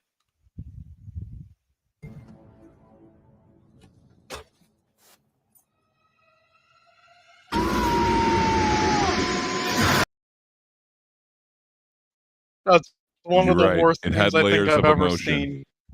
No, there was layers there. Like, do I need what?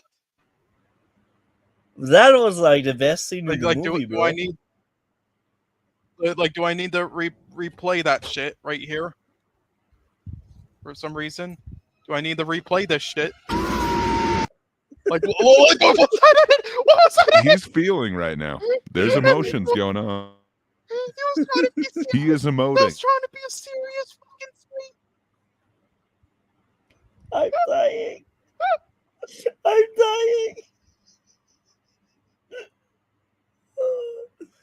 Our discussion is more funny than the movie that pretends to be funny. That's the ironic fuck this part of film. it.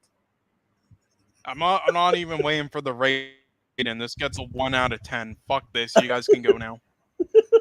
That's ours, bro. But now it's No, roasting this is time. garbage in every sense. It's roasting time. It's not the worst movie in the franchise. I'd say like I can't remember the other ones, but that one is You better like not say somewhere in the 7's middle. worse.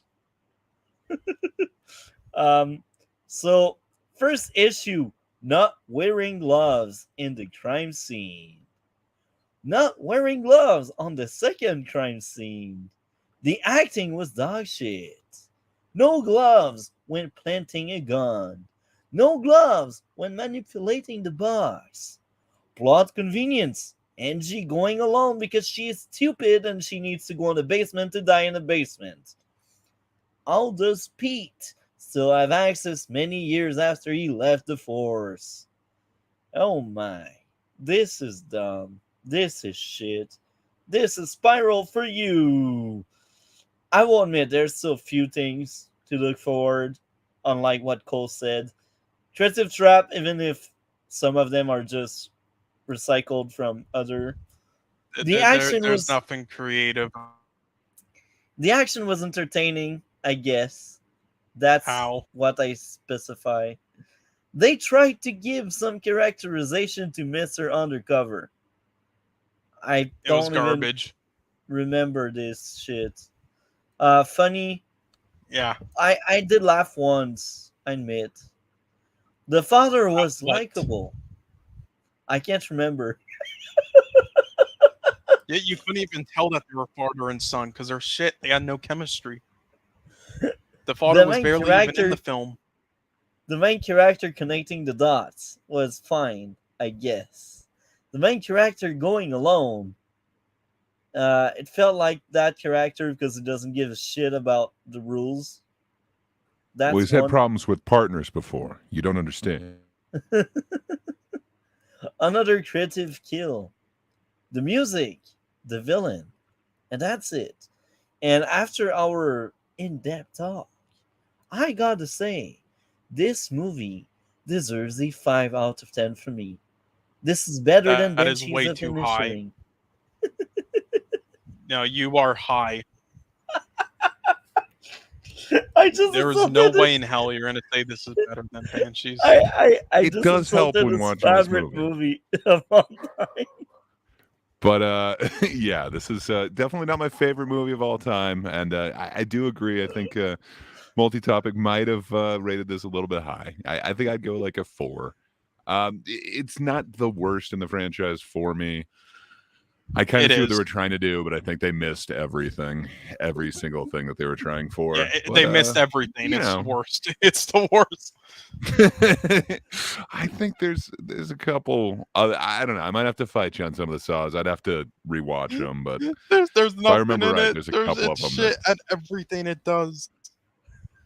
Listen, anything. Yeah, that I'm not gonna say like the comedy was great. I'm not gonna say. Hey, Samuel L. Jackson though. And that pig marionette, it kind of creeped me out. It's got a couple of okay things to me, and I kind of liked the actual end, like trickery, once they reach the building, even after he's like done the trap or whatever. It made no sense. sense. I don't know. I didn't necessarily see it coming. Oh no, but it had a political message, so it was cool. No, what the political message is that it's shit. Pretty much, but all cops are bad. Yeah, I don't know. I think I'd go a little bit lower than Multi, but yeah, I think 4 is where I'd rest on this one. But my 5 is like all the positives, like here you listing off, aren't intentional. All right, any funny moments weren't intentional. It's because the film was that bad that it was funny to laugh at. He's no Axel Foley. There's no banana in the tailpipe in this one, but I swear I chuckled a couple times. I think you're not giving him full credit how bad for it is. But yeah, I mean, it deserves more credit. It's legendary. It's memorable. For you, not the same reasons apparently, but yeah. I think this is hands down the funniest stream we had, and that's amazing. This is a 0, actually, now that I think about it. It's a 0. So much hatred, bro. You're compensating for Multi's 5? Yeah, I'm going to make sure that this gets a fail, so.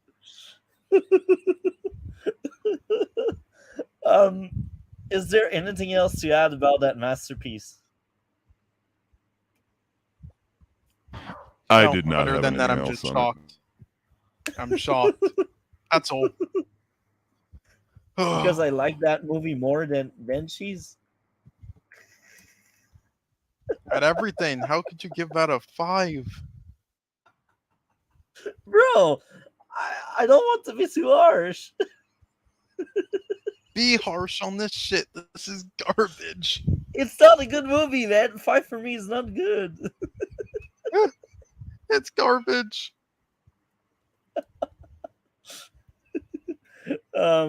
Anyway, Saw X, I guess. Saw X, I guess. So who wants to go first on that better movie? Because it's indeed better. Okay, let's see. Where are they? Okay. I'm gonna rant for like another 40 minutes, so somebody should go first. Okay. Oh, really? You didn't like that one? Wow. You have that much to say on this one? Wow, that's surprising. I don't know. Maybe I should go first, and I don't feel like I have a ton to say on this one. I don't know. It was kind of fun. I had nothing against Saw X. It was what I wanted out of a Saw movie. Definitely more so than Spiral. But yeah, I don't know. The traps didn't seem nearly as great, and then yeah, like the eyeball one to me seemed like a real loser. I guess I was expecting more of like a I don't know, what was the last one that we were talking about with the cheating girlfriend and the 2 boyfriends. I guess I was expecting like a fun trap like that in this one, and there was nothing like that to be had. Yeah, I guess I could kind of see why they would kind of go this route, especially after Spiral. But it's kind of weird. Like, I guess I wasn't expecting, like Jigsaw 2 out of it. But there's some memorable parts in it for sure. Like, I don't know, the traps at the end. I don't know. They seem a little mean to me. Like I don't know. it seems like they weren't doing the smartest things with them. For instance, the one where the lady had to saw off her own leg. Does it have to be blood directly from like the middle of the stump or anything like that? Like, could she not have like kind of gathered the blood in that tube some other way? I don't know. Some of them seem odd to me, but I don't know. It was kind of fun seeing the gang back together. I enjoyed it a bit. Yeah, overall, it was more pleasant to me than the Spiral experience, but maybe I've just been jonesing for a Saw movie for a while. I had a positive experience with this. Definitely not the top Saw or anything like that, but yeah, if you like the Saw movies, this one seems like they're back to form, in my opinion. But yeah, a lot of them were kind of weird, and I guess very predictable. I think you could tell where this was going to go, and that he's not going to magically be cured of everything. So I don't know. It was interesting, and then to see the actors really aged up was a little different, a little off-putting. But I don't know how else you do that with this being like almost 20 years since the start of the series or whatever. So yeah, I don't know. Overall, it left me with positive notions, but yeah, something tells me you're going to go a lot more in depth than I did on my just kind of I'm enjoying this. It's a Saw movie type of watching. I'm reassured because I thought I was the only one that liked it, but you have a positive experience. You are not alone, my friend. You are not. I actually enjoyed it a lot. Now, because I have seen it in theater, I don't have as detailed notes as usual. I only came back home and wrote down my issues, and I still remember lots of things I actually liked about it, but when it comes to my likes, I didn't note anything. My only notes are like side notes and like issues I had. So my first issue was plot convenience. John seeing the guy that steals from the sick as he drink water. It wasn't organic. It felt contrived. Not properly explained why the villain knew about John Kramer. She just knows it because the plot wants her to know. Plot armor. John and the kid drinking a lot of blood without dying drowned by it. That felt off because they swallowed so much of it. Like, bruh, one of them should have drowned and just ended their lives there. It should have happened, but it didn't. Whatever. Next up would be it's unbelievable that the girl would overpower the man, and the only reason they did that is to pay off John Kramer line about being backstabbed. Man, I will sound sexist. I know. I'm not. I'm all in for girl power. But here's the thing: you need to make it believable. Men have more physical force than women. That's why for many years we separated men from women in sports. So now, her just being able to overpower the guy and just survive the game didn't make sense for me. That was the last game. Like if she knew martial art and she would pull off some martial art move, I would be like, okay, maybe it's believable. But that was just like who's the strongest and was the bigger will, I guess. That's why it didn't work for me. But yeah, even if you add kung fu or anything, Jessica Jones depicted very well how a true fight would happen if a man attacked a woman. Even the woman, even if she is trained, she will get neutralized, my friend. That's how it goes. Always bring back Jessica Jones season 1. That very, very good TV show. Anyway, these are my issues.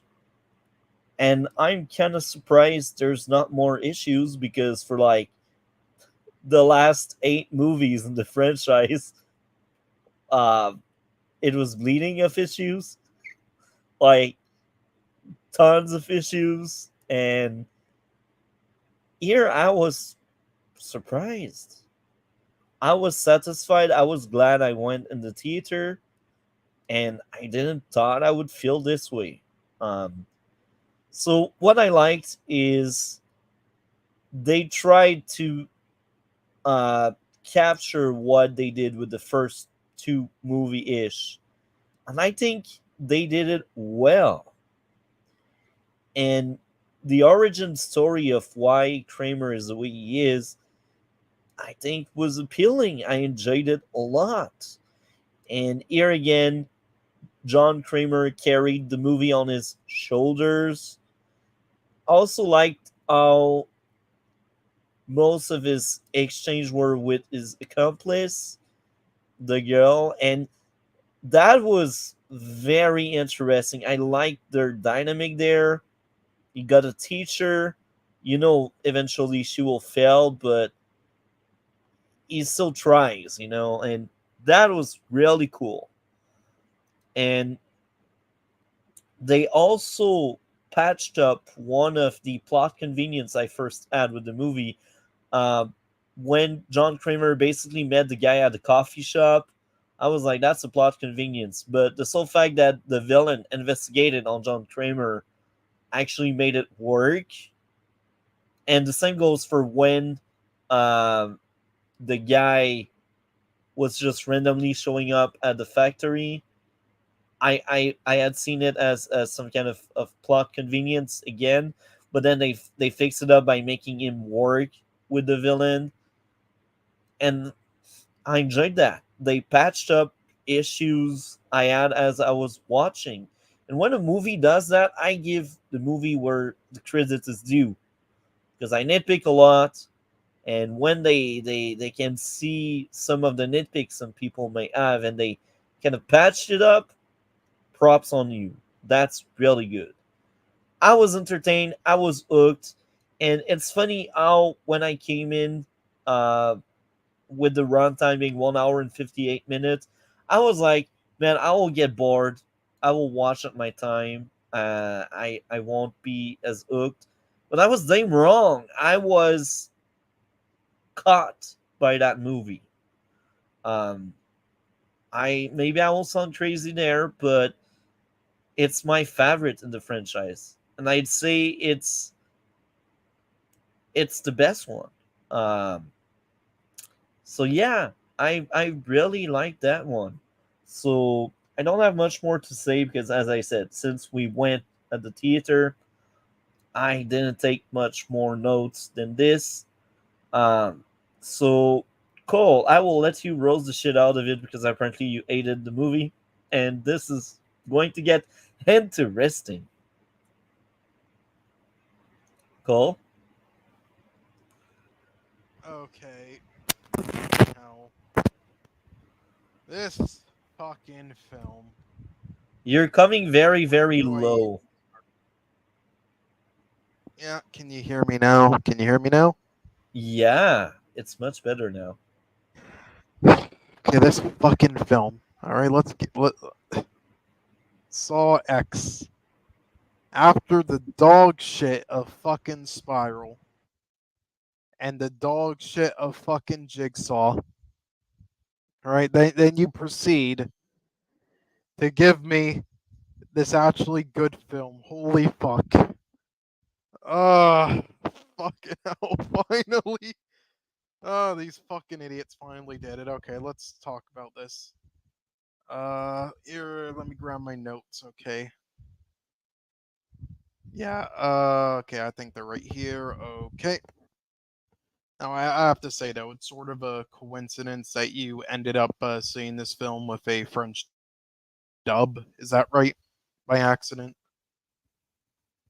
I Did forgot you? that backstory. And thanks for reminding me. So I will bring that back before I let you speak on. But that's hilarious because I knew the movie would go out soon. So I went on the internet on Google, and I typed out the nearest theater from where I live. I know the name of it, but yeah, I thought out that theater that was nearby where I live, and the title was in English on the internet. So I was like, oh, that's good. I'm getting the true version, the original one, the one that I'm looking forward to watch. And then I arrived in the theater, and I was shocked because the French dub was the one available um, in my theater, and the original would only come out the day after. So I was Wow. trapped, and I was surprised at the same time because I was like, No pun "Ow, intended. Wrapped. yeah, yeah." I was like, "Ow, ow!" Like usually, our French dub they come out after the original one. But no, not this time around. This time around, I got the French dub before the English one, I mean, and I that would have just returned the next day, but that's just me. yeah. But I'm there, so I just wanted to watch it because I did already the traveling, Yeah. and Well, anyway, I did just want to bring that up though because it yeah, actually might have. It's ironic it happened because some of the movie, mainly the part where they start kidnapping all the people, is in Spanish. So maybe it was better for you. maybe. Hmm. Yeah. Interesting. Also, Out of curiosity, just did to you see yeah. Spiral in a dub? No, I use a Oh, website. I want to know what like a French dubbed Chris Rock sounds like. That might be cool, or Samuel L. Jackson for that matter. It would be better probably. Oh yeah, probably. Oh my fucking hell. Um, so yeah, that's the backstory. I got trapped into watching that one in French, um, and I so enjoyed it. That's the shocking part of it because I never go see a movie by choice in French. The other time I got trapped was with Mission Impossible: Dead Reckoning. I got effed over badly because Barbie. I was meant to watch both. I Yeah, I think that was that day. I was meant to watch both Barbie and Mission Impossible the same day, but what happened? I came in the theater and I realized that was a freaking French dub, and I missed the Barbie one. I was like, "Oh, I'm stuck here." But yeah, go on, Cole. Um, well, what I would say in the future, check if the theater has a phone number and ask them. But anyway, I'm lazy. I will.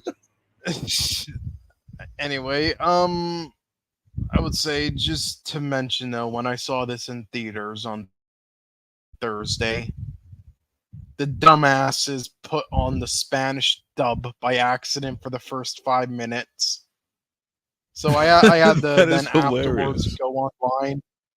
Yeah, I had to go online and look at the found footage thing for 5 minutes to hear the original audio to know what they were saying. So I have no clue what they were talking about during that time in theater. But anyway, I thought this was enjoyable, decent, and is probably the second best Saw film ever. Honestly, I would say it goes Wow. Saw 1, Saw X, yeah, Saw 6, Saw 2, Saw 7, Saw 3, Saw 5, Saw 4. Actually, no, Jigsaw ahead of, and then Saw 4, and then fucking Spiral can just burn in hell. But anyway, yeah, I really enjoyed this, and I think it returned the form for the franchise of Saw after how bad Jigsaw and Spiral were. But this film understands what the fans want and does all the fan service for it in the best way possible. It's not cheap fan service; it's good fan service. They also has a point in the story. It's not just pointless fan service. And they have also since said in reports so that they regret killing off Jigsaw so soon, which yeah, I would imagine, but that's why you're going back in time. But anyway, first I'm just going to list off basically all the film aspects and such I enjoyed. Then I'll kind of break down certain complaints I have or other people have and how scenes kind of play out. But I mean, I'd say yeah, the lighting, visuals, color palette in this, I loved all of that. I think it's so well done and creative by the director in this one. That and his camera work in this really lends a good hand to this.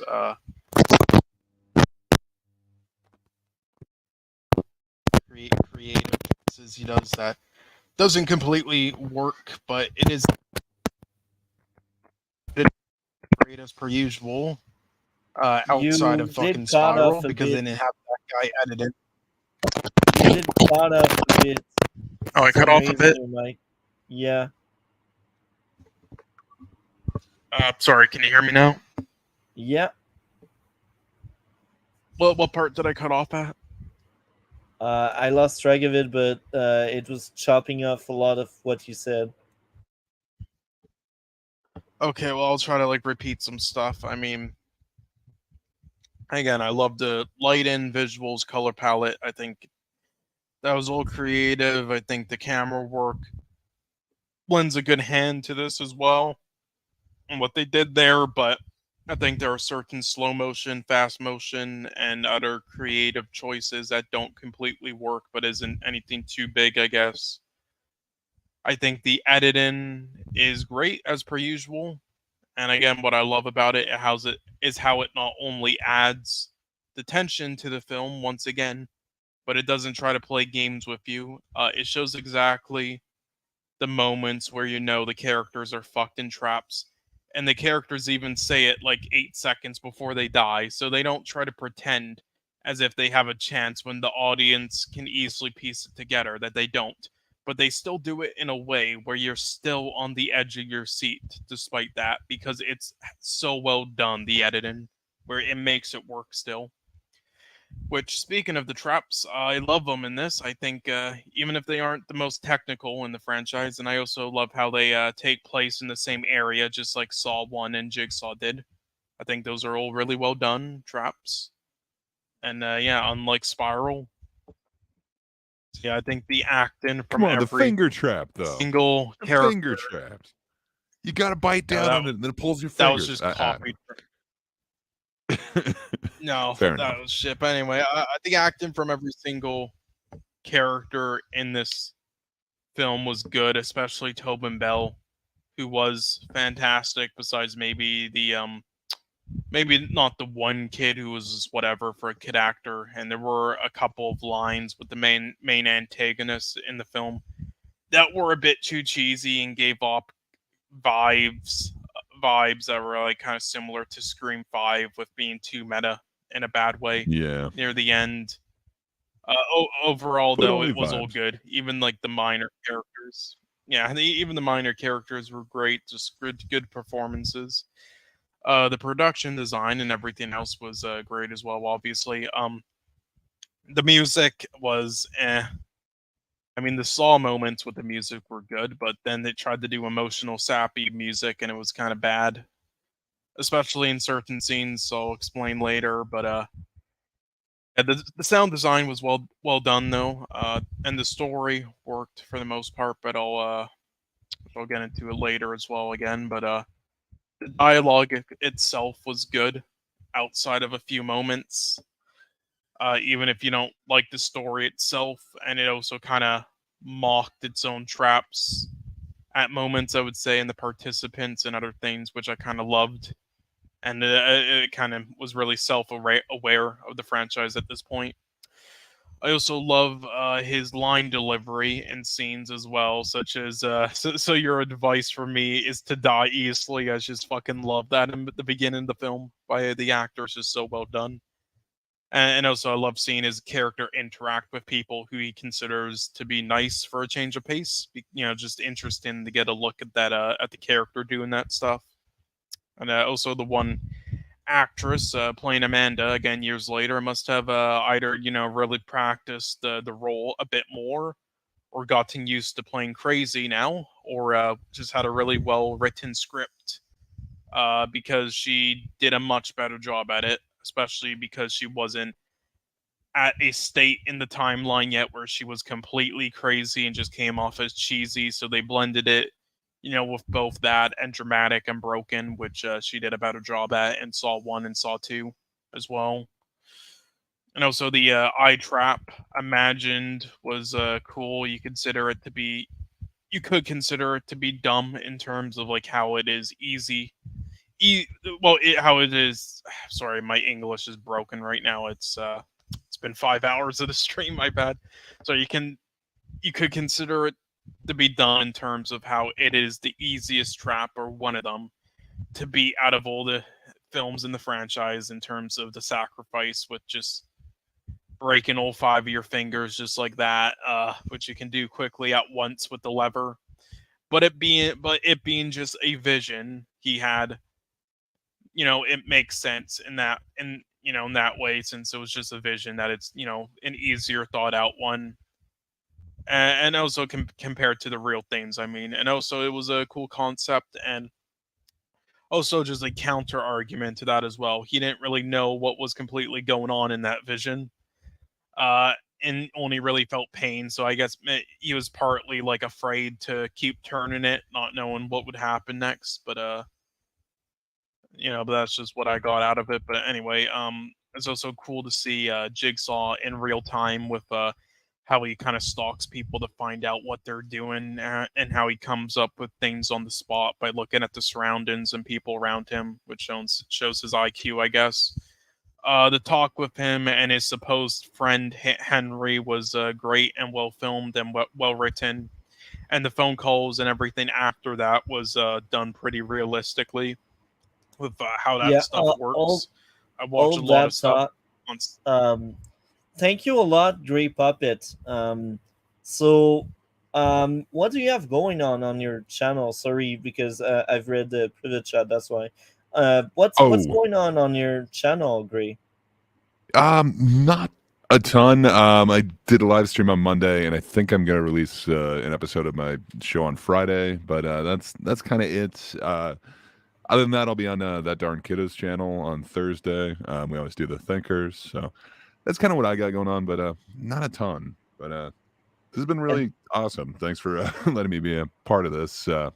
Sorry I didn't take more detailed notes. I really like how Cole's breaking this down. I definitely, I wish, like you, I had been able to kind of bring a notepad or something to the theater. But yeah, I think this is awesome, and I'm really enjoying the way that you're breaking this down, man.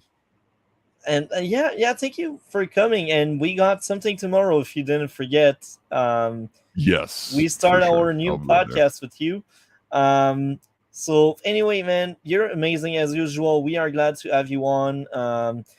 Like we said it many times, we love to have new guests. And have a great one. Take care, and we All right, will talk thanks. later. All right, see you guys. Thanks again. So, you and I, Cole. Yeah, sorry for taking a while, but sorry, That's my brain. fine, bro. Yeah, my You know brain me. is No at this stress. point in the stream. You should know me by Yeah, now. well, no, here's No after stress. 5 Take your hours time. over that. Yes, but after I know, but after 5 hours, my brain starts to like not work. That's still a marathon, you know. So where were you at? Cool. Cool. What happened to Cole? So yeah, I guess Saw X, good movie. Cole, he muted himself. Let's hope he didn't crash. Oh my, now I'm scared. My So bad. Sorry, pizza at the ordered. I got That's scared, how long bro. this has gone on for. Holy fuck! What? So Fucking hell. where were you in your Anyway. notes? My brain stops kind of working after 5 hours. Yeah, it's right here, but yeah, it stops working after like 5 hours, and I keep mispronouncing words. So, it's gonna be tough, but okay. Try to try to power my brain on again.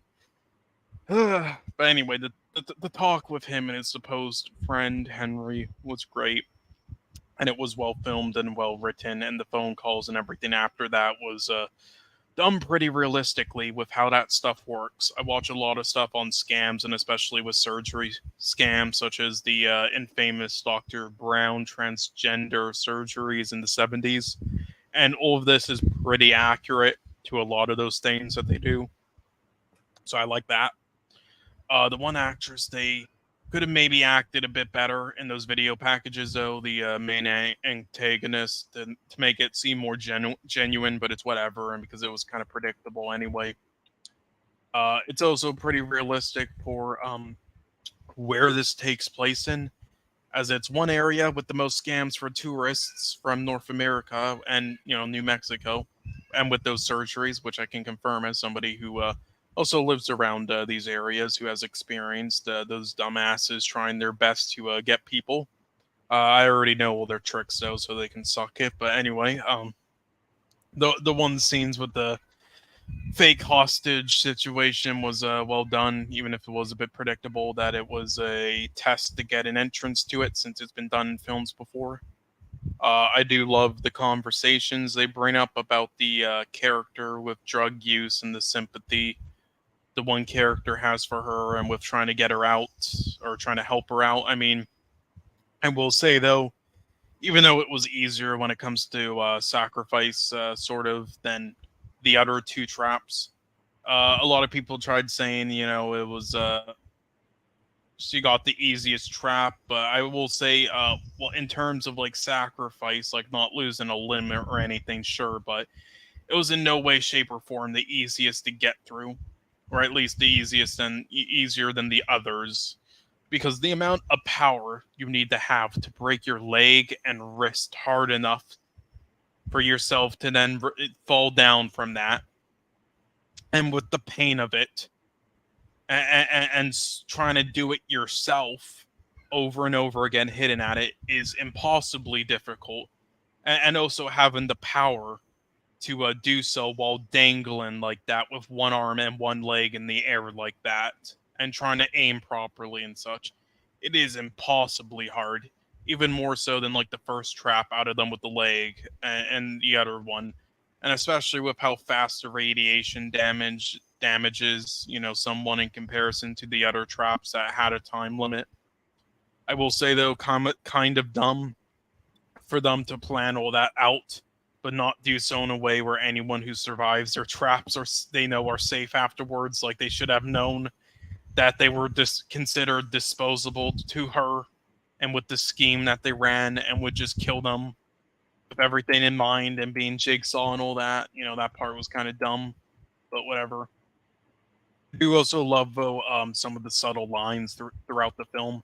If you notice a lot of them on a rewatch, then it's pretty clever. It hints at their situations later in the film, or their demise, especially the one line with that character in the one radiation trap, saying the one character saved her as while she was acting, only for her to be the one to kill her. So, subtle stuff like that. If you notice, there's always lines like that throughout earlier in the runtime that kind of hints at their demise. Anyway, Yeah. the scenes with Amanda in the pig costume were great and nostalgic.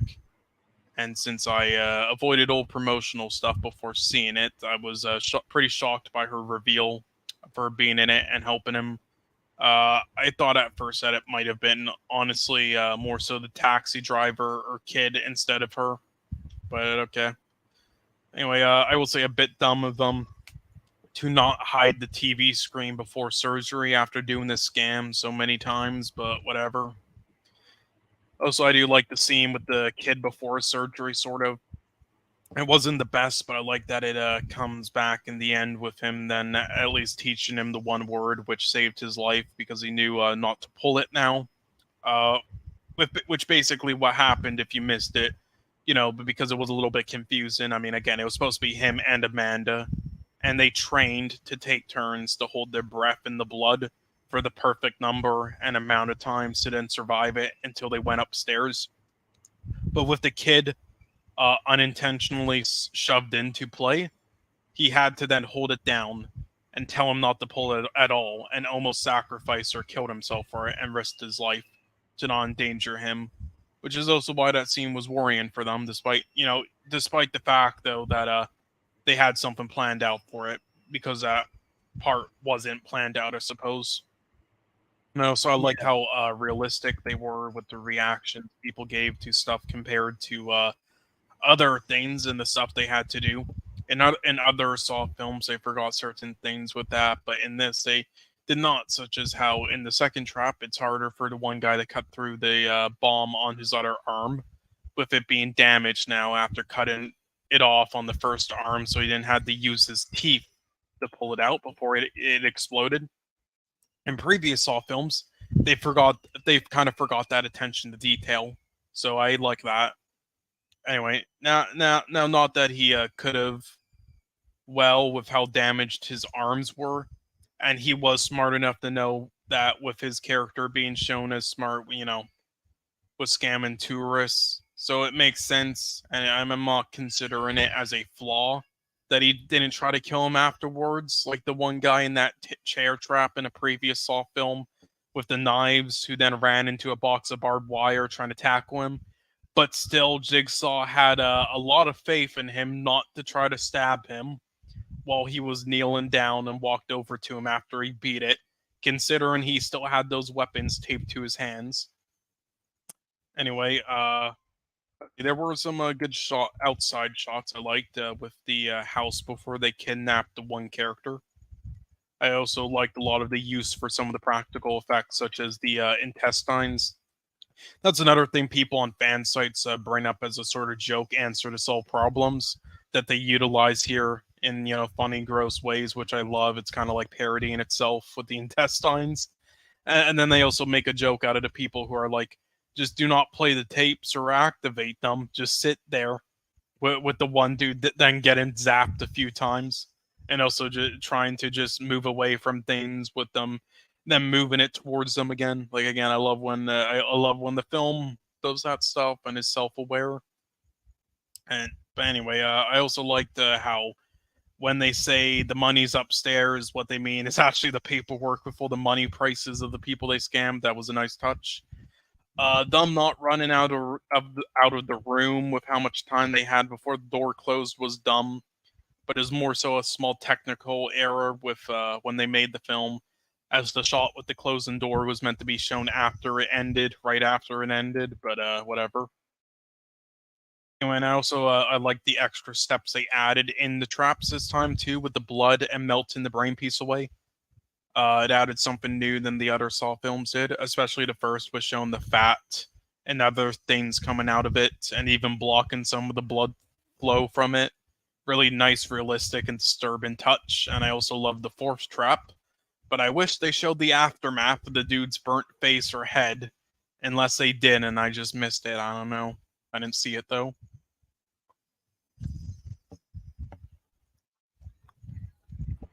I don't remember seeing I'm gonna it stop either. right now because I need.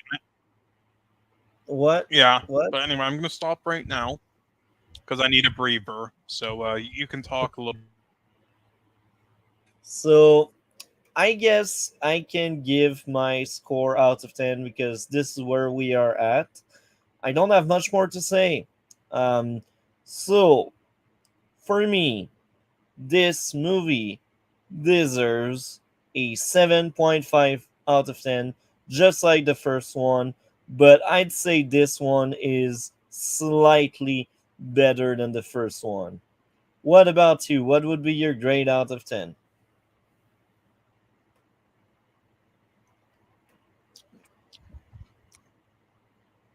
You can mark it down in the chat.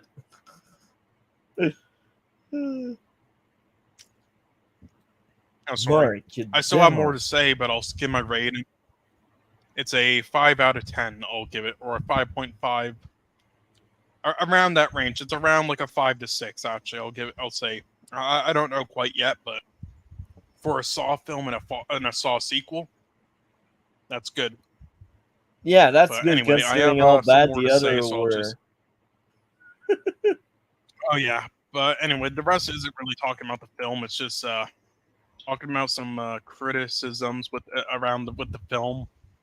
So here's the thing: a lot of people criticize the beginning of the film, calling it boring, and not a Saw film. Like, I'm not denying that it was a little bit uninteresting and with the music and attempts to be intellectual in the beginning. However, it kind of worked overall with being competent enough to me because of the filmmaking and performances by Tobin Bell being great, right? Like, he was great in those scenes and as the character. So they still made it work. Also, it didn't do anything much different from any other Saw film. The majority of them started out with a trap in the beginning, which they had, but just as an imaginary thing this time. And then 15 to 20 minutes or so of just dramatic character stuff before building up to the traps. So I really question people's memory and knowledge of them. Also, there are people how predictable this entire film is, and that's from someone who didn't even see the trailer or read anything about it prior to this. That it is pretty predictable. Everything being makeup on his stomach to everything else being in, everyone else being in on it besides the kid who would survive. To be easily predicted and plot twists, and with the clues they gave prior, and the one guy being in on it with her, and them knowing how all that with those two would play out and so on. Like, it was all pretty predictable, I'm not gonna lie. However, here's the thing. Outside of the first Saw film, and the second maybe, there really isn't a single Saw film that isn't super predictable with almost everything it does. There are a couple of things in most of them that are super unpredictable that nobody can predict in the end. However, that's because, just like both Knives Out films, which is why they really aren't that smart, the only reason that's the case is because they set it up in a way where not only are some of the twists so absurd and ridiculous and dumb that it's impossible to, but they make it where it's literally impossible to be able to predict them because they hide stuff in it and do it in a way where you objectively can't possibly, no matter how smart you are. That, and it has been 10 Saw films now. So no matter what they do, we know the patterns by now. And with Jigsaw's and Amanda's subtle word clues. So it's basically impossible to make something unpredictable in a Saw film these days unless they hide shit like in the other Saw films, which isn't unpredictable, it's just hiding shit, which this film didn't, as there isn't a single thing revealed at the end that wasn't shown or told to us earlier, which I respect, even if it's predictable. And it isn't done in a bad predictable way like Spiral. It's done in a good predictable way. So because of all that, I really don't care that it is, because truthfully, none of them really are unpredictable anyway, and it doesn't matter anymore. Every single person I figure would survive in a Jigsaw trap, and all 10 films have survived, and every single person I figure would die in a Jigsaw trap, and all 10 films have died. And audiences have picked up on the clues by how the characters in every film are saying shit like, he's going to kill you, right? Or no, she's going to kill you, right? He's going to burn you, right? It's like, and then obviously that was going to come back later. So I don't care. All I care about is if it's done in a good, predictable way, that's a well done film. And this was, outside of maybe a couple of moments, those being the climax with them stupidly playing sad music and playing that whole shit out. If we actually think Jigsaw is going to die, despite this being a prequel, and as if it wasn't pre-planned out to put them there, when it obviously was, but besides maybe the kid, obviously, in that one trap there, and B, there not being any shaved bald spot or fake stitches on Jigsaw under his bandages as an attempt to at least make it seem somewhat realistic of a scam. So those was really my only two issues with that. Right there. Okay, sorry. Fucking throat is like drying up, goddamn. Okay. Oh, so while I did figure the one guy in the taxi would have the highest chances of surviving his trap with the time he was given and being an easier one than others, along with the one girl who I think everyone figured would survive hers with the radiation, it was still done well and sort of unpredictable as you possibly can, because they never revealed until after his trap that Jigsaw didn't actually know the whereabouts of everyone else and needed him for it. So for all we knew before they revealed it, it could have been that he already knew the whereabouts of everyone. He was just going one by one at different locations, starting at the smallest pecking order all the way to the top of the food chain, and that him dying in it would just be the beginning. So it wasn't as unpredictable as it wasn't as predictable as people make it seem after seeing the film. It was actually kind of unpredictable, especially since he was fucking around for so long. Although I will say, what if the motherfucker failed the trap and died? What would happen then? He would be fucked because he gave him the contacts. So that's just hilarious to think about that. I don't think the film and the character thought that out too much, but whatever. It's just a I'd like minor to issue, I guess, for share. me. But whatever. I'd like to share something else on Yeah. top of what you said. I feel like maybe I Yeah. misread the movie, but I think and I feel like it's hinted that the entire movie takes place like really early in Jigsaw career, but it's like many months. Like he went back and forth in the USA and came back in Mexico and that kind of stuff. That's what I think may have happened. I don't think it's in a very short window of time, but I may be wrong on that. What do you think? I'm not too sure. Okay.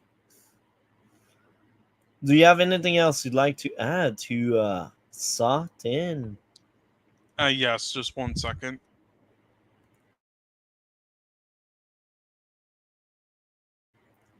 Drink less coffee, bro. Drink water. Water forever, man. I am now, but fucking hell, my throat's starting to hurt. Oh fuck. Okay, let's try to continue. Holy fuck. Blame the I'm probably coffee. not gonna say much about the last film because of this. Holy fuck. Anyway, so okay, here's the thing. There are people who bring up stuff saying that it broke the main story or had movie breaking flaws. But I don't agree with that at all. Plus, as we went through and all of them, literally all of them besides the first and second had movie breaking flaws in the main story and side stories and overall. So once again, just like the predictability. Oh wait, did I cut off? Can you hear me? Shortly you did, but I still got what you said. Yeah, because my thing like reloaded. Sorry, but anyway, literally all of them besides the first and second have movie breaking flaws in the main story and side stories and overall. So once again, just like the predictability, I really don't care as long as they give us a competent, fun film for the fans in the process, as Saw films such as 6 were, and this was that. But anyhow, I'm gonna go over a few of those things people brought up. The first one is that people tried to say he was, oh my god, but what was it again that they tried saying? Right, people tried to say, I believe that they brought up that okay, actually no, sorry, I misread this. That's actually a point for later, my bad. But let me go over this first one. People cried, basically wondering how she figured out it was Jigsaw, despite the fact that the point of the film is she is depicted as almost just as smart of a scammer and evil genius as him, with figuring that stuff out in advance based on many clues and his background before and during the traps. That's how she figured it out, because in the film she's depicted as just as smart as Jigsaw, or almost just as smart. And there are then people crying about why she then picked him if she knew it was Jigsaw and risked all of that before the surgery. Here's the thing, though. Because of how the film depicts her character, she probably thought she could outsmart him with her scams and high IQ strats, thinking she's above him and treating it like a game of her own and with the type of character she is. That, and she probably didn't realize how smart he was at the time, because remember, this was during Saw 1 and Saw 2, which is when he was not doing the totally infinity IQ traps reported on that he years later is famous for. Just the smaller scale one room traps. That, and he didn't realize, she didn't realize he was smart enough to do stuff such as track the locations after moving far away based on writing down things in his notes and degrees of stuff. Right? That, and also she thought that maybe he would die soon anyway with his cancer. Alright? It isn't like the high IQ stuff he's known for was publicly available anyway, so she just thought of him as a regular smart serial killer that she can outsmart instead of a fucking greater than Zodiac killer levels of serial killer with his IQ. She also probably didn't realize how much of a watcher he is with knowing his surroundings. So because of all this isn't an issue for me. It actually kind of makes sense why she would still do it and try to trick him. Especially with the character they present her as. Especially with how much time there is between Saw 1 and Saw 2, which also gives them the opportunity, to make so many prequels with Tobin Bell until he dies, which I'm very excited for. So yeah, but anyway, yeah, a lot of people keep trying to say there are movie breaking flaws in this outside of that, and I'm trying to wonder what movie breaking flaws there were in this in comparison to the others that people said weren't in the others, because all of them had them, especially Jigsaw with the fucking HD TVs in the 1980s and 1990s. Like, what the fuck? And then people try to say, oh, those weren't the main story breaking things. Maybe the anti-woke crowd influence extend more than you think. Even if they don't really attack Saw, they kind of brought people mind anyway. So maybe it's just because the overall atmosphere and vibe people are getting on the internet and out there is more negative than a few years ago. And maybe a lot of pseudo intellectual people pretend they are smarter than the movie, and like I'm sure EFAP did something about that kind of movies, and No, that's I'm sure definitely the case. That's definitely the case. Nowadays, people want to try to act intellectual, so they'll try to nitpick this film now, but they wouldn't years ago because they were younger back then, and because it's nostalgic to them. So they want to pretend like it didn't have the same issues, even though it did. Like, what the fuck? People then try to say, oh, those weren't main story breaking, even though A, they were, and you're just coping or don't remember with the nostalgia or trying to pretend as if they weren't to shit on this one to be cool. And B, even if we ignore the main story and his change of morals and actions throughout the place and just pay attention to the small issues that you say aren't main story breaking and the issues in each trap and the morals there are still so many of them that it still breaks the entire film and the main stories. Those issues are issues in the story because it breaks the entire fucking story. Holy fuck. No, so even if there weren't any flaws in any of this and in its logic in all the prior Saw films, which there are in all of them, the odds of everything working out as they did for him in each of them, and for him to know all of it, is impossible, pretty much. And he would need to be fucking supernatural while having fucking teleport powers to know and do all that stuff, which he isn't, so fuck off. It still breaks each fucking movie. Some guy fucking, holy fuck. I was just arguing with this guy the other day, and holy fuck, he was such a fucking clown. Like, he tried saying the connectivity and logic and all of them lined up great until now. What are you fucking smoking? Anyway, he tried then saying they didn't mess up the timelines or morals of Jigsaw in films. before this, even though they did, in order for everything from Saw 1 to Jigsaw to happen, holy fuck, like, putting that aside, the period of time, I can't even speak anymore. Just, it would be impossible, but here's the other thing. He keeps trying to, I'm sorry, my brain is broken at this point. Let me try to, right. Sorry, I need a drink. Can you say something? People broke you, bro. Society broke you. Internet broke you. And this is no surprise. No, I'm because just, my people. throat broke me. The coffee broke me. Okay, so this is where it is in my notes. Okay, I just lost track. Okay, listen. Many of the defenses for the flaws in the previous films are just excuses by the writers in later films. All right, all the stuff they try fixing or given flashbacks for past films and future films were never part of the plan. It's just them listening to fan sites online and realizing this shit in the older films and then trying to act like it was always a piece of the puzzle and intentional. So because of that, I don't care. I'm so labeling them as flaws in the previous films because it wasn't intentional. This isn't something like the Batman, which is clearly intentional with some things that they're planning out for his character to then be more different in the second and maybe third sequel. This was all accidental and on the spot. They're flaws. Oh my god, they literally said in Saw 1, the exact year, day, and month they investigated Jigsaw's house and farm, only to then have it in Jigsaw where the traps are happening at the same exact time because the writers and directors were dumb and forgot to watch the fucking films. Which means if that was true, then they would have found out about all that shit that was taking place in Jigsaw and the farm.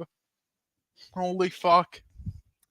And then also, holy fuck, there's some people who want to point out that, right, there's people that pointed out the twist of Jigsaw knowing that Hoffman blackmailed Amanda in Saw 3. How it doesn't make no sense with how he would have stopped it instead of having his wife do that shit years later. Because they said he was on his deathbed. Even though he knew years before that. Alright, but then they say in defense that it's because Jigsaw isn't that person. He lets things happen and people choose, their own actions and make their own choices. Alright, so that's why he didn't do anything about it in the previous Saw films. Despite the fact that there are literally many scenes in the previous Saw films, such as Saw 1 and Saw 2, where he is clearly more hands-on with things and taking matters into his own hands, such as literally slitting the fucking police dude's throat in Saw 1 when he was wearing the hood. Alright, and don't then try to say he did so in a way where he wasn't trying to kill him or anything and gave the other dude a chance to either help his friend and let him go and take him to the hospital to save his life, or chase him into his own death with the fucking booby trap down the hallway. Because that wasn't the case. The directors of Saw 1 even confirmed it. It's just fans on websites coping and trying to repair the logic for them who say it now. Right? If it stayed consistent with throughout the other films and his character, sure, but it doesn't. He picks and chooses his logic and stuff at random, especially in the later ones, when he keeps trying to pretend like everyone's death are their own doing and choices. Even though one person in some of the traps always has to die no matter what. And even though he sets up many traps where it is lopsided for certain people. So it makes no sense. Oh my god, and then there's also people, oh fucking hell, when I bring up the complaint, why is it that Hoffman tried continuing the traps and do his work after Saw 6, after Jigsaw tried to murder him with his wife? They tried saying that he wasn't, and that in Saw 7, he stopped with them and was just trying to kill everybody who wronged him in the police station and the wife and then walk away. But that wasn't what was shown, idiots. It showed a scene of him walking back to the original place, and in the lore and by the director himself saying that he was trying to go back to work to continue the shit for Jigsaw until fucking Dr. Gordon killed him.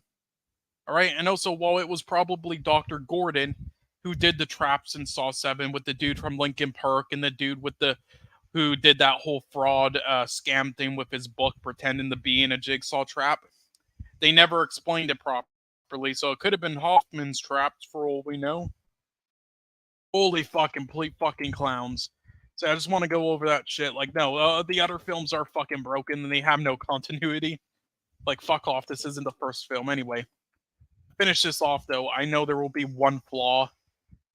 I knew there would be one flaw you were going to bring up, Multi. Alright? And you did. And I just wanted to explain, alright, how the one dude at the end wasn't able to overpower the girl, right? That was one of your flaws, right? Affirmative. Was it? Yes, it was. Okay, look. I will just say, in this one I can understand a bit, but I do have a solution for it, actually, of how it isn't a flaw. But I will just say, look. I don't really care about that stuff the majority of the time. The reason why is because it can happen. It would be nice if they more often did more creative stuff with females in films, like females in films like that, such as in John Wick 4 with the one actress. But it isn't unrealistic or a flaw for women to sometimes overpower men or flip them over in films.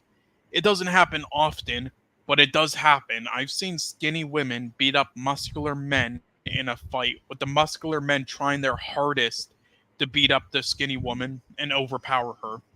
It can happen in humans with that adrenaline and in the moment. Similar to how there are times and cases where someone, like a husband has they're like doing a repair under their car and then it drops on top of them during a repair. And out of pure adrenaline, there's been cases where the housewife is somehow able in the moment to lift up the car by herself and save him in the moment. That shit happens. And also moments such as in Bullet Train with the one girl who flipped over Brad Pitt's character isn't unrealistic to me either. In Bullet Train, it made sense. That was well made in Bullet Train. Yeah. Yeah, so listen, so overall, here's the thing. I don't care as much about that. However, this might be an issue for some, and this is more of an issue, especially because he had a weapon. However, I do have a few explanations for it that you might want to hear, and maybe it will improve your rating, all right? So hear me out. First and foremost, the female character is depicted as pretty bold and strong in the film, and has probably had a lot of experience of fighting to get out of situations like this, as shown in the film. Secondly, I will stop you right there. Sorry, bro. I will stop you right there. Sorry, bro. You give reason to the writer. Like, if they showed a flashback about a scene like that, it would be believable. It would be believable. Or even a present day scene where she is able to overpower someone and being like in shape and stuff. But now, right now, you're giving like reason to the writer. But move on. Keep going, bro. Oh my god. Well, okay, 1 second. Talk for a second. Yeah, so yeah, I don't give ammo to the writer. The writer, they are the ones that need to show me they're worthy. That's how I think. That's how I see it. And I said it in the past. Look at Arrow with Sarah Lance. She pulls up a good fight and it's believable. And she is smart, and they also explain in the lore of Arrow how a smaller person can take on bigger targets. Okay, fair enough, but okay, but listen, here's the second thing now. The second thing is this. The one guy was shown to be kind of a fake, which is looking tough instead of being tough and relying on his gun. Right, but here's the third thing. Here's the main thing now, all right? He was damaged a few times before that whole thing played out. So he was drugged to put him to sleep, and I looked up the drug they used, and it was actually something that makes you weaker and more drowsy for a few hours after you wake up. Weaker to the Oh, extent where you can okay. lose a fight against somebody like that. Yes, You and he won was me also over. damaged. Yes, but also he was also damaged again before her while the fog was, first released, which didn't help either. So because of that, I don't have an issue with it. Just to tell you that. Now, however, I will say, just to avoid any criticism of it, maybe it would have been best if they should have had a scene instead, had it played out where while he's swinging the weapon, he drops it from the fog damage in his hand, and then she picks it up on the ground, and while he's trying to grab her, she cuts his legs until he falls down, and then runs to the oxygen thing to survive. I think that maybe would have fixed any potential complaints about it, but either way, the medicine or whatever the drug that they gave him, yeah, that kind of explains it. But maybe they should have Okay. wrote it right like that, though. But You actually won me over, and yes, this will change my score. It will actually okay, and earn also I will say, 25. did you see the post credit scene? With the other prisoner, like one of the guys involved in the scam getting trapped. Yeah. Okay, so you did stay for the Yeah, post credit scene, and yeah, with the yeah, it was I believe Henry was his name, the guy who scammed him at the beginning, pretending to be his friend at the chemo sessions or whatever. yeah. Yeah, I mean, I just want to bring that up. Love that post credit scene, and it pretty much teases another prequel that will happen after it with Hoffman and him, which I'm totally cool with. Yeah. And yeah, really enjoyed this film. Again, isn't great or anything, just like any Saw film outside of one, but for a Saw sequel, it's great and a competent, solid, fun overall film for the fans and everyone. I don't understand how people could hate on this, but defend any of the others, and especially when there aren't as annoying director choices in this with Kevin Guerrero understanding what to fucking do. But anyway, sorry that You took won so me over, fucking bro. long. Yeah, The my throat is literally dying, so it took me 50 minutes to get through all this. So at last, I decided to change my score. 8 out of 10 instead of 7.5. It's well deserved. It's well earned. Good job, movie. And thank you for trying to fix one of the issue I had, because you actually brought really good points. The first half of it, I wasn't really on board, but the substance used that made him weak here, that's actually a good explanation. And yeah, I like that. So yeah, they were smart about it. So I guess now we are in the finishing line with the final topic. Do you think you have enough strength for that one? Yes. Okay. So I will You can go give you a first. small, yeah, that's what I was offering, because I will give you a small break there by starting with this topic. Um so based on what you told me earlier, this movie was made by the same people that made Triangle of Sadness. Oh, it's the same production company, Neon. Oh, okay. I see. Um so yeah, okay. I will start off by saying my side note.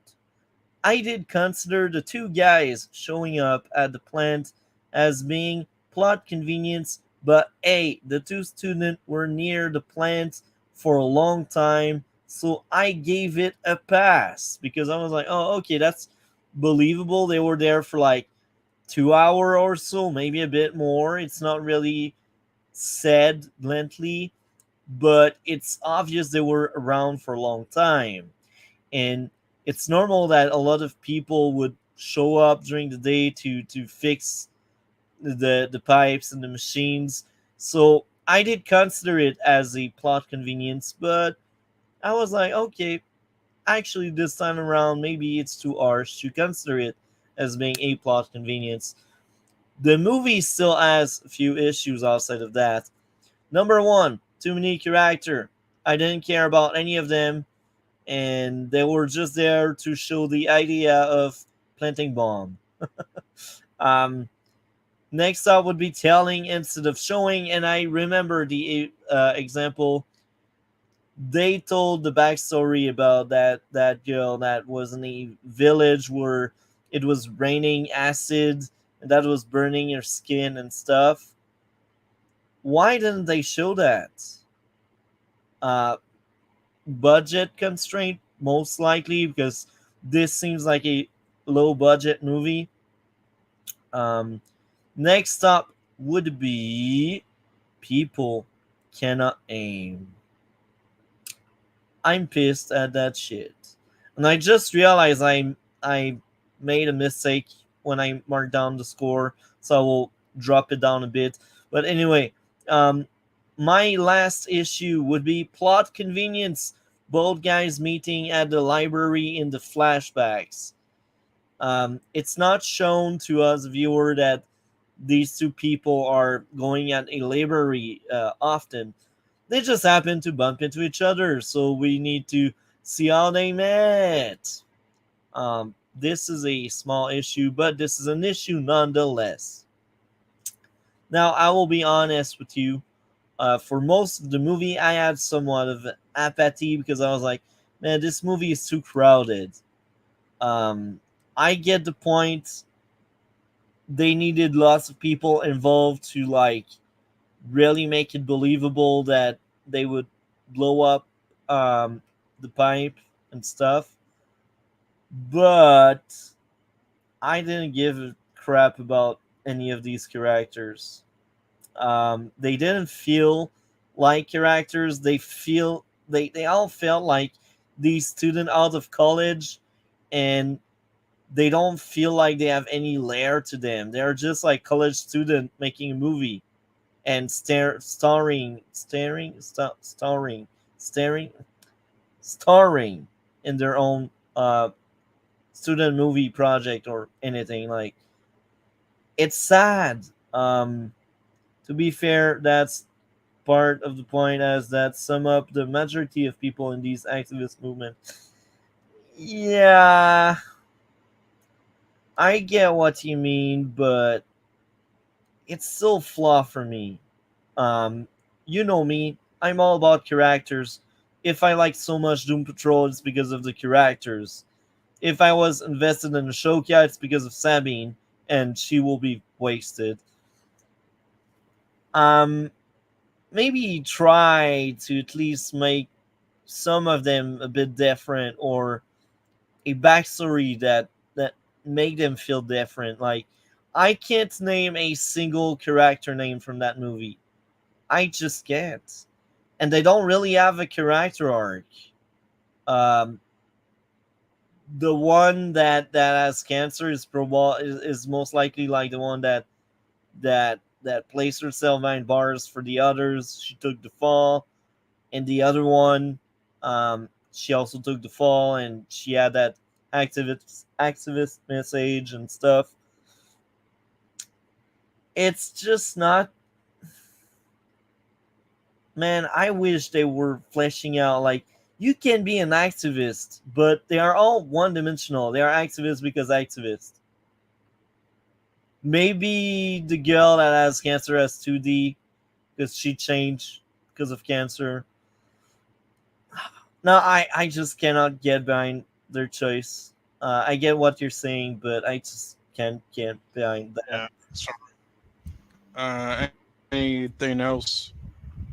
Not really. I still have a bunch of stuff I liked. The sound effects are on point. The group creating bomb was entertaining. The seeds to terrorists were well planted. The students were well written because they sounded like activists. Even if I didn't feel about the character themselves, um, they still felt like college students. So I guess that makes sense. The pipes blowing up was cool. Good depiction on how wrong it is to do terrorism, even if you got good reasons. I think they tackled that topic very well. And we are officially making the longest stream on the Red Blue podcast right now. So I don't have much more to say, sadly. Um, I enjoyed it despite my issues. I thought that was a solid movie, and that was most Yeah. likely one of the best movie we had this year. Um, so yeah, I will let you talk on it now. Well, we haven't seen too much from this year so far, and the best stuff usually comes out later. But yeah, this was a good film. It's one that's being fairly well received. A lot of people think it's amazing. I don't really, but I think it's still good. Let me just find my fucking notes here for it. I don't know how much I have to really say about it, but yeah. Anyway, I this might what I get would some say people is that that think, oh, sorry, oh no, I didn't um, mean to cut you off. Go, it's just there's I a didn't delay on mean my to side. cut you off, but there's a delay on you. I don't know why. Um, So my guess on why some people may think it's amazing is because a lot of people can relate if they are a student at college right now. They can relate to that kind of stuff because they're activists themselves. Because a lot of college students they are activists, not the same way. They're not all theorists, but a lot of people go to college because they feel like they can change the world. And then there's the other part that want to be educated and have better jobs, but a lot of students that they think they can leave a footprint by studying. Anyway, move on, Cole. Sorry if I caught you. I didn't My mean to. bad, but yeah.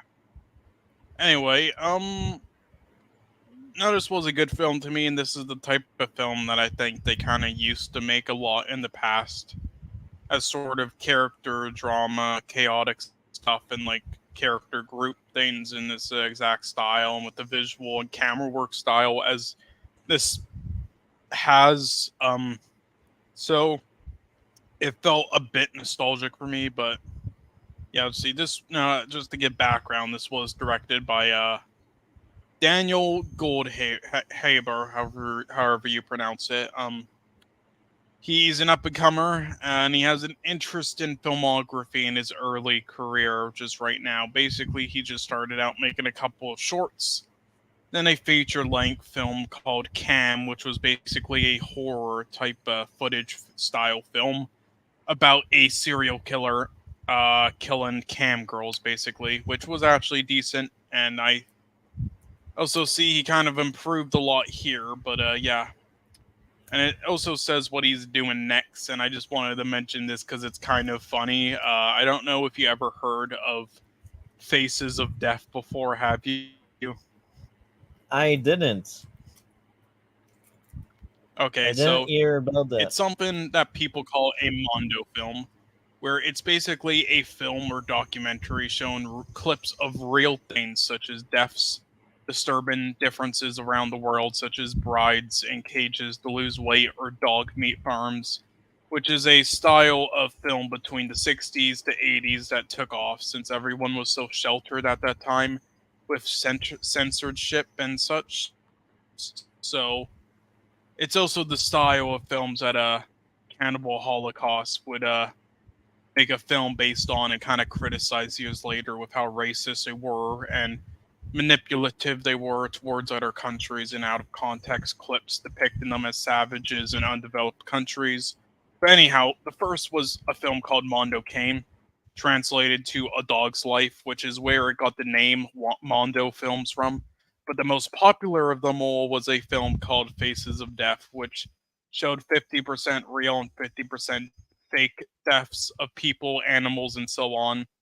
It hasn't aged too well today, with the film itself being cheaply made, with many cheesy, obviously fake moments, such as a stupid fake possession spirit thing at the very end, and with almost all the people deaths being fake in it.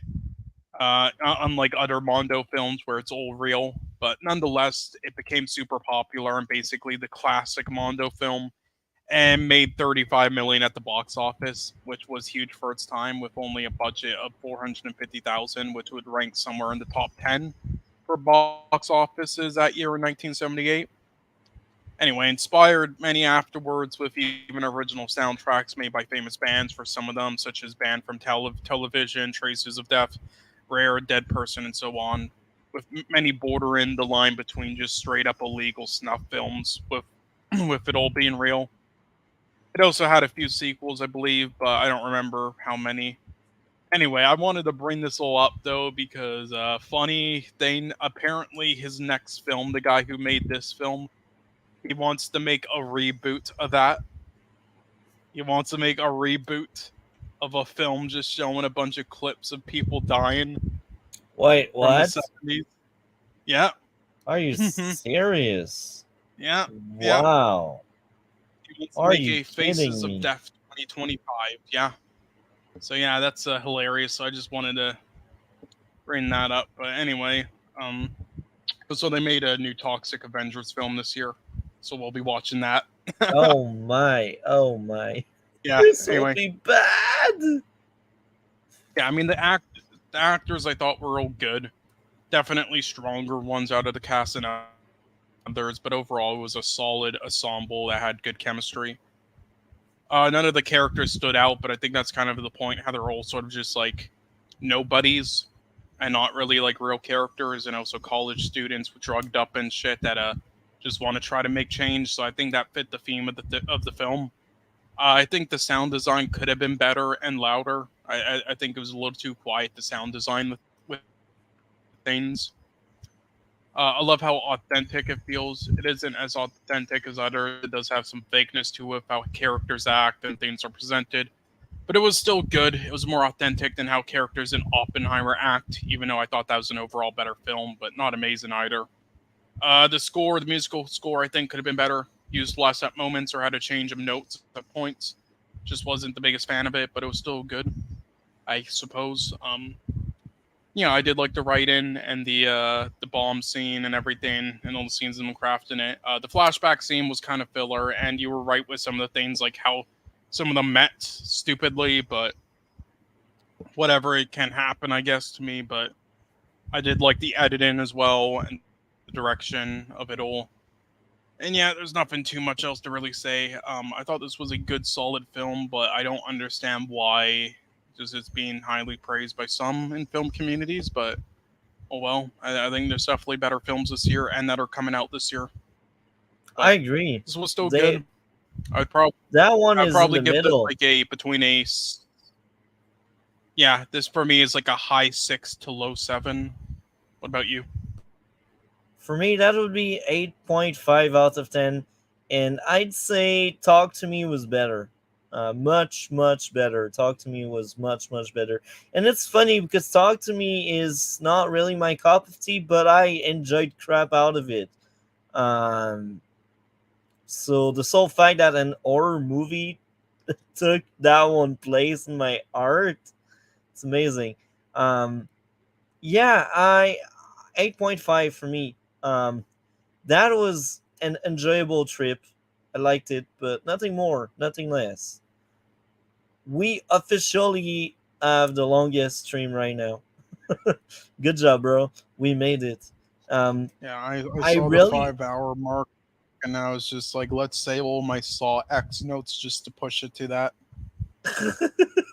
My throat is gonna die tomorrow.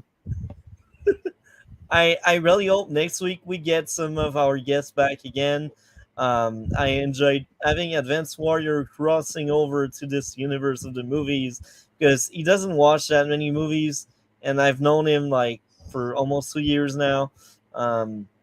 Yeah, I'm glad guys met. Two circle meeting. I'll be honest. I might not be able to write as many notes next week or future weeks. I think this is a little too much on my fucking throats with how much I've been saying. That's fine. You did your best, and I'm glad we did that. Thank you very much for your time, man. You are amazing. Um, I will let your throat rest. You need it. Thank you very much, man. And tomorrow, if you're available, you know what's going on, right? The new podcast, if you're available. So yeah, Probably not, but we'll see. I might show up for like an appearance a little bit. That's it. a cold cameo. Anyway, thank you a lot, man. You're amazing as usual. I am very grateful. You're amazing. I'm glad of what we did today. That was one of my favorite episodes we did. It's probably on par with the Barbie one. Maybe the Barbie slightly above, but it's up there, like in my top 10 I episode we mean, did. the Barbie one was the most hilarious and entertaining, but this one's probably the most analytical so far. Yeah, that's the most interesting one. So, man, you're amazing. Take care. Have a great one, and we will talk later.